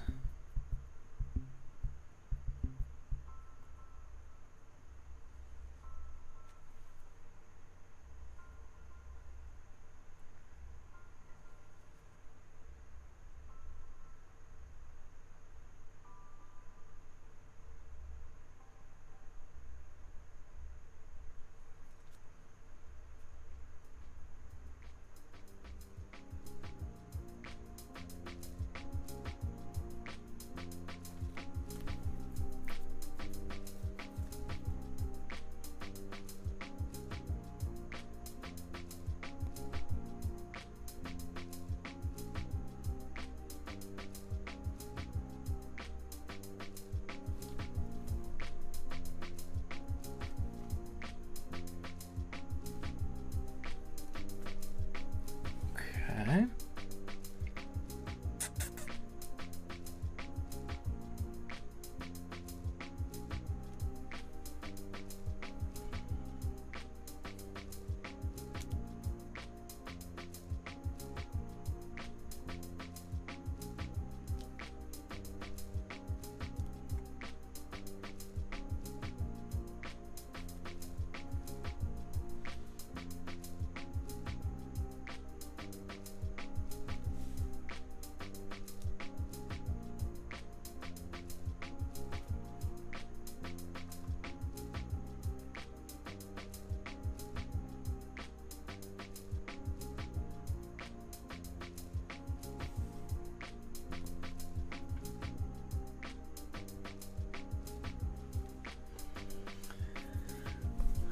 Bat Manishi says, I used to draw when I was a child. I haven't picked up drawing since the last 10 years. Thinking to restart my journey, but looking at AI these days creating masterpieces, sometimes I feel if it is worth it. Well, totally. Well, I guess it depends. What is your goal for drawing? I mean, if your goal is doing drawing for a living and you want to make money from it and you want to get a job doing it, then I can understand the worry about AI. I mean, I think art's going to be totally fine. AI does make it easier to do some things, for sure. Yeah, absolutely. I use AI all the time. But, so yeah, if that's your worry, it's a legitimate worry. I do this for a living, and I'm making art for a living, and I'm not worried. But if you just want to just draw for fun, you want something that is going to improve your confidence, your sense of self, give you another way of expressing the ideas, feelings, emotions that you have inside. If you want something that's not a cure for depression, but certainly makes you feel a lot better when you're doing it, then as far as I'm concerned, and I'm a little bit biased, there's nothing like drawing or painting out there. Nothing compares to the satisfaction for me personally of making a painting. And so just because AI could make an image like this doesn't mean the experience of painting a painting like this isn't worthwhile. I mean, I would say it's similar to, like, you know, I'm not a really great cook. I kind of enjoy cooking, maybe not as much as some people. I know some people love cooking. And so, I mean, I can go to a restaurant and I can go and order whatever I want. I mean, within 5 blocks of where I live, there's pretty much 20 different types of food, whether it be Chinese or Moroccan, Indian, Thai, you know, so on. It's just lots of sushi here in Vancouver. So I could go and have the food whenever I want. There's also something to be said about the experience of making your own food. And so I think if AI is a little bit like that, like, yeah, there's sometimes where you just want that image really quickly, and you can get that really quickly. there's also something to be said about slowing down and just having that one-on-one experience with yourself.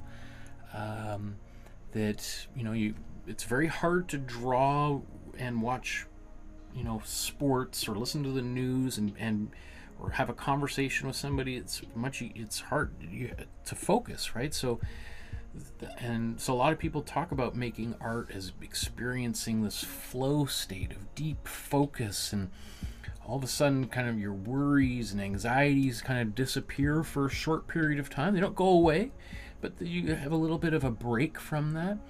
And so that's something AI can't provide us, right? So yeah, I mean, so I understand what you're saying, but and it's a legitimate concern, but I don't know. It's like, as far as I'm concerned, there's nothing like reality. Reality is awesome. I mean, it's the difference between watching friends play video games and watching, you know, it's watching friends play a football game on a video game versus sitting down with friends or going to an actual football game and watching it in person. I mean, I've never found watching someone else play video games entertaining, and I've had to sit there and watch people play video games for hours and hours when I was younger, than actually seeing the real thing in person. But that's just me. That's my personal opinion, and so it just depends on what your goals are. I don't know if I've ever seen AI create a masterpiece yet. It's possible within the next maybe 5 years. It's possible. And I have been thinking there's a couple of AI generated artworks that are kind of well known. I think maybe it'd be fun to try to paint those and see if we can bring the human touch back into them.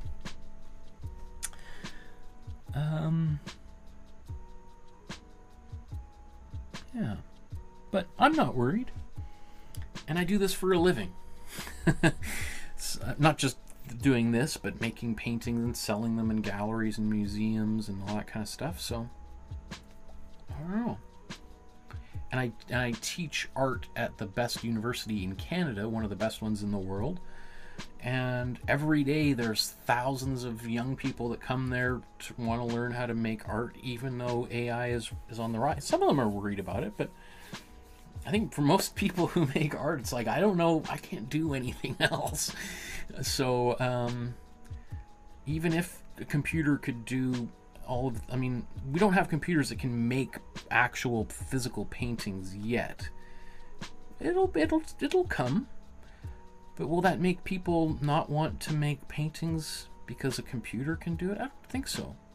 People have been making objects and images before we could talk, right?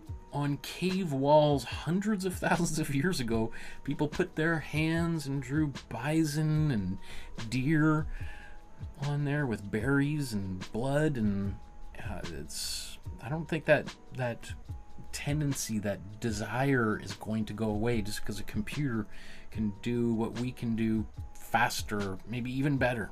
I don't know. I get it though. Oops. Okay. What was I gonna do next?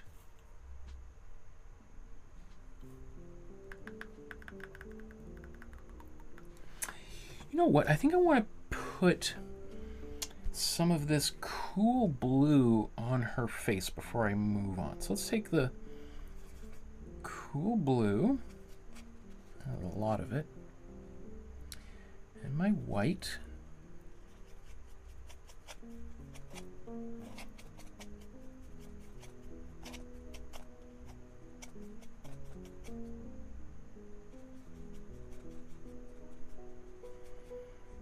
Start with this. It feels like it needs to be darker, but always seems that way on the palette until we start painting with it. So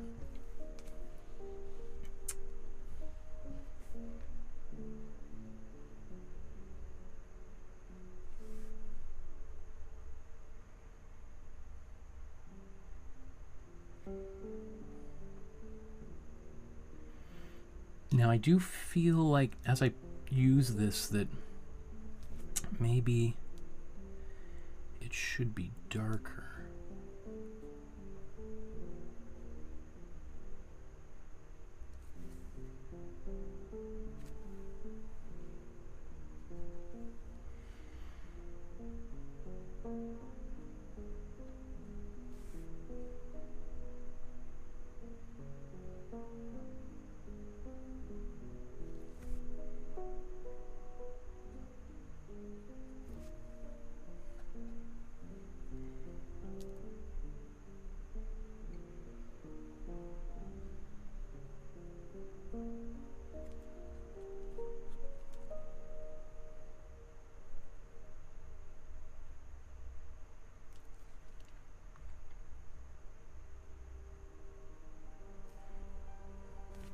You know, like when I said I teach at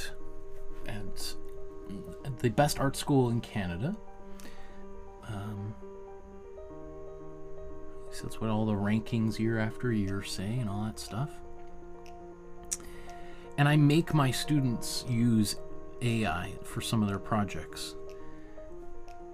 So I think it's important to know the technology, know it's available, what's out there, maybe what some people consider to be the competition, so that know thy enemy, you know, as they say.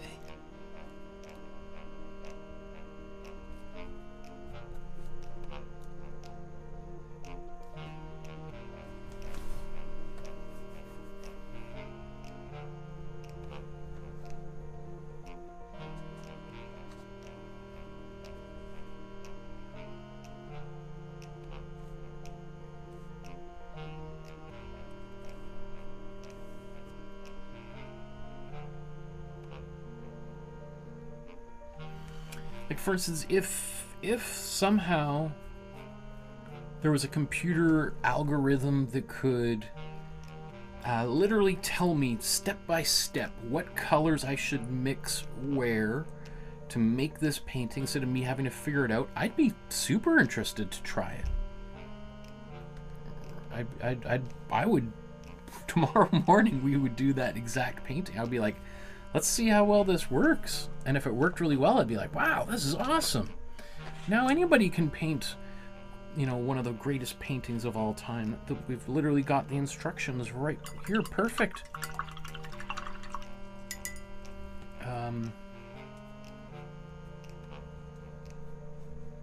Yeah, for me, that would just be the most exciting innovation of all time, as opposed to something that would terrify me. But that's just me as well, so. Okay, I think, am I finally ready to move to the background? I think I am.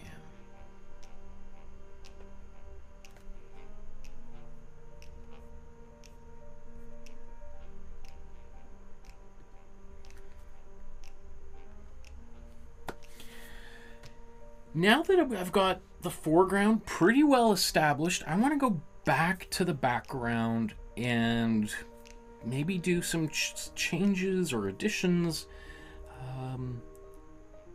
And then I'm going to come back and finish the foreground and we'll be done, the painting. So, because now that I've got pretty much all of the main colors in the foreground, except for small details like the eyes, eyebrows, you know, I know exactly what that's going to look like. So now I have a better idea of what the overall painting is going to look like. Like if I basically squint my eyes right now, the painting could be finished. So let's compare these side by side so we can see how they're operating and all these colors and what needs to be changed or improved.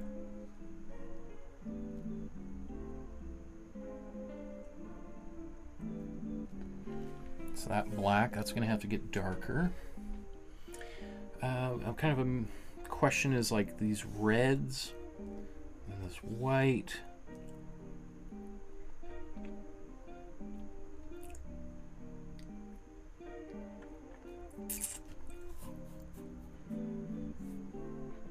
even this down here, I'm almost tempted to glaze a little shadow on there. That's going to be really hard to resist the urge to do that.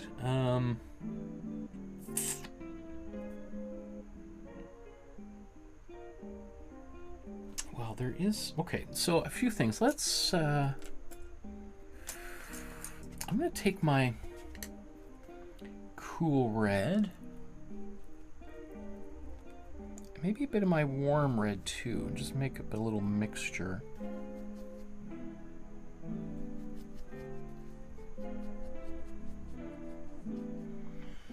Because I see plenty of places here where it looks like he's kind of darkened things as well.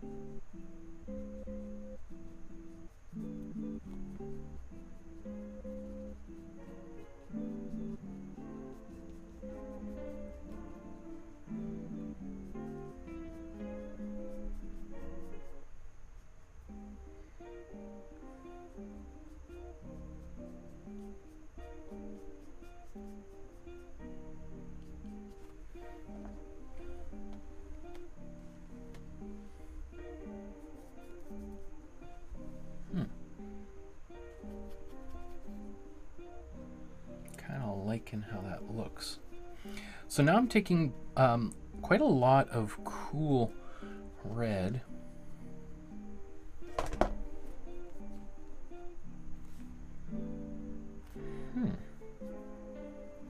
I might just paint out most of my warm red with this cool red. I mean, there's a little bit of warm red in here, so it's not just pure cool red, but I like that actually.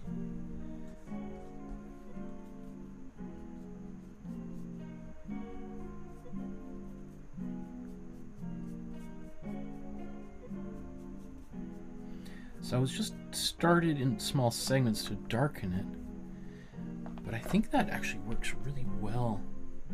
It does give a little bit of a chill and pushes this red backwards, which is ideal because it is in the background after all.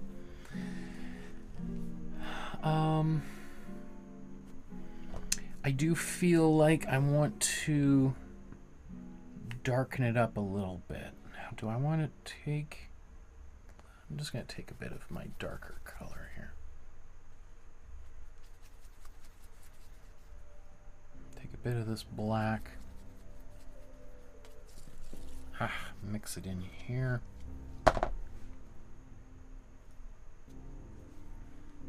And maybe I'll go to an even smaller brush.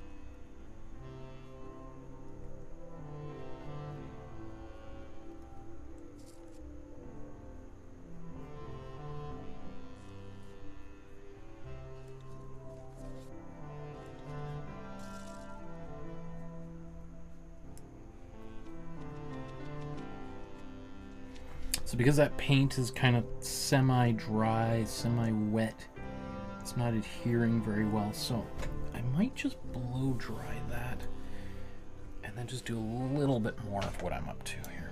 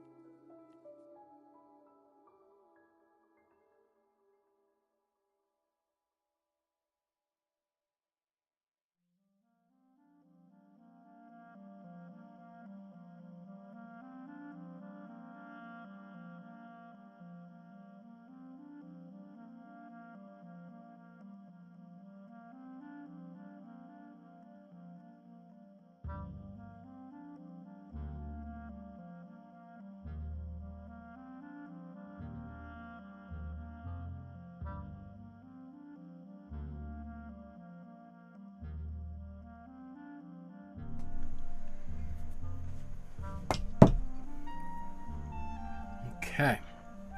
I like how this is darkening down. I am feeling I don't want to go too much farther, but I do like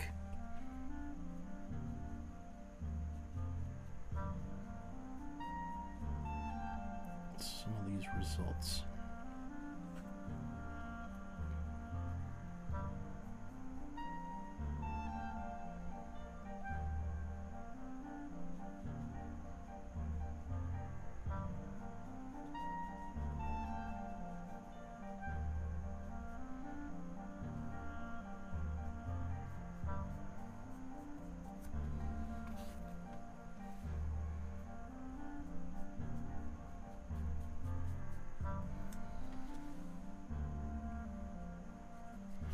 I'm going to take a bit more, even darken it down a bit more for this top corner up here, just to give a bit more of that vignette kind of quality.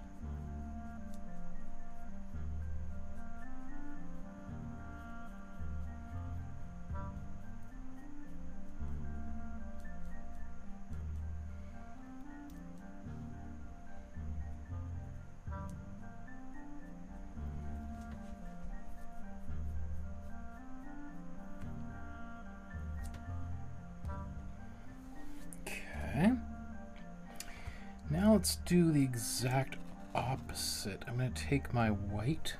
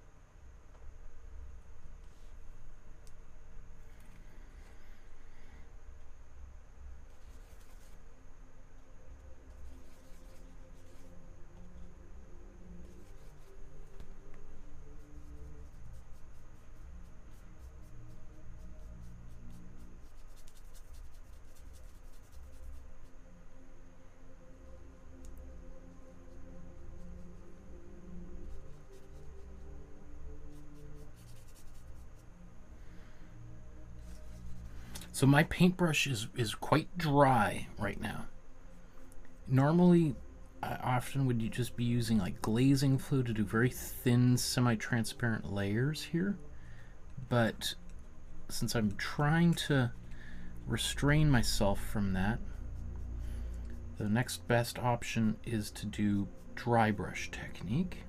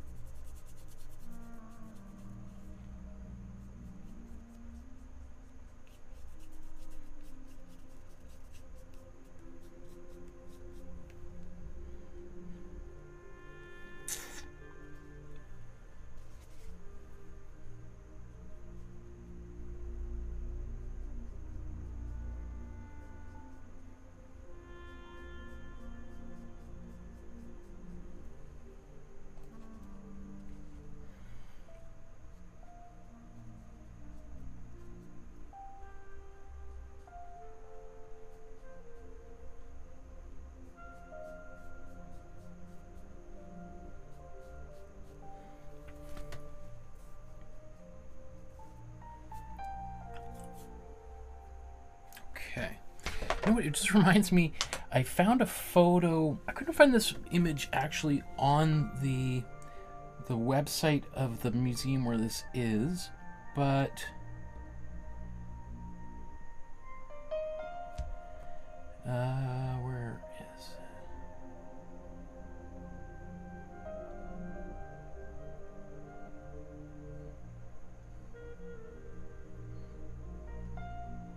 So this is interesting. This shows this painting as it is on display. I don't know what this kind of collage thing somebody made in front of it. But just help. Oh, sorry.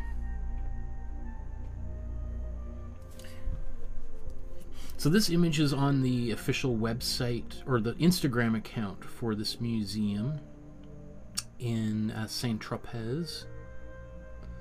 I'll show you that in a second here. Let's compare these side by side.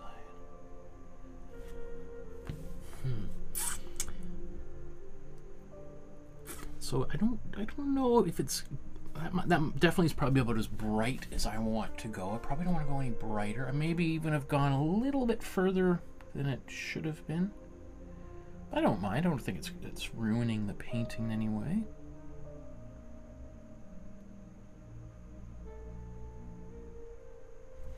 Okay. So, yeah, I'm just going to show you. I forgot to mention where this painting is.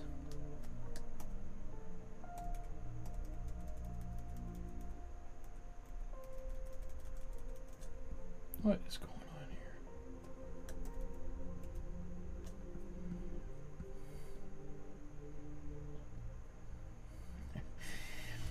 So, this is the official website, Musée Annonciade, which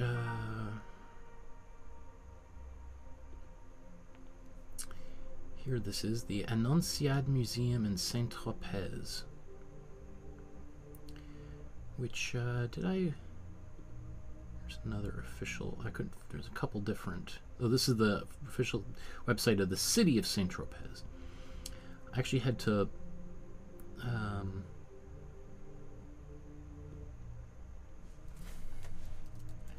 look it up because I was like, Saint-Tropez, where is that? Is that like in the Bahamas or something? Where is Saint-Tropez?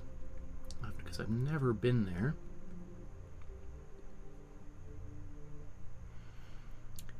And you'll see that it is right here on the Mediterranean. Kind of, where would you say it's between Marseille and Nice?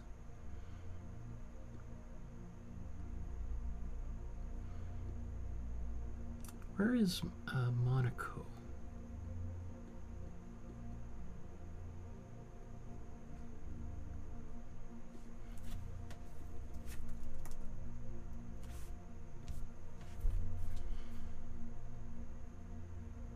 So Monaco, right close to Nice. So this is where Van Dongen lived the last 20 years of his life. Is here in Monaco. That's interesting. I had thought Saint-Tropez, I was assuming that that was going to be like right around the corner from Monaco, which is how this painting ended up there, but not at all. In fact, Nice is much closer. Cannes.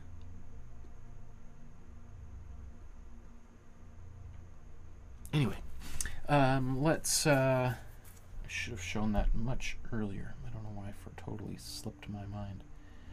But the painting is also technically in the collection of the Centre Pompidou, which is the. I guess I didn't realize that Pompidou has all these branches, because I've seen a number of artworks that are technically part of the Pompidou collection that are residing elsewhere.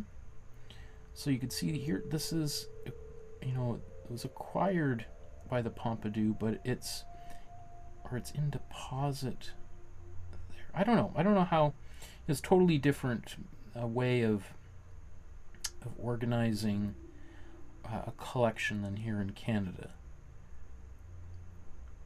Because the way that this sort of it's presented to me is it's like as if you had the National Gallery of Art in Washington, D.C. basically owns everything and then just loans their artwork out to, you know, the Museum of Modern Art and LA County Museum of Art and all that kind of stuff. I don't know. If anybody who's in France watching this right now might have a better idea of how the French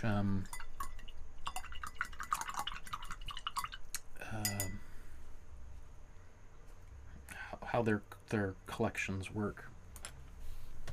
Okay, so let's back to the matter at hand. What do I want to do? Let's compare these again. Okay, I mean, I feel pretty good about this area. Does that look a little sloppy?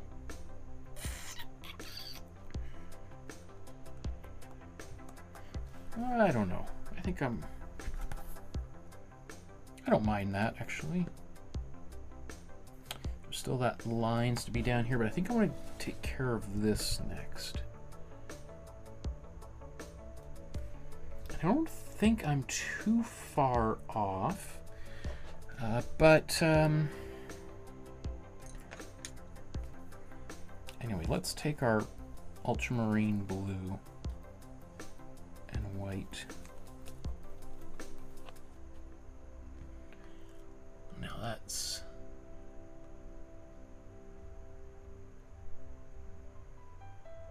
it's going to be far too vibrant. Certainly needs to get a little bit lighter. Man, this is kind of it's funny. Like, I'm trying to make this painting as easy as possible, but this painting would be so much easier to do this if I was using like glazing fluid, because I could really dial in colors much more accurately.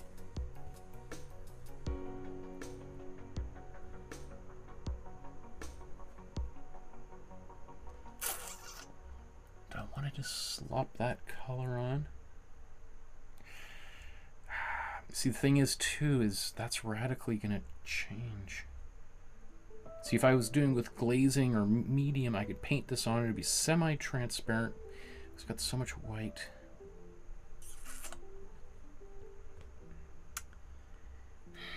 Let's, I'm just going to keep trying to force myself to do this without it, though. So I just added a little bit of cool red in here to make this go a little bit more purple. And I think that's actually pretty close now that I look at that. I think it's going to look different on camera. Let's take even a little bit more.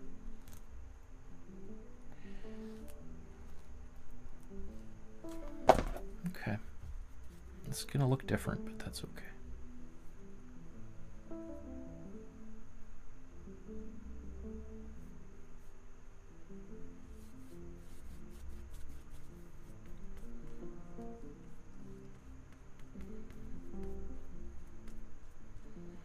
So this is just warm blue, white, and a tiny bit of cool red in here.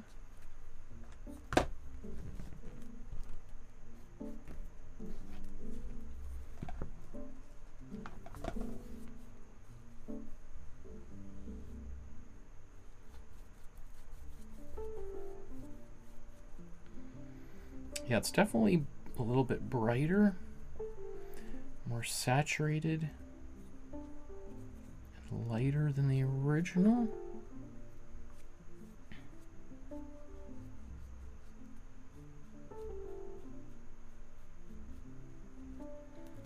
But I don't know if that means it's not good. Kind of like it. I think the previous one was just too dour, too dark.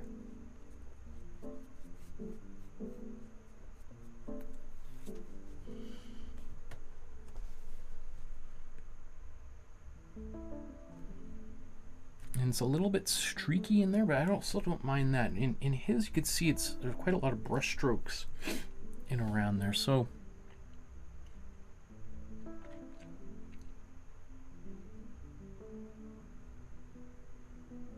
if anything, because of that, it makes me feel like I want to clean this up on the left a bit, but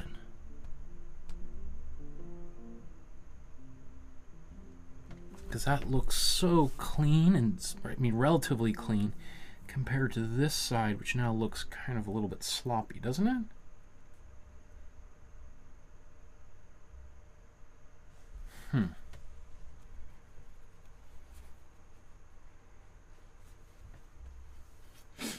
Like, what if I just took my brush with the same color in here, take all my warm red, take my cool red, mix this in quite thoroughly.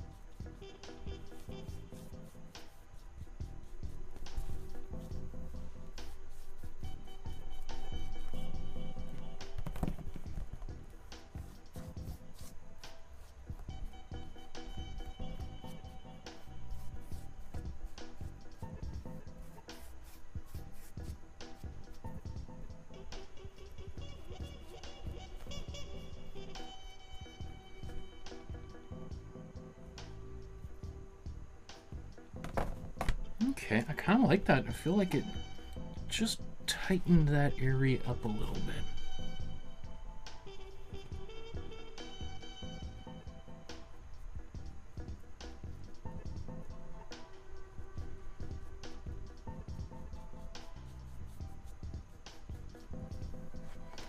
I think part of that is just that small amount of white that's in there.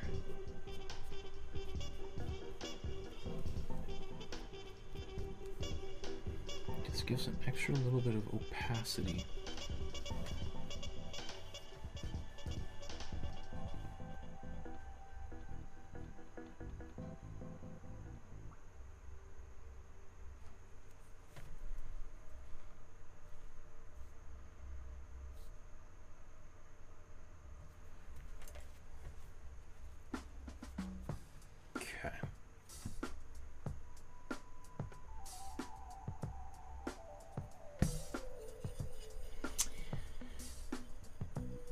Shaho says hello. Hello, Shaho.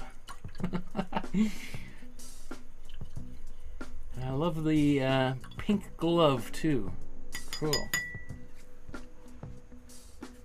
Right back at you, my friend.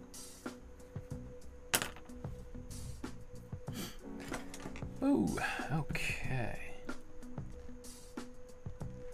That's coming along. I keep getting all these little things falling off my fingertips.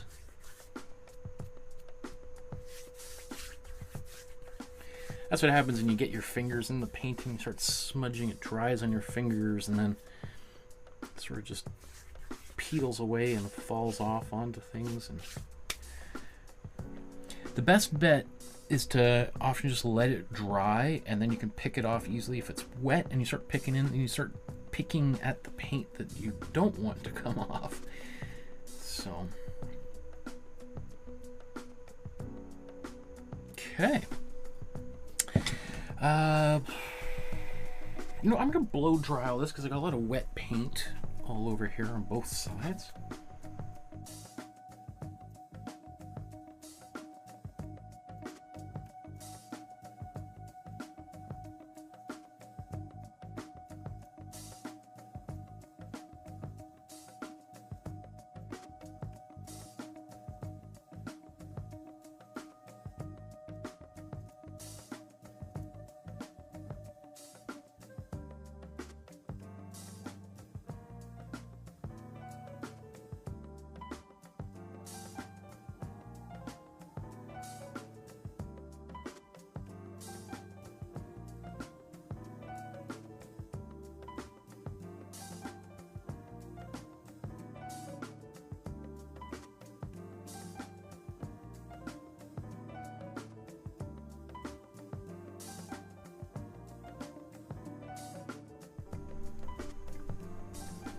Okay, so let's start doing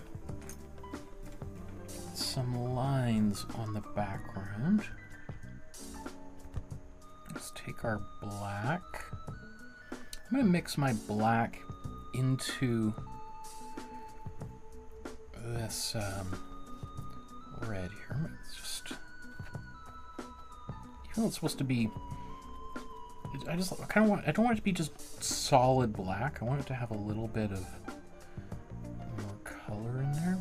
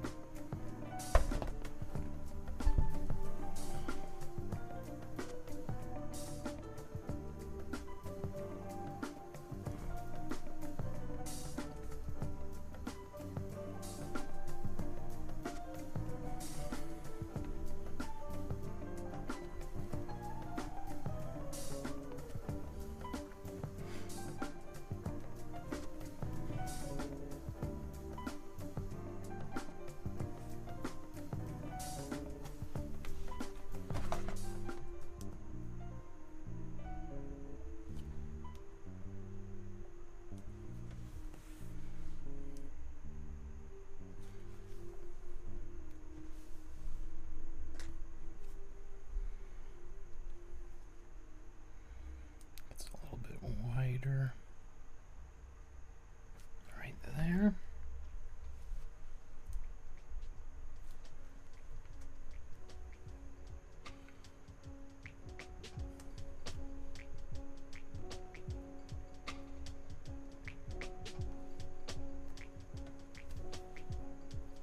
Okay.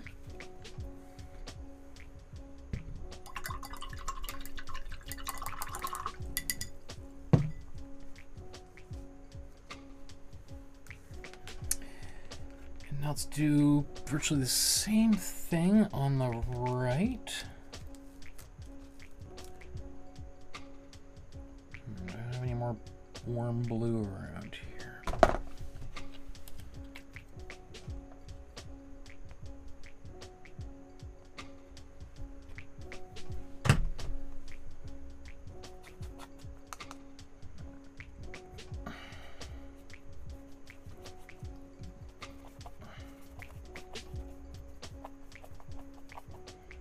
Actually, I don't know. Well, actually, okay. I do want to use this in a few places. I was going to say I don't need this, but I think I do want to put this one right along this edge here.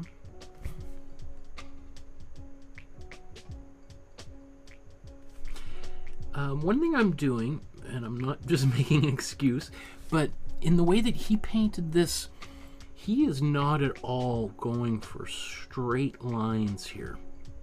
You could see how kind of wobbly they are a little bit. And so for those people who find painting straight lines kind of tricky, this is a good painting for that, because it's not really about precision for him. Like a lot of fauve artwork, it's all about the feeling.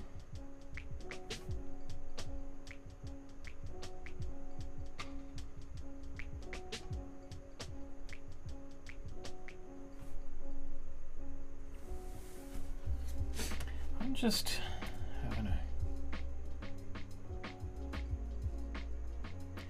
Okay, this is what I was just a little bit worried about, is that maybe there isn't a black bar at the top at all.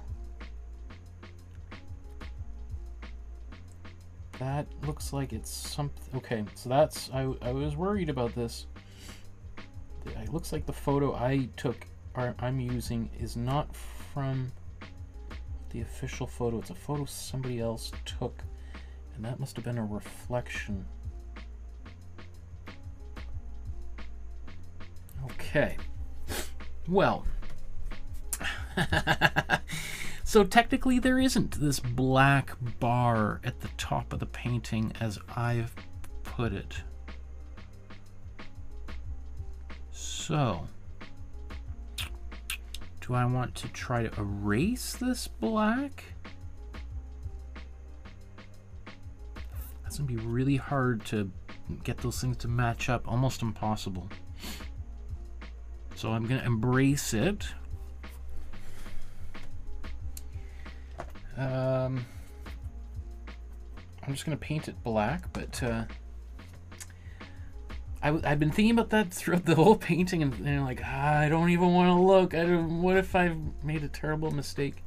Not a big deal. That's something kind of funny about that to me. Ah, come on, just stay still. Stay still. Oh, did I maybe I didn't, that wasn't on screen this whole time. Okay, so I want to show, so you see how the image I'm using, I think that's actually the shadow from the frame. And I made a big goof. But here's the painting as it is in the collection of the French government, or French people. And you'll see the original does not have a black border along the top, because it isn't in the actual painting. Ah, Michael. But anyway, I'm gonna embrace it. That way, if somebody tries to take this kind of painting and make a forgery out of it, they technically won't be able to get away with it.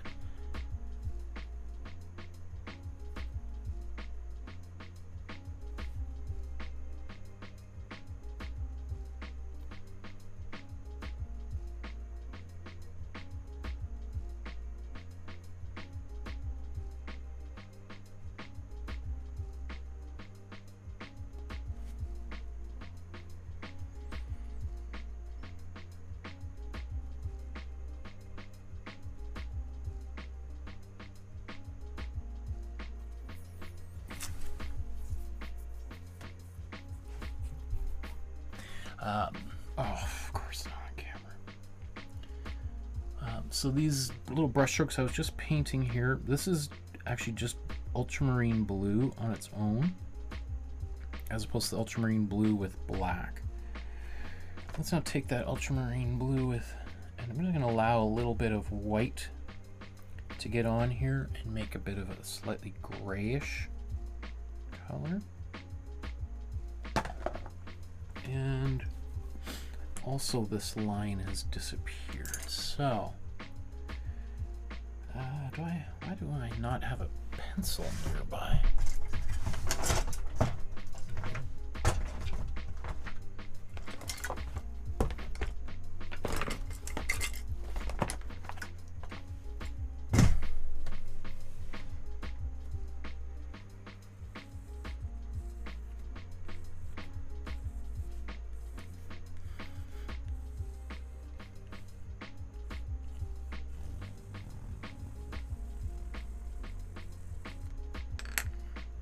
Someone is cooking something really delicious that I cannot put my finger on it. What is that smell?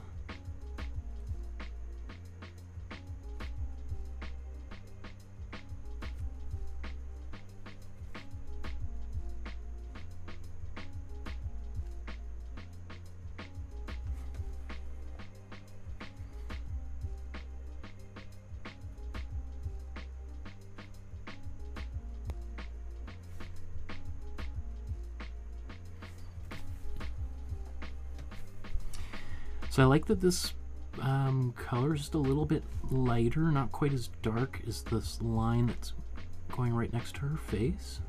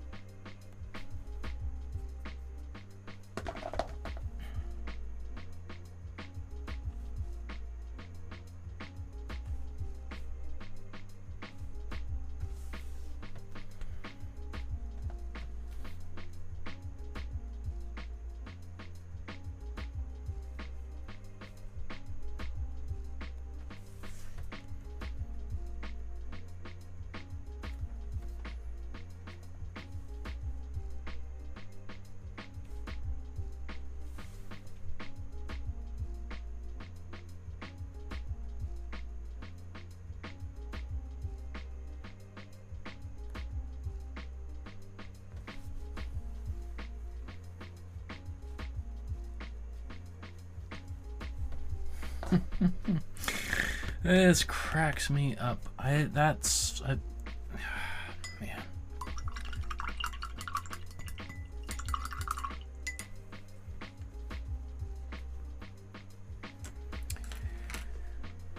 Okay, do I have any black still in here? Do I gotta mix some more up from scratch? I guess I need to mix some more.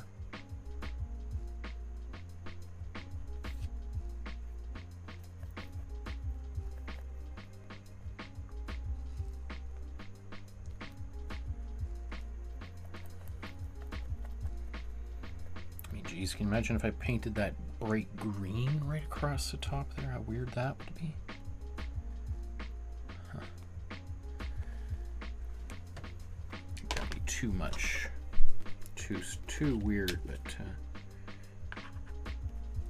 fun to think about. So I'm just mixing a new black. I used some cool blue, cool yellow, and warm red. I'm mixing this together.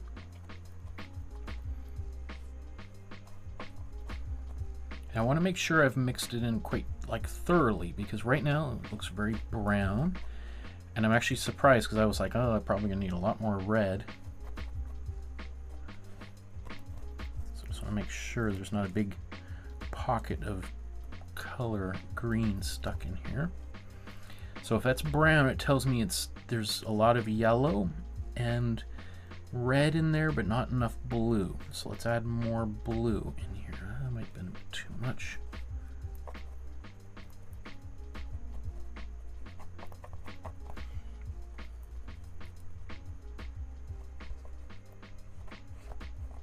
Let's just make sure we've got it all mixed together.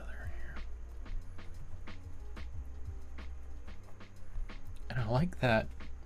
I think though, I'm going to take this blue that I had, well, I don't want any white in there, but take a bit of my ultramarine blue. Or do I just want to keep it black?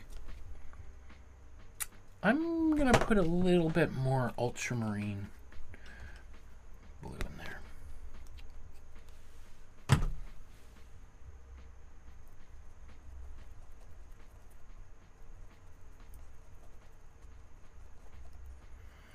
It's not going to make it any darker. It's just going to give it a little bit more of that warmer quality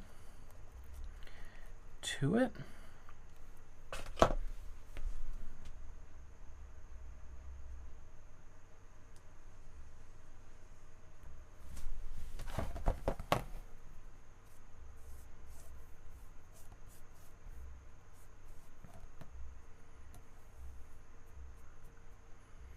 Might have to do a second. Well, I got enough paint here. Maybe I don't have to do a second coat.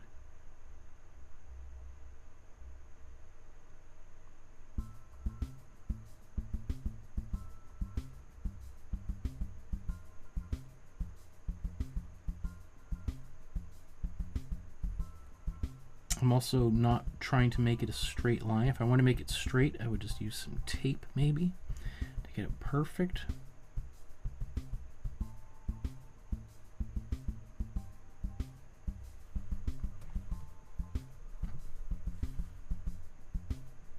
Deliberately allowing it to kind of get a little bit, I want it to be a bit wobbly there.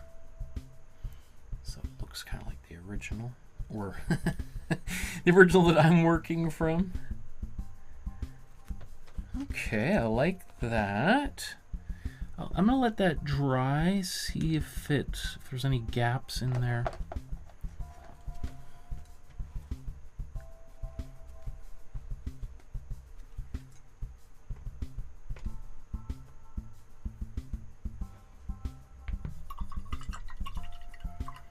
We're getting so close. I love it.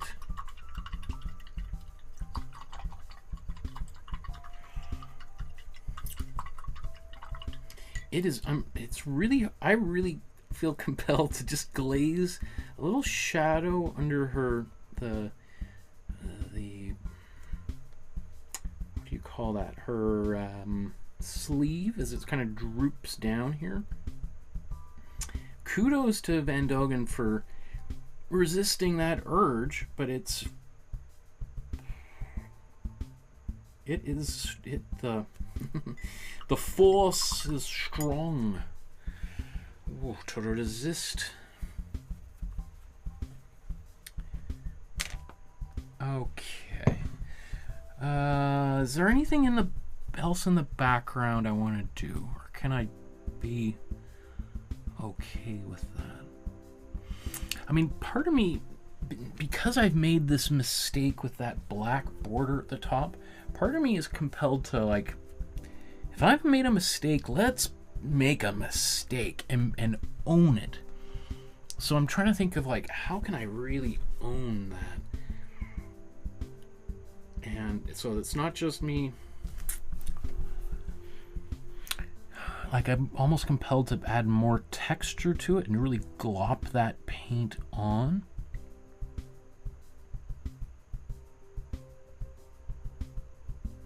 I don't know.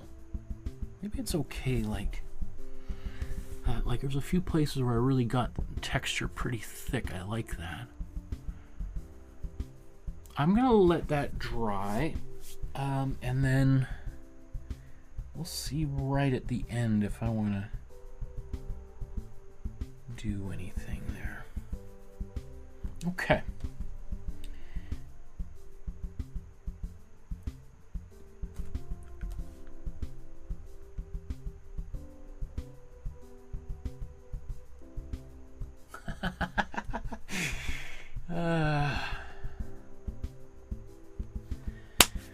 So we're very close to wrapping today's painting up. I know it seems to have taken forever, but I'm happy with the way it's going.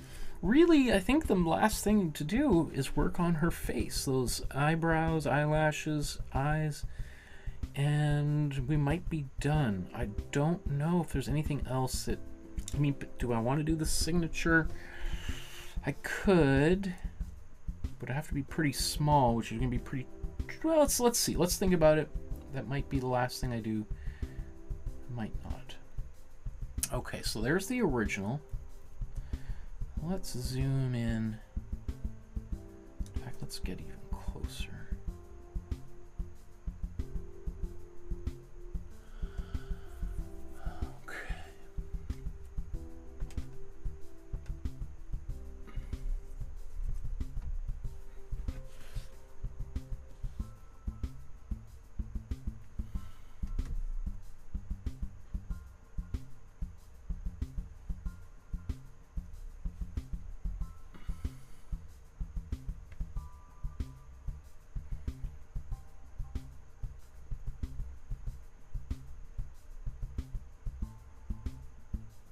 No, I think that's right.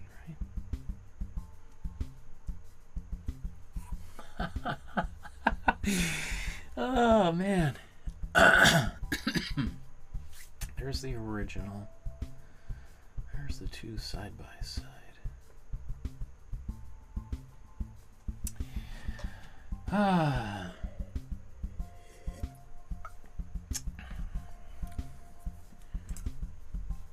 Now is where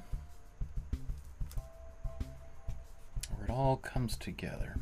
So let's think about what colors we want to use for her. Let's start with, well, what should we start with now that I'm thinking about it?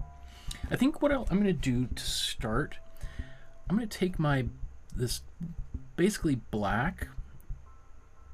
Now this is a black that still got a little bit more, I put some warm blue in it. And I'm going to go over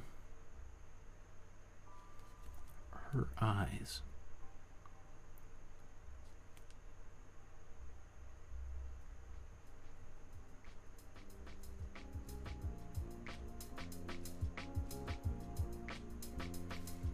Let's start with that.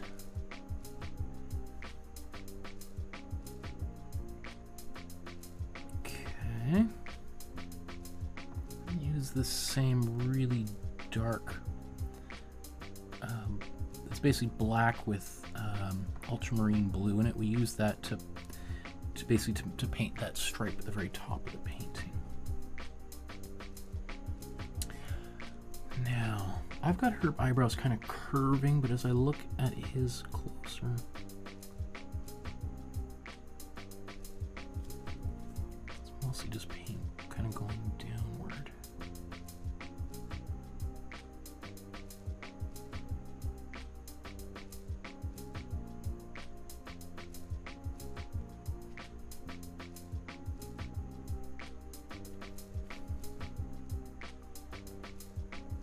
Now I could make that other little adjustment there.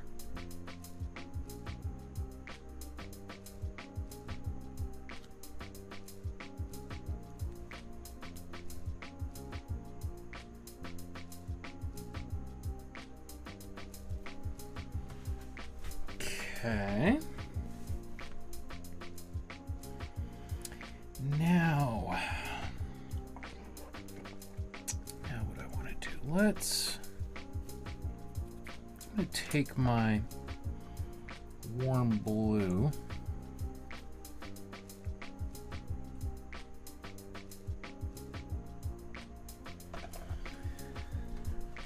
I'm going to start with this here.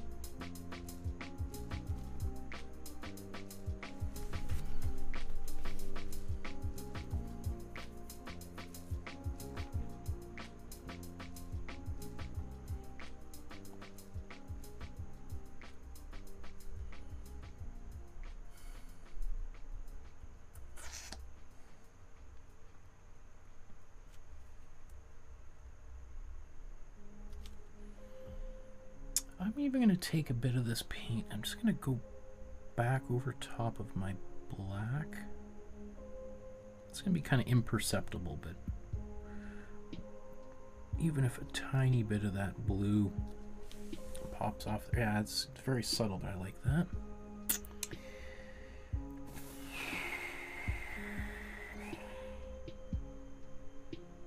Now, how did I solve this problem in my drawing?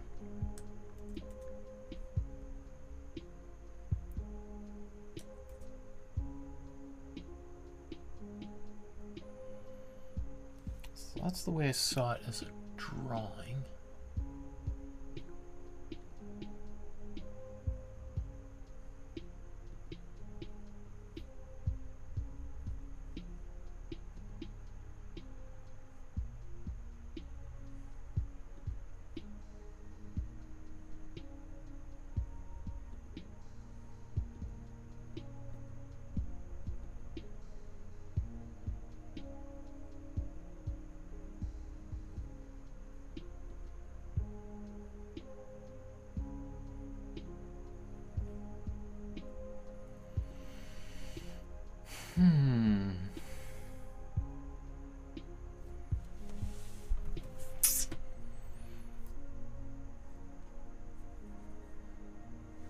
Okay, I think what I'm going to do, I'm going to take my black,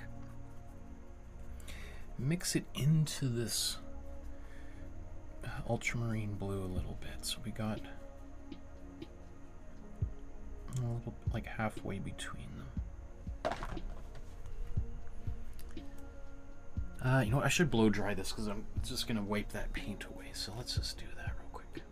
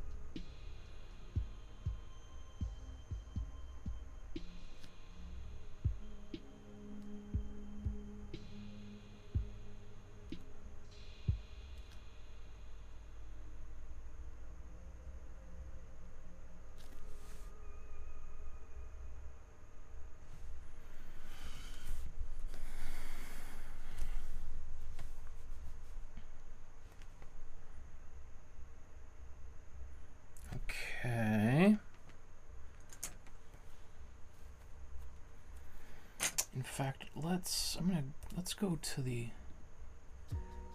original, which I should have been using this whole time, but didn't. Oh, what's this?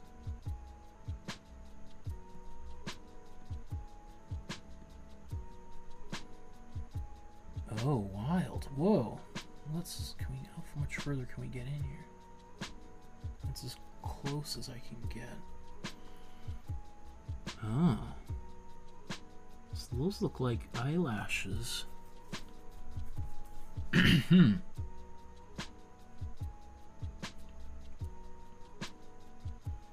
That is interesting. Did not expect to see all that.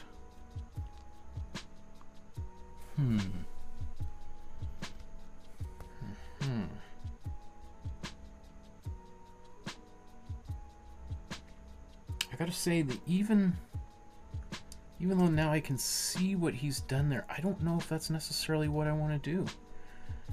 I don't know that if I dislike what I've got going here, although I do feel like it needs maybe a purple.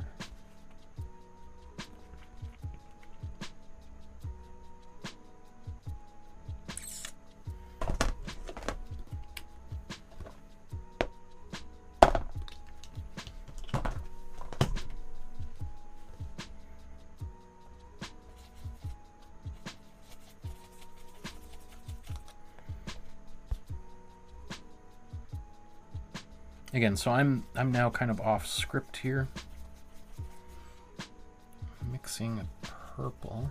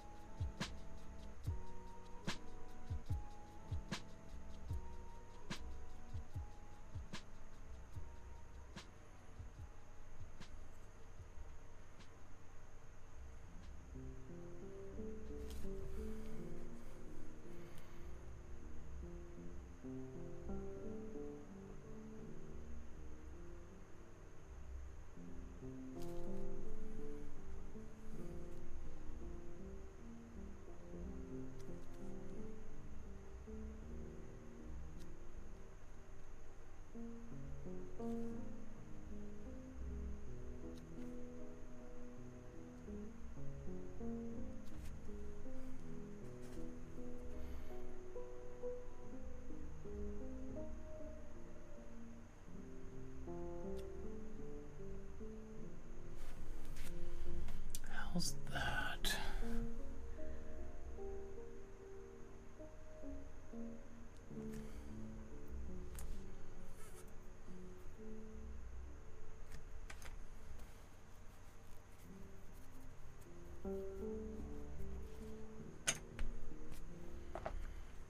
I'm going to take my black again, since I painted over the dots of her eyes.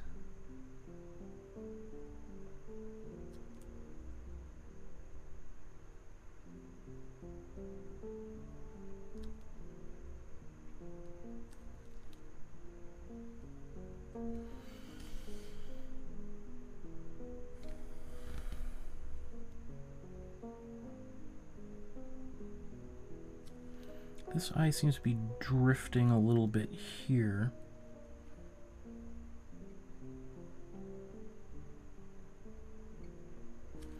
So I'm enlarging it. I'm going to enlarge this one too. Let's see, where does it appear she's... Ah!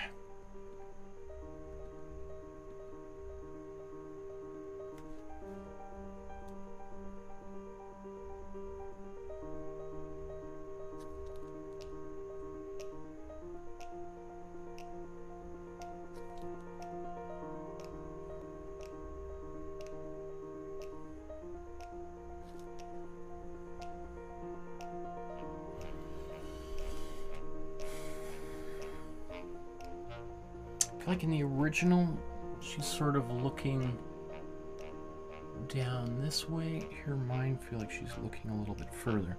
But if I keep fidgeting with here, her pupils are just going to get bigger and bigger and bigger.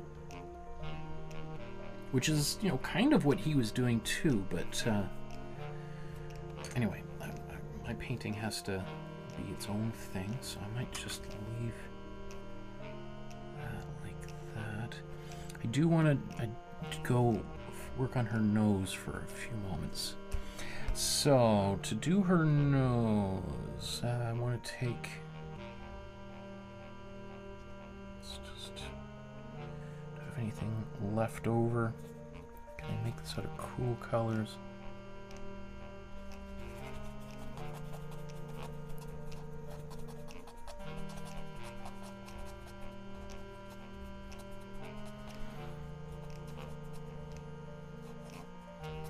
Now this is a cool brown. Warm brown would be fine, but I'm just going to be using so little of it that it's not going to be significant either way.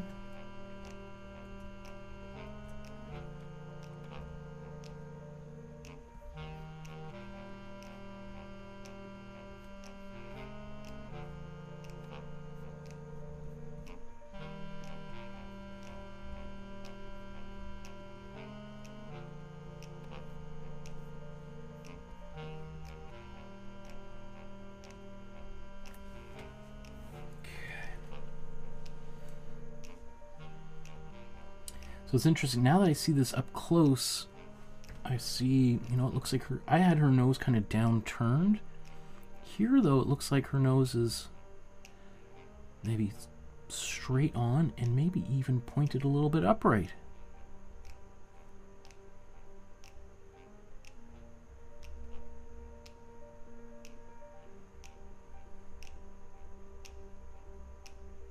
So I'm painting with basically a almost dry brush, so barely any pigment is coming off.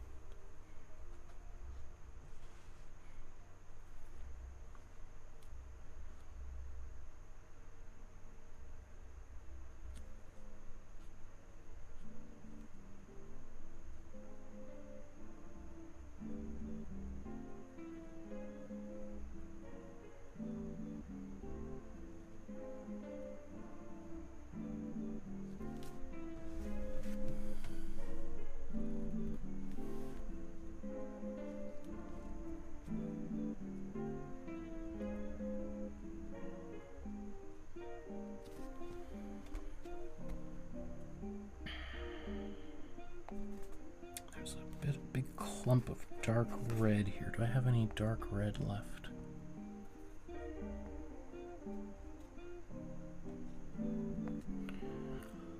Let's take some of that red, a little bit of blue or black.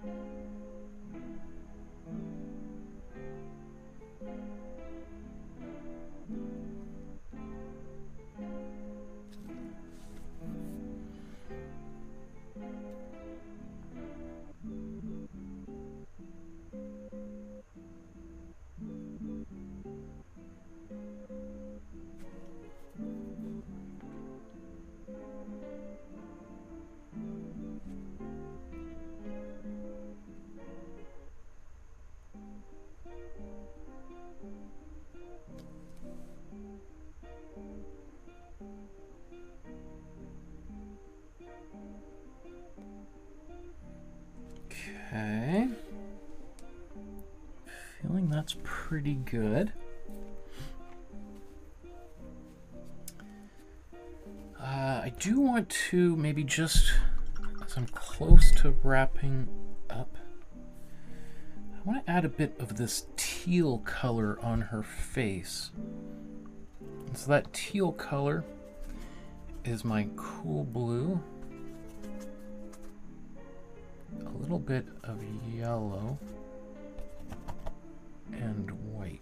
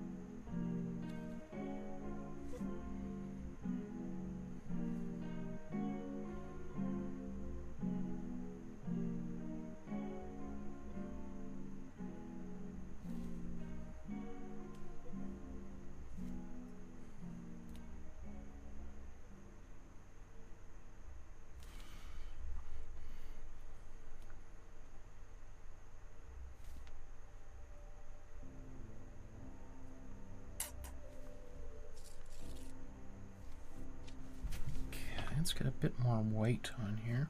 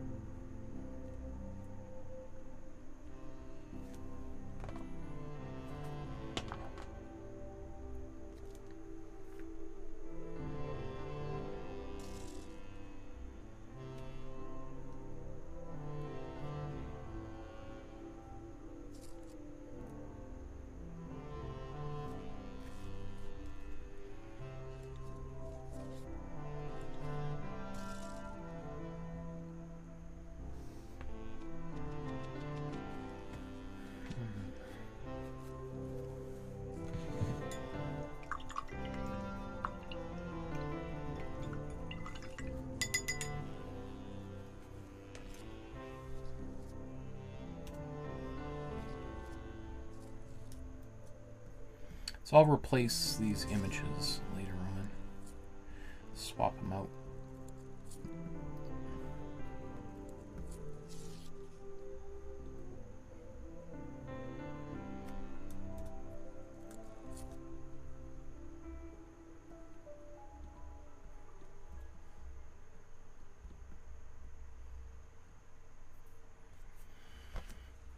Okay, I'm gonna got a bit of red on there.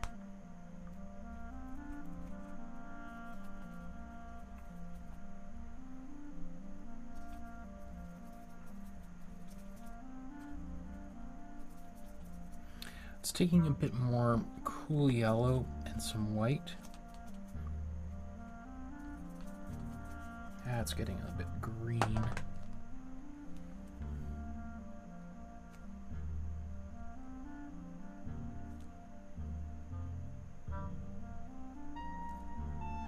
Actually, I don't mind that. It gives it a bit of a neon kind of quality.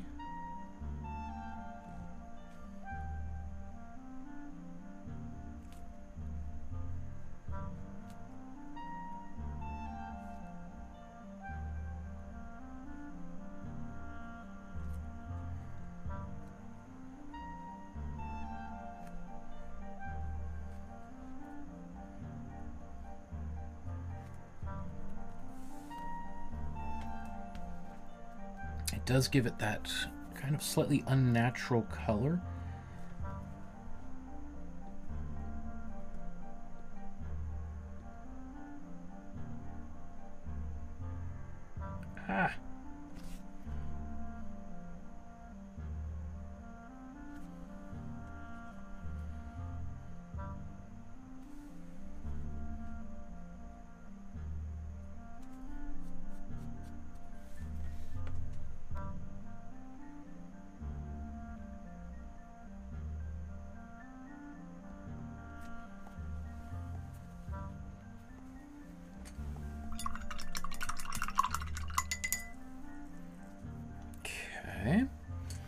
I think I now want to just take some white.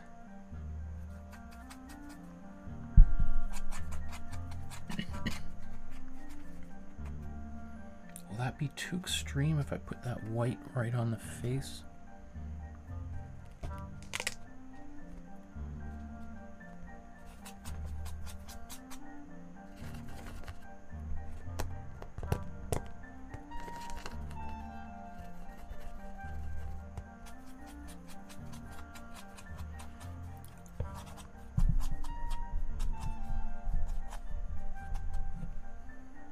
So rather than just using pure white, I did just try to mix up the last little dregs of warm red and white and yellow in here.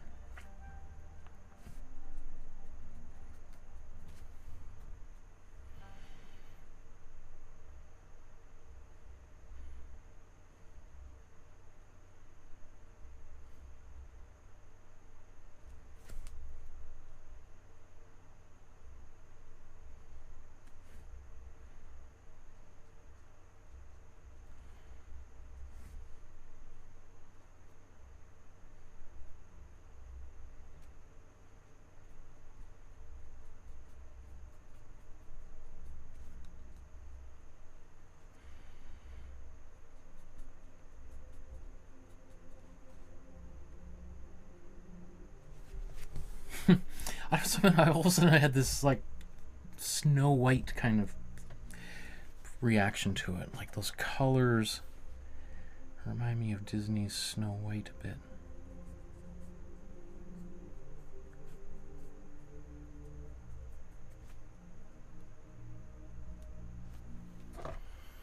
I think I might be able to take some pure white right out of the tube.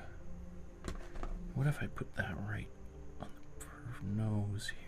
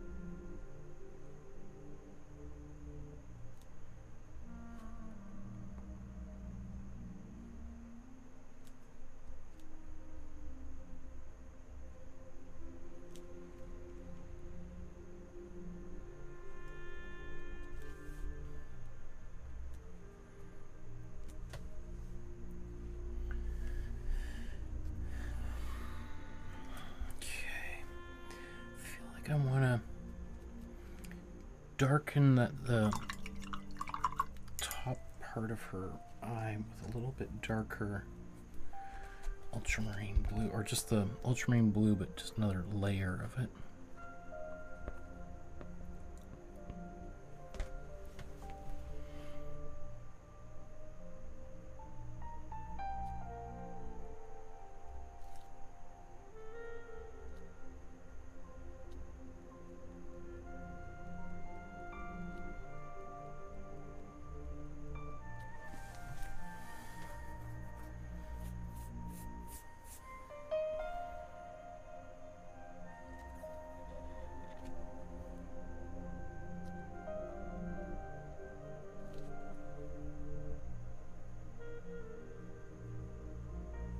I don't know, that might be good enough.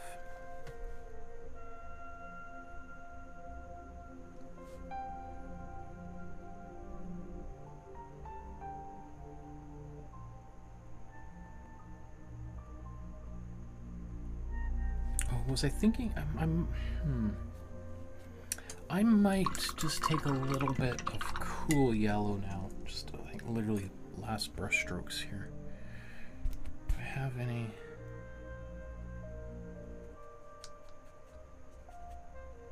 Cool yellow.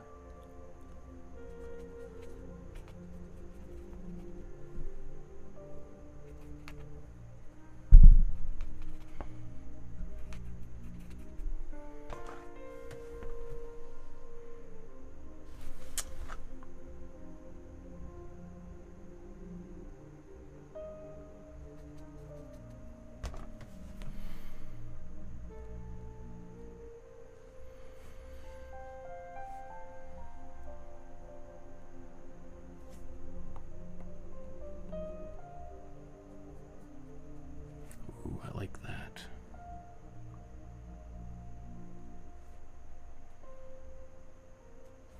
Again, I'm not really at this point of the painting. I'm looking at the original, but I'm also giving myself complete freedom to be a little bit more adventurous.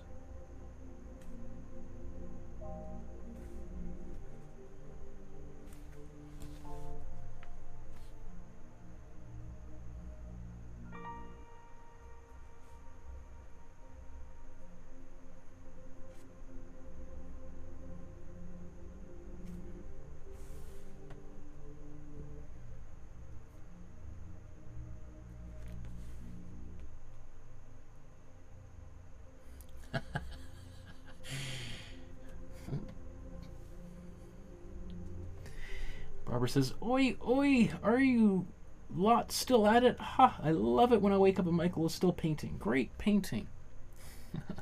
Thanks, Barbara. Okay, I think... Do I want to put this signature on here?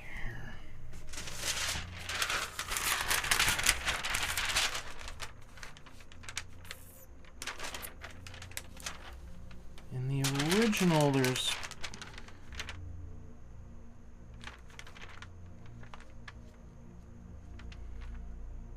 I should show you what I'm doing here. So I'm just sort of looking at the bottom corner here.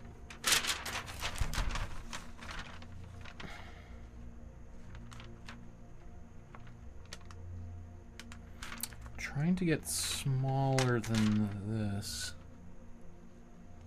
See, the thing is there's that black line coming right down, which would split it in the middle. I don't know if I want to do it diagonally. I think that would look weird. So I could do a smaller signature.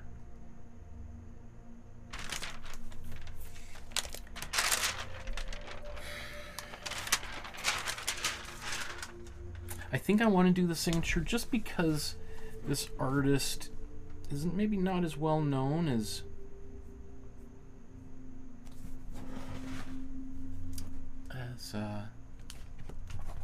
others. So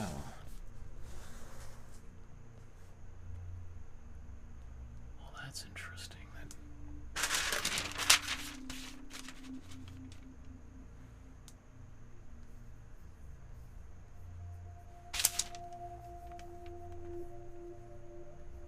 Where's my cursor? Come on.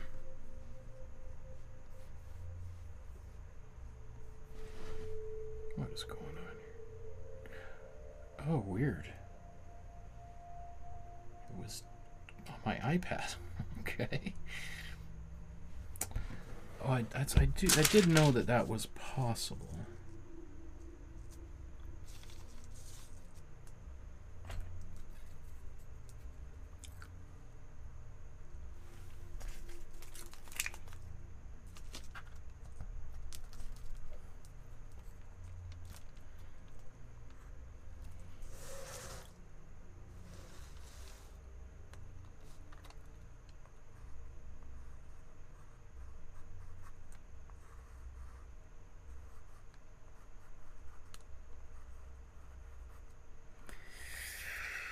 This is just, that's pretty tricky to do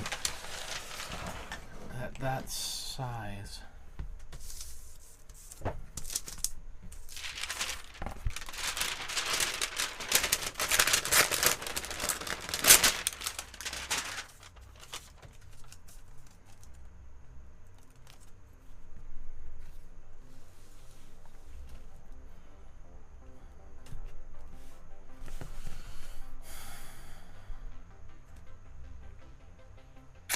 I can paint that. I don't know how well other people might fare doing it.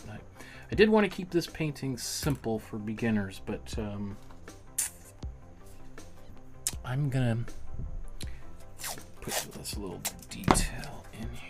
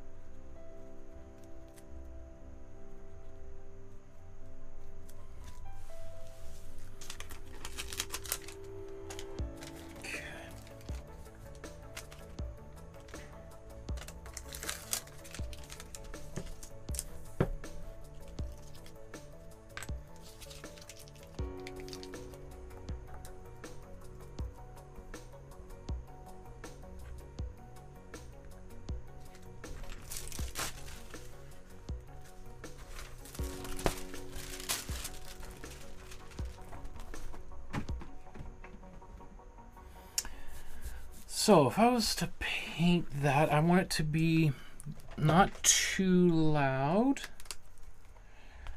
So I want a red. Do I have any red left?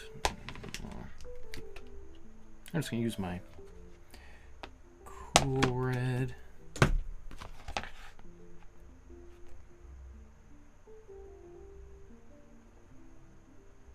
Black. Oops.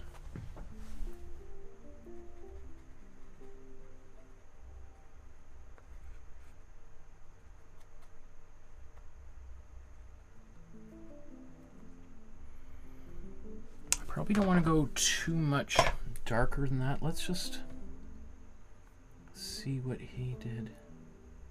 Well, he did go pretty black, actually.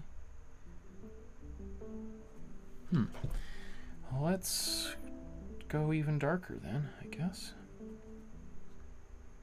Well, I don't know. I don't want to go too dark. Yeah, I'm going to keep it where I had it.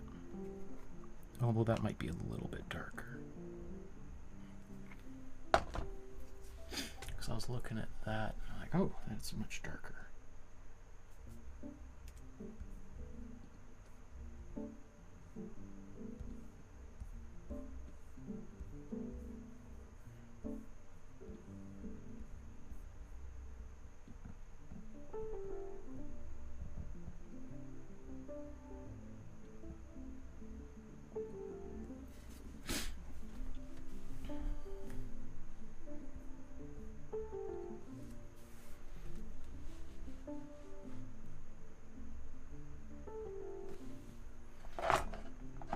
So when doing these little details like this,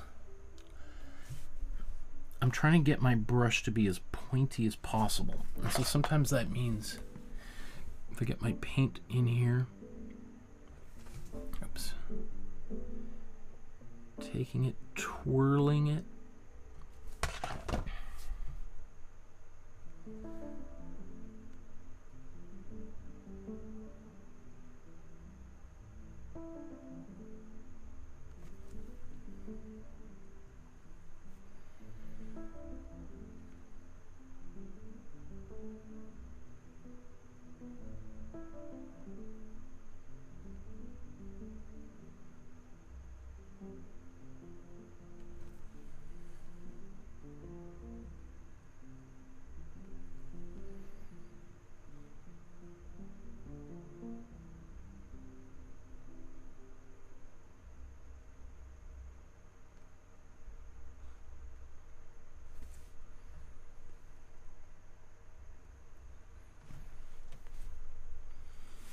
Barbara says, what a great way to start the new year. Inspiring to watch you. I sent you a donation through PayPal. Big thank you for keeping this channel free and fantastic. Thank you, Barbara.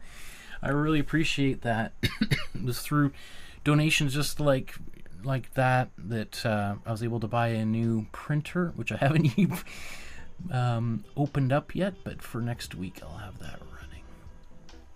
So I do appreciate the support. Thank you.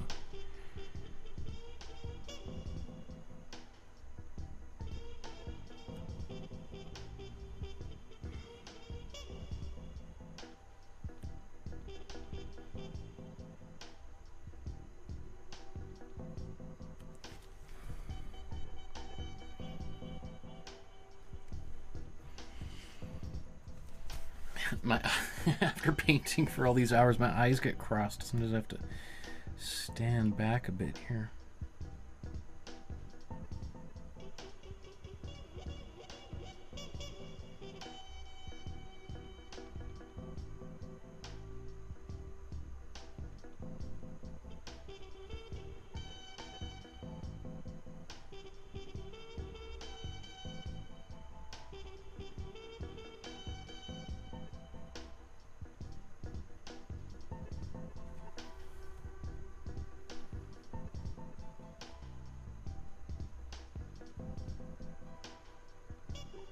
I'm going out of my way to try to make a distinction between the O and the A here by adding this.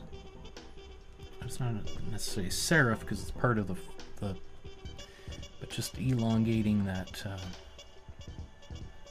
part of the letter form.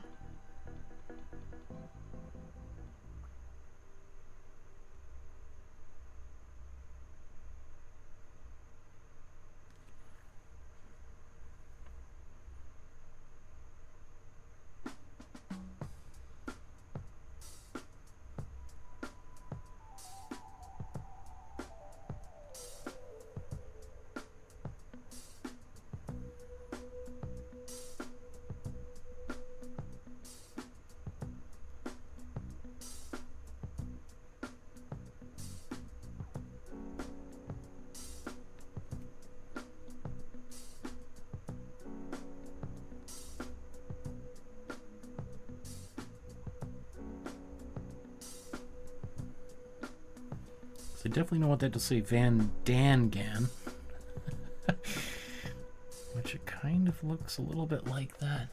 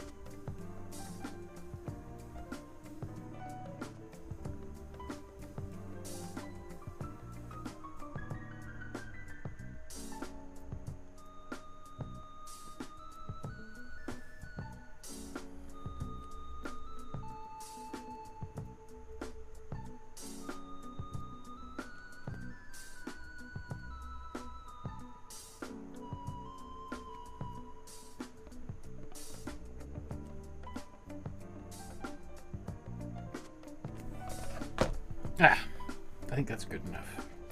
Good enough for government work, as my grandfather used to say.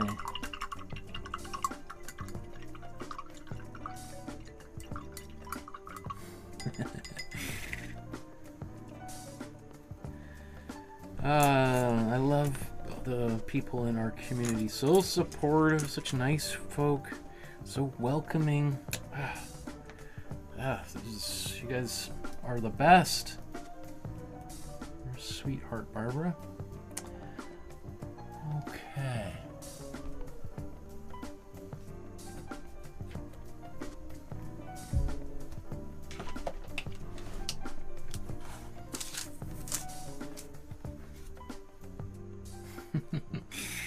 Oh, now do I want to do this last? Do I have any paint left over up here?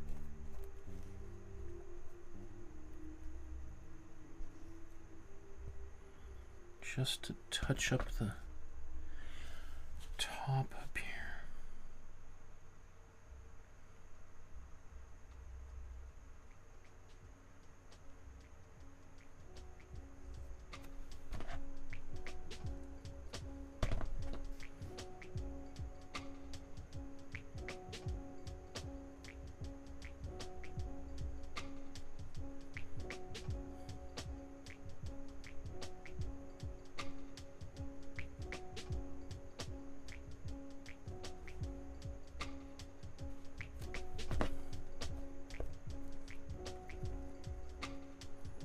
So mostly this is all just dried up paint, but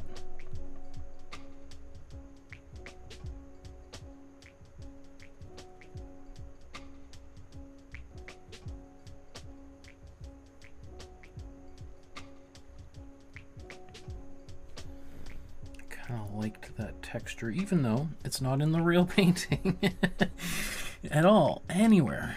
But again, it's that Bob Ross happy accident.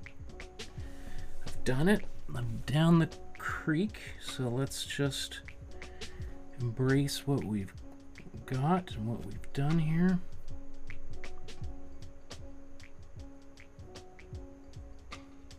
Rather than trying to fix it and make it right, let's make it gloriously wrong, right? Okay. Excellent.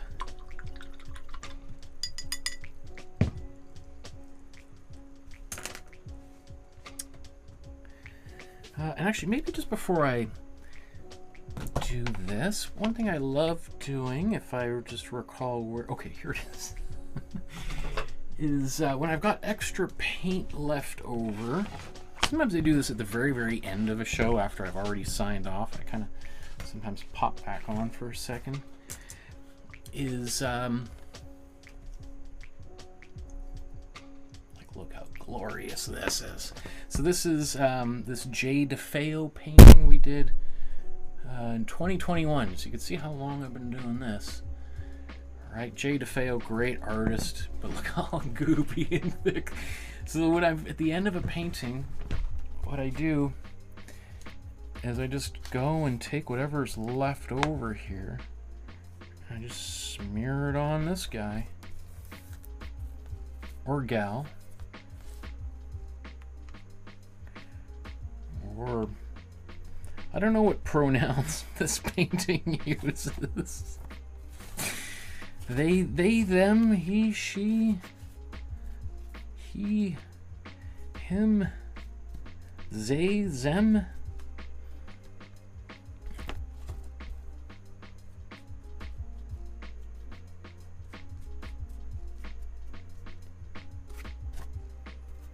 Anything left on there?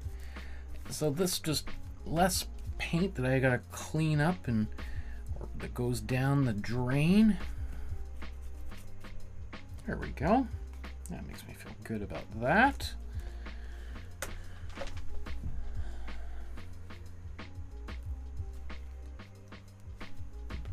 Okay, I'm gonna sign off here. So let's do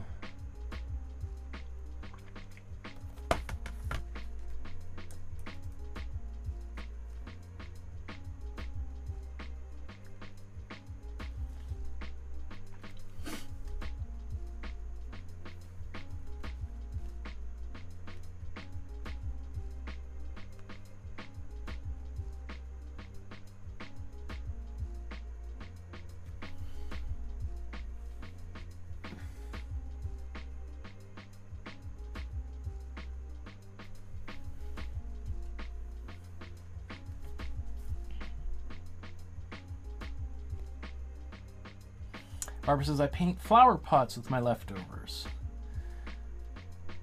Or my Wellingtons. You must have some pretty cool boots.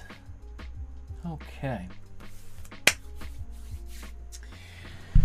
We have reached the long-awaited conclusion of today's painting. I really like how this one turned out. It's pretty wild. So let's do a quick side-by-side comparison. Before we do so, just a quick reminder to like, subscribe, hit the notification bell. It doesn't cost you a penny, but it makes a huge difference to me and to this channel. Thank you to all of the couple thousand people that joined over the holidays here. If you want to support the channel with a small donation like Barbara did just moments ago, you can use the QR code there on the screen. You can scan it with your phone. It goes right to this page where you can safely and securely donate to support the channel, to help me pay for the internet, pay for the art supplies that I buy all my own. Again, I'm not sponsored by anybody but people like yourself, so I don't owe anything to anybody except to you guys. So other ways you can donate is through an e-transfer or YouTube super chat while we're here live, or a check or in money order in the mail. And just once again, quick reminder to join the Facebook group if you haven't already. It's a private group just for people like yourself, where we can share art and support one another as we grow and on our creative journeys. Once every 6 weeks or so, I go through everything that's on the Facebook group, whether it's a painting like the Kees van Dongen painting we've just been working on today, or it's a painting from one of our previous class, or a drawing from the drawing course I did almost 5 years ago here now. And yeah, I still give people free feedback on how to improve their drawing. So I encourage you to use that code, join our group. That's what it looks like when you're there. So without further ado, there's the original, even though we'll talk about why it's not. I made a bit of a boo-boo here in a minute. And my version side by side there. Okay. So maybe we can talk about what's working, what's similar, what's different. Overall, pretty happy with the way this turned out. Just a quick reminder again is that the brightness on the screen is a little bit brighter than it is in person. Like I would say, I think I've nailed this this mustardy color, and so, but yet on camera it definitely looks brighter. The same thing with like the ultramarine blue in her shirt there. In person, it's not black, it's blue, but it's pretty subtle, right? Versus on camera, I see it and it kind of glows, and that's great. But just keep in mind, if you're like, oh, mine's not exactly like his, I brightened up all of these, the exposure, just so you can see what I'm doing when I'm painting in those areas. But for the most part, probably, especially when the lights are down a little bit lower, this blue here is going to almost disappear. It'll look pretty close to black. Okay.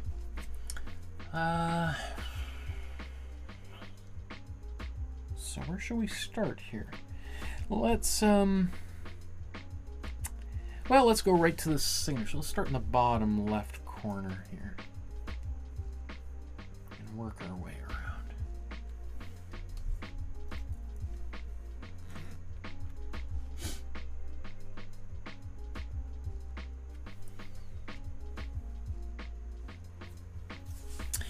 One thing to keep in mind is the original painting is, what, 45 by 54 centimeters? What is it? 46 centimeters by 55 centimeters. And do I have I thought I had a ruler around nearby, but this canvas here is, I would say it's about it's about half the, let's just say it's about half the size of the original. So he's got twice as much room to play with than I did here on my 9 by 12 inch canvas. Okay, Okay, one thing, you know, again, I actually used a different signature of his. I've swapped it out for the original because the original is so kind of, you know, it's not quite clear. And I wanted it to be a little bit clear, so if I did write it out, it would be visible. I like how that looks. It does look a little bit like Van Dongen, but I think it's okay. Maybe it's just the look that I see on camera, or from the reflections where I'm standing right here. Other things, just upon immediate note, is I think I kind of brightened this area up, maybe a little bit brighter than it needed to be. I think that's because I mistook the version we're looking at right now is probably behind glass that was photographed in a gallery, and so there's a little bit of a bright hot spot in there. It's making all the whites look whiter, maybe the darks look darker. Not a big deal, but just a little bit irksome to me personally. You know, when we get up close, though, I like the looseness of the paint. I think that's working pretty well. Okay, so let's scroll over a little bit.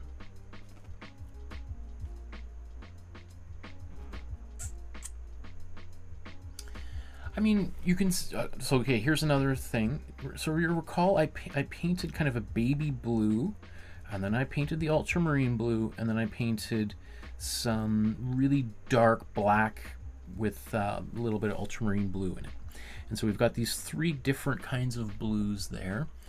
And I deliberately left, I didn't try to kind of cover up each layer. I left a little bit kind of popping through just to kind of give a bit more texture and variety to those tassels on her shawl there.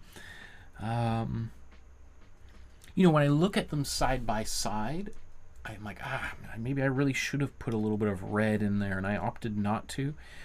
I think when this painting is on its own, I'm gonna feel much better about that. Not that I feel bad about it, but just something I just want to point that out. The other thing too is you can see here my pencil lines from my initial image transfer, where kind of her elbow is. In the original, you don't really. It's maybe if anything, it's just texture that's creating that look. It's extremely ambiguous. The only way that we know that it's different is that this one doesn't have any red shapes on it, and that this shape is obscuring those red circles and serpentine kind of flourishes. That's why I kept feeling like I wanted to do something there. I'm not going to, because I was thinking about glazing a little bit of a shadow, but that would be very different than the whole approach of this painting. So I'm just going to leave it, but you know, it's a solution might occur later on. Okay, bottom right. I did not realize kind of how dark it is down there, but again, that could just be the photograph. So I'm just going to leave that there. You can see I kind of tried to replicate a little bit of the messiness of his brushstroke there. And I don't mean that in a bad way. I think obviously he knew how to paint a straight line, but he didn't, and he didn't try to fix it. He left them kind of a little bit globby and sloppy, and I like that. Okay. I'm just going to scroll right up here. Let's just look at the top of this painting. And here's where we get to my biggest goof.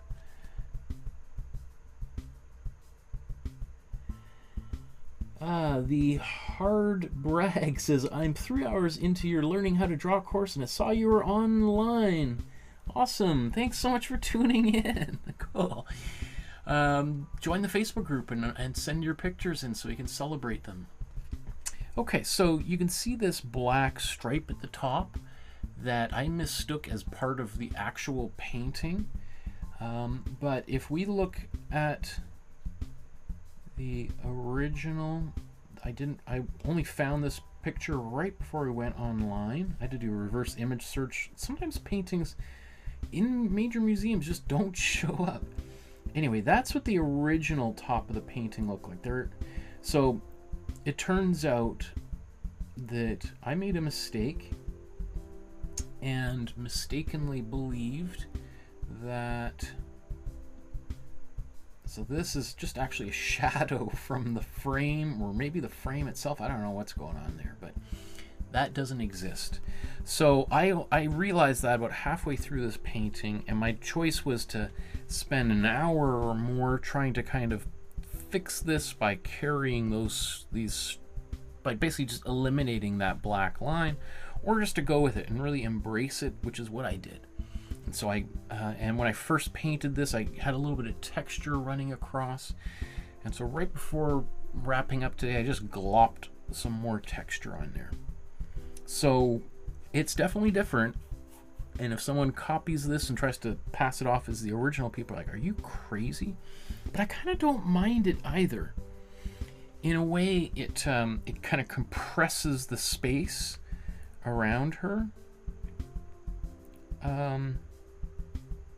It even kind of makes it look like she might be crouching down a little bit to see under this thing. So it's different. I'm happy with my solution there. Okay. Let's go to the far right, and just looking at colors. You know, even, again, the colors are a little bit brighter on camera. It's funny, on camera this looks very orangey. You really see it appears anyway, that you're seeing the yellow Imprimatura coming through. But in person, I think it looks exactly like what we've got on screen. So, which again, another one of those oddities. Let's just do a quick.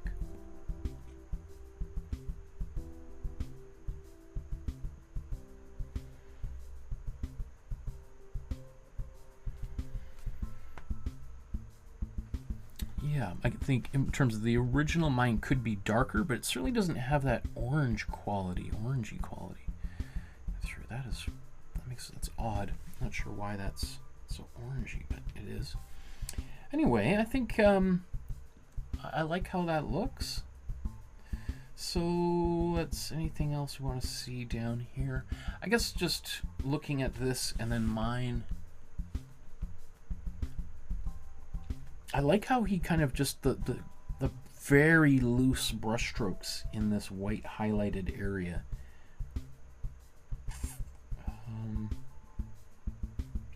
It's, you know, odd stuff going on there. I'm not exactly sure. I figured it was just the bright light from his studio lamp kind of shining on that area. So then let's now look at the figure more closely here.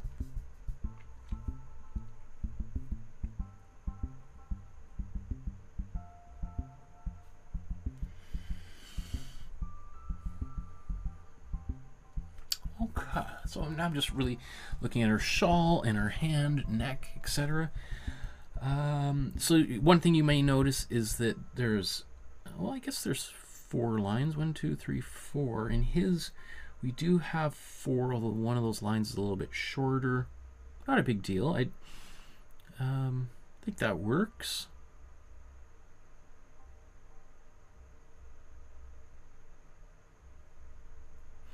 I did extend her pinky finger a little bit. I was a little concerned that it would read as a thumb. That those fingers are so much longer than her pinky finger, but I think it's okay. If anything, I could have extended that red line just a tad bit longer. In fact, do I have any red left here?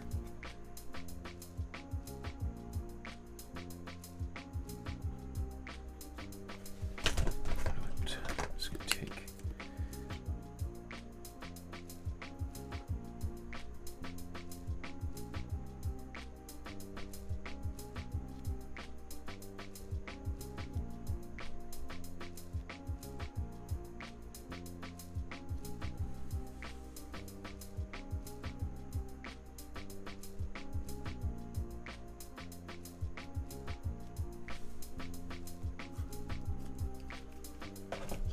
sure that makes much of a difference.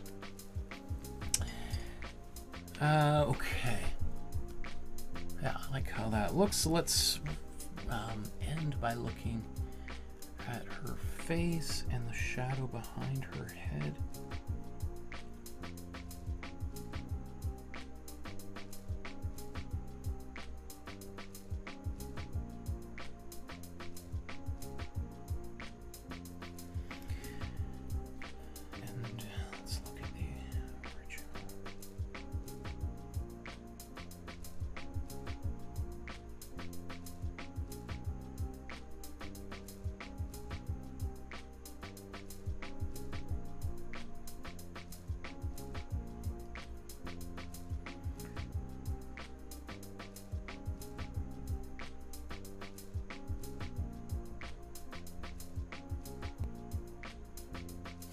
Pretty hard to use to navigate around with this thing, but anyway, I think that's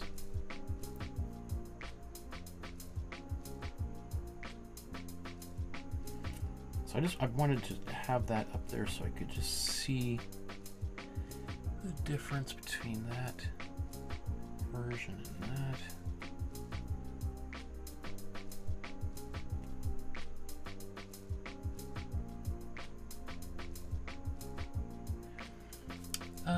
Well, maybe we'll compare both. Let's compare it with the original, the actual original painting. So once again, you know, that ultramarine blue here and the purple, the blue dominant purple are quite visible on camera, but in person they're very, very, very subtle. I mean, I can see them. This is definitely blue and that's definitely purple, but once all these bright lights go off, it's going to be very, very subtle. They're going to read mostly as black, which they do certainly in the original, and in this version, that's also quite visible.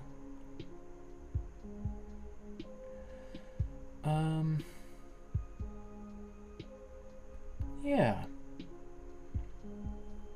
Right. So color-wise, I'm happy, and value-wise, I'm pretty happy with that. I think if anything, my colors, as almost always, are a little bit more intense and saturated. It's a little bit of a feature of the split primary palette, but it's also just a kind of my own personal subjective preferences to more saturated colors. I think the main difference people are probably going to notice, I would say, would be the eyes. His eyes, especially there on screen, look like big. They just look black, and you can see a little bit of what appear to be like eyelashes, but for the most part, they're pretty solid. Whereas mine, I made a decision to paint kind of half ultramarine blue and then half of a purple, and a little bit more of a red dominant, yeah, slightly red dominant purple. And then big black dots in the center there. Again, I think when there's less light on it, they're going to look a lot more like the original. But I also don't mind that they look the way they do, at least on camera. I think that's...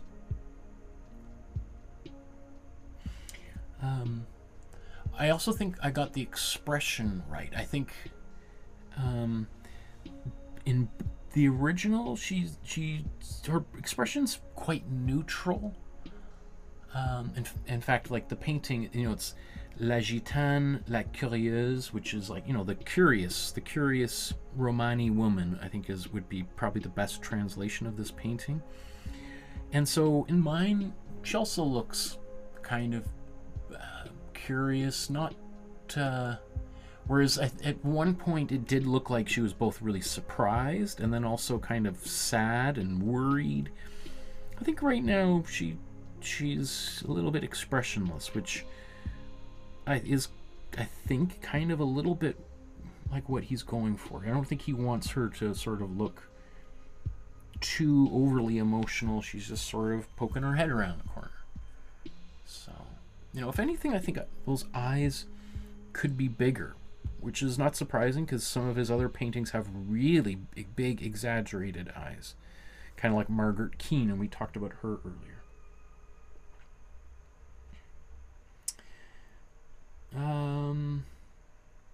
Dodo says, I am on episode of when the Hutzulka dancer, and I just popped in to say hello. Awesome, that's great. I love that you're doing that painting. I love that one. Awesome. Okay, I think let's zoom back out one last time and look at this painting. Oops. Let's go back to the...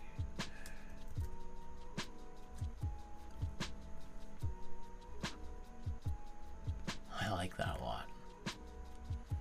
I think this for me, this painting is really nice. It feels like a...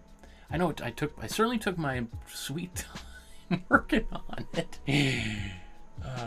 Intending it to be a kind of simple one. I was thinking, man, what if I finish this one in a couple hours? What am I going to do with the rest of my evening?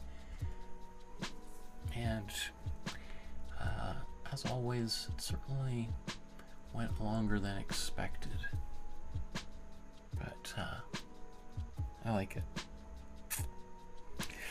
Part of me is a little bit compelled to put a little highlight on those eyes, but I'm going to resist the urge and just leave it at that.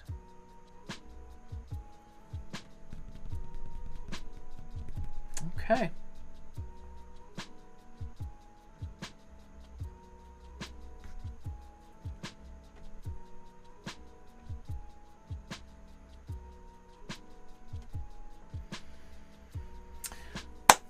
There we go, folks. Thanks so much for painting along with me, for keeping me company in the chat, for your support,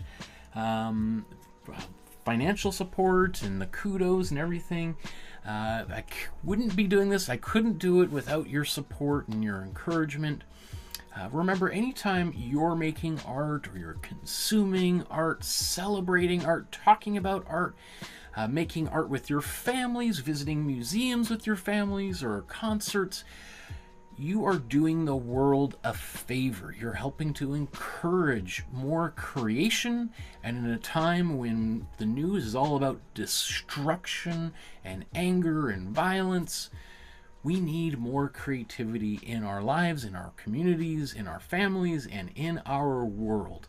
So thank you for doing the world a favor by tuning in, making a little bit of art, talking about art, thinking about art.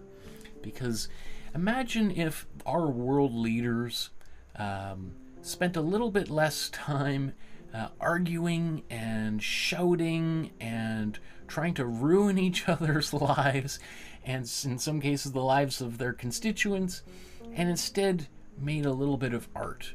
Imagine how much more positive our world would be. And while it seems so ridiculous to imagine something like that, I don't think it's that far off, right? And just imagine if your leader in whatever country you are on Earth picked up a paintbrush once a week, right? I think their whole worldview, and consequently the worldview of other people in their country or your country or my country, would be, right? And big change happens in really small steps, just like learning how to make art. So thank you, everyone. Thanks for joining me on our first painting of 2025. We're going to have a great year together. I got so much good stuff coming down the pipeline, stuff I've been planning for a long time, and I can't wait to finally get to it.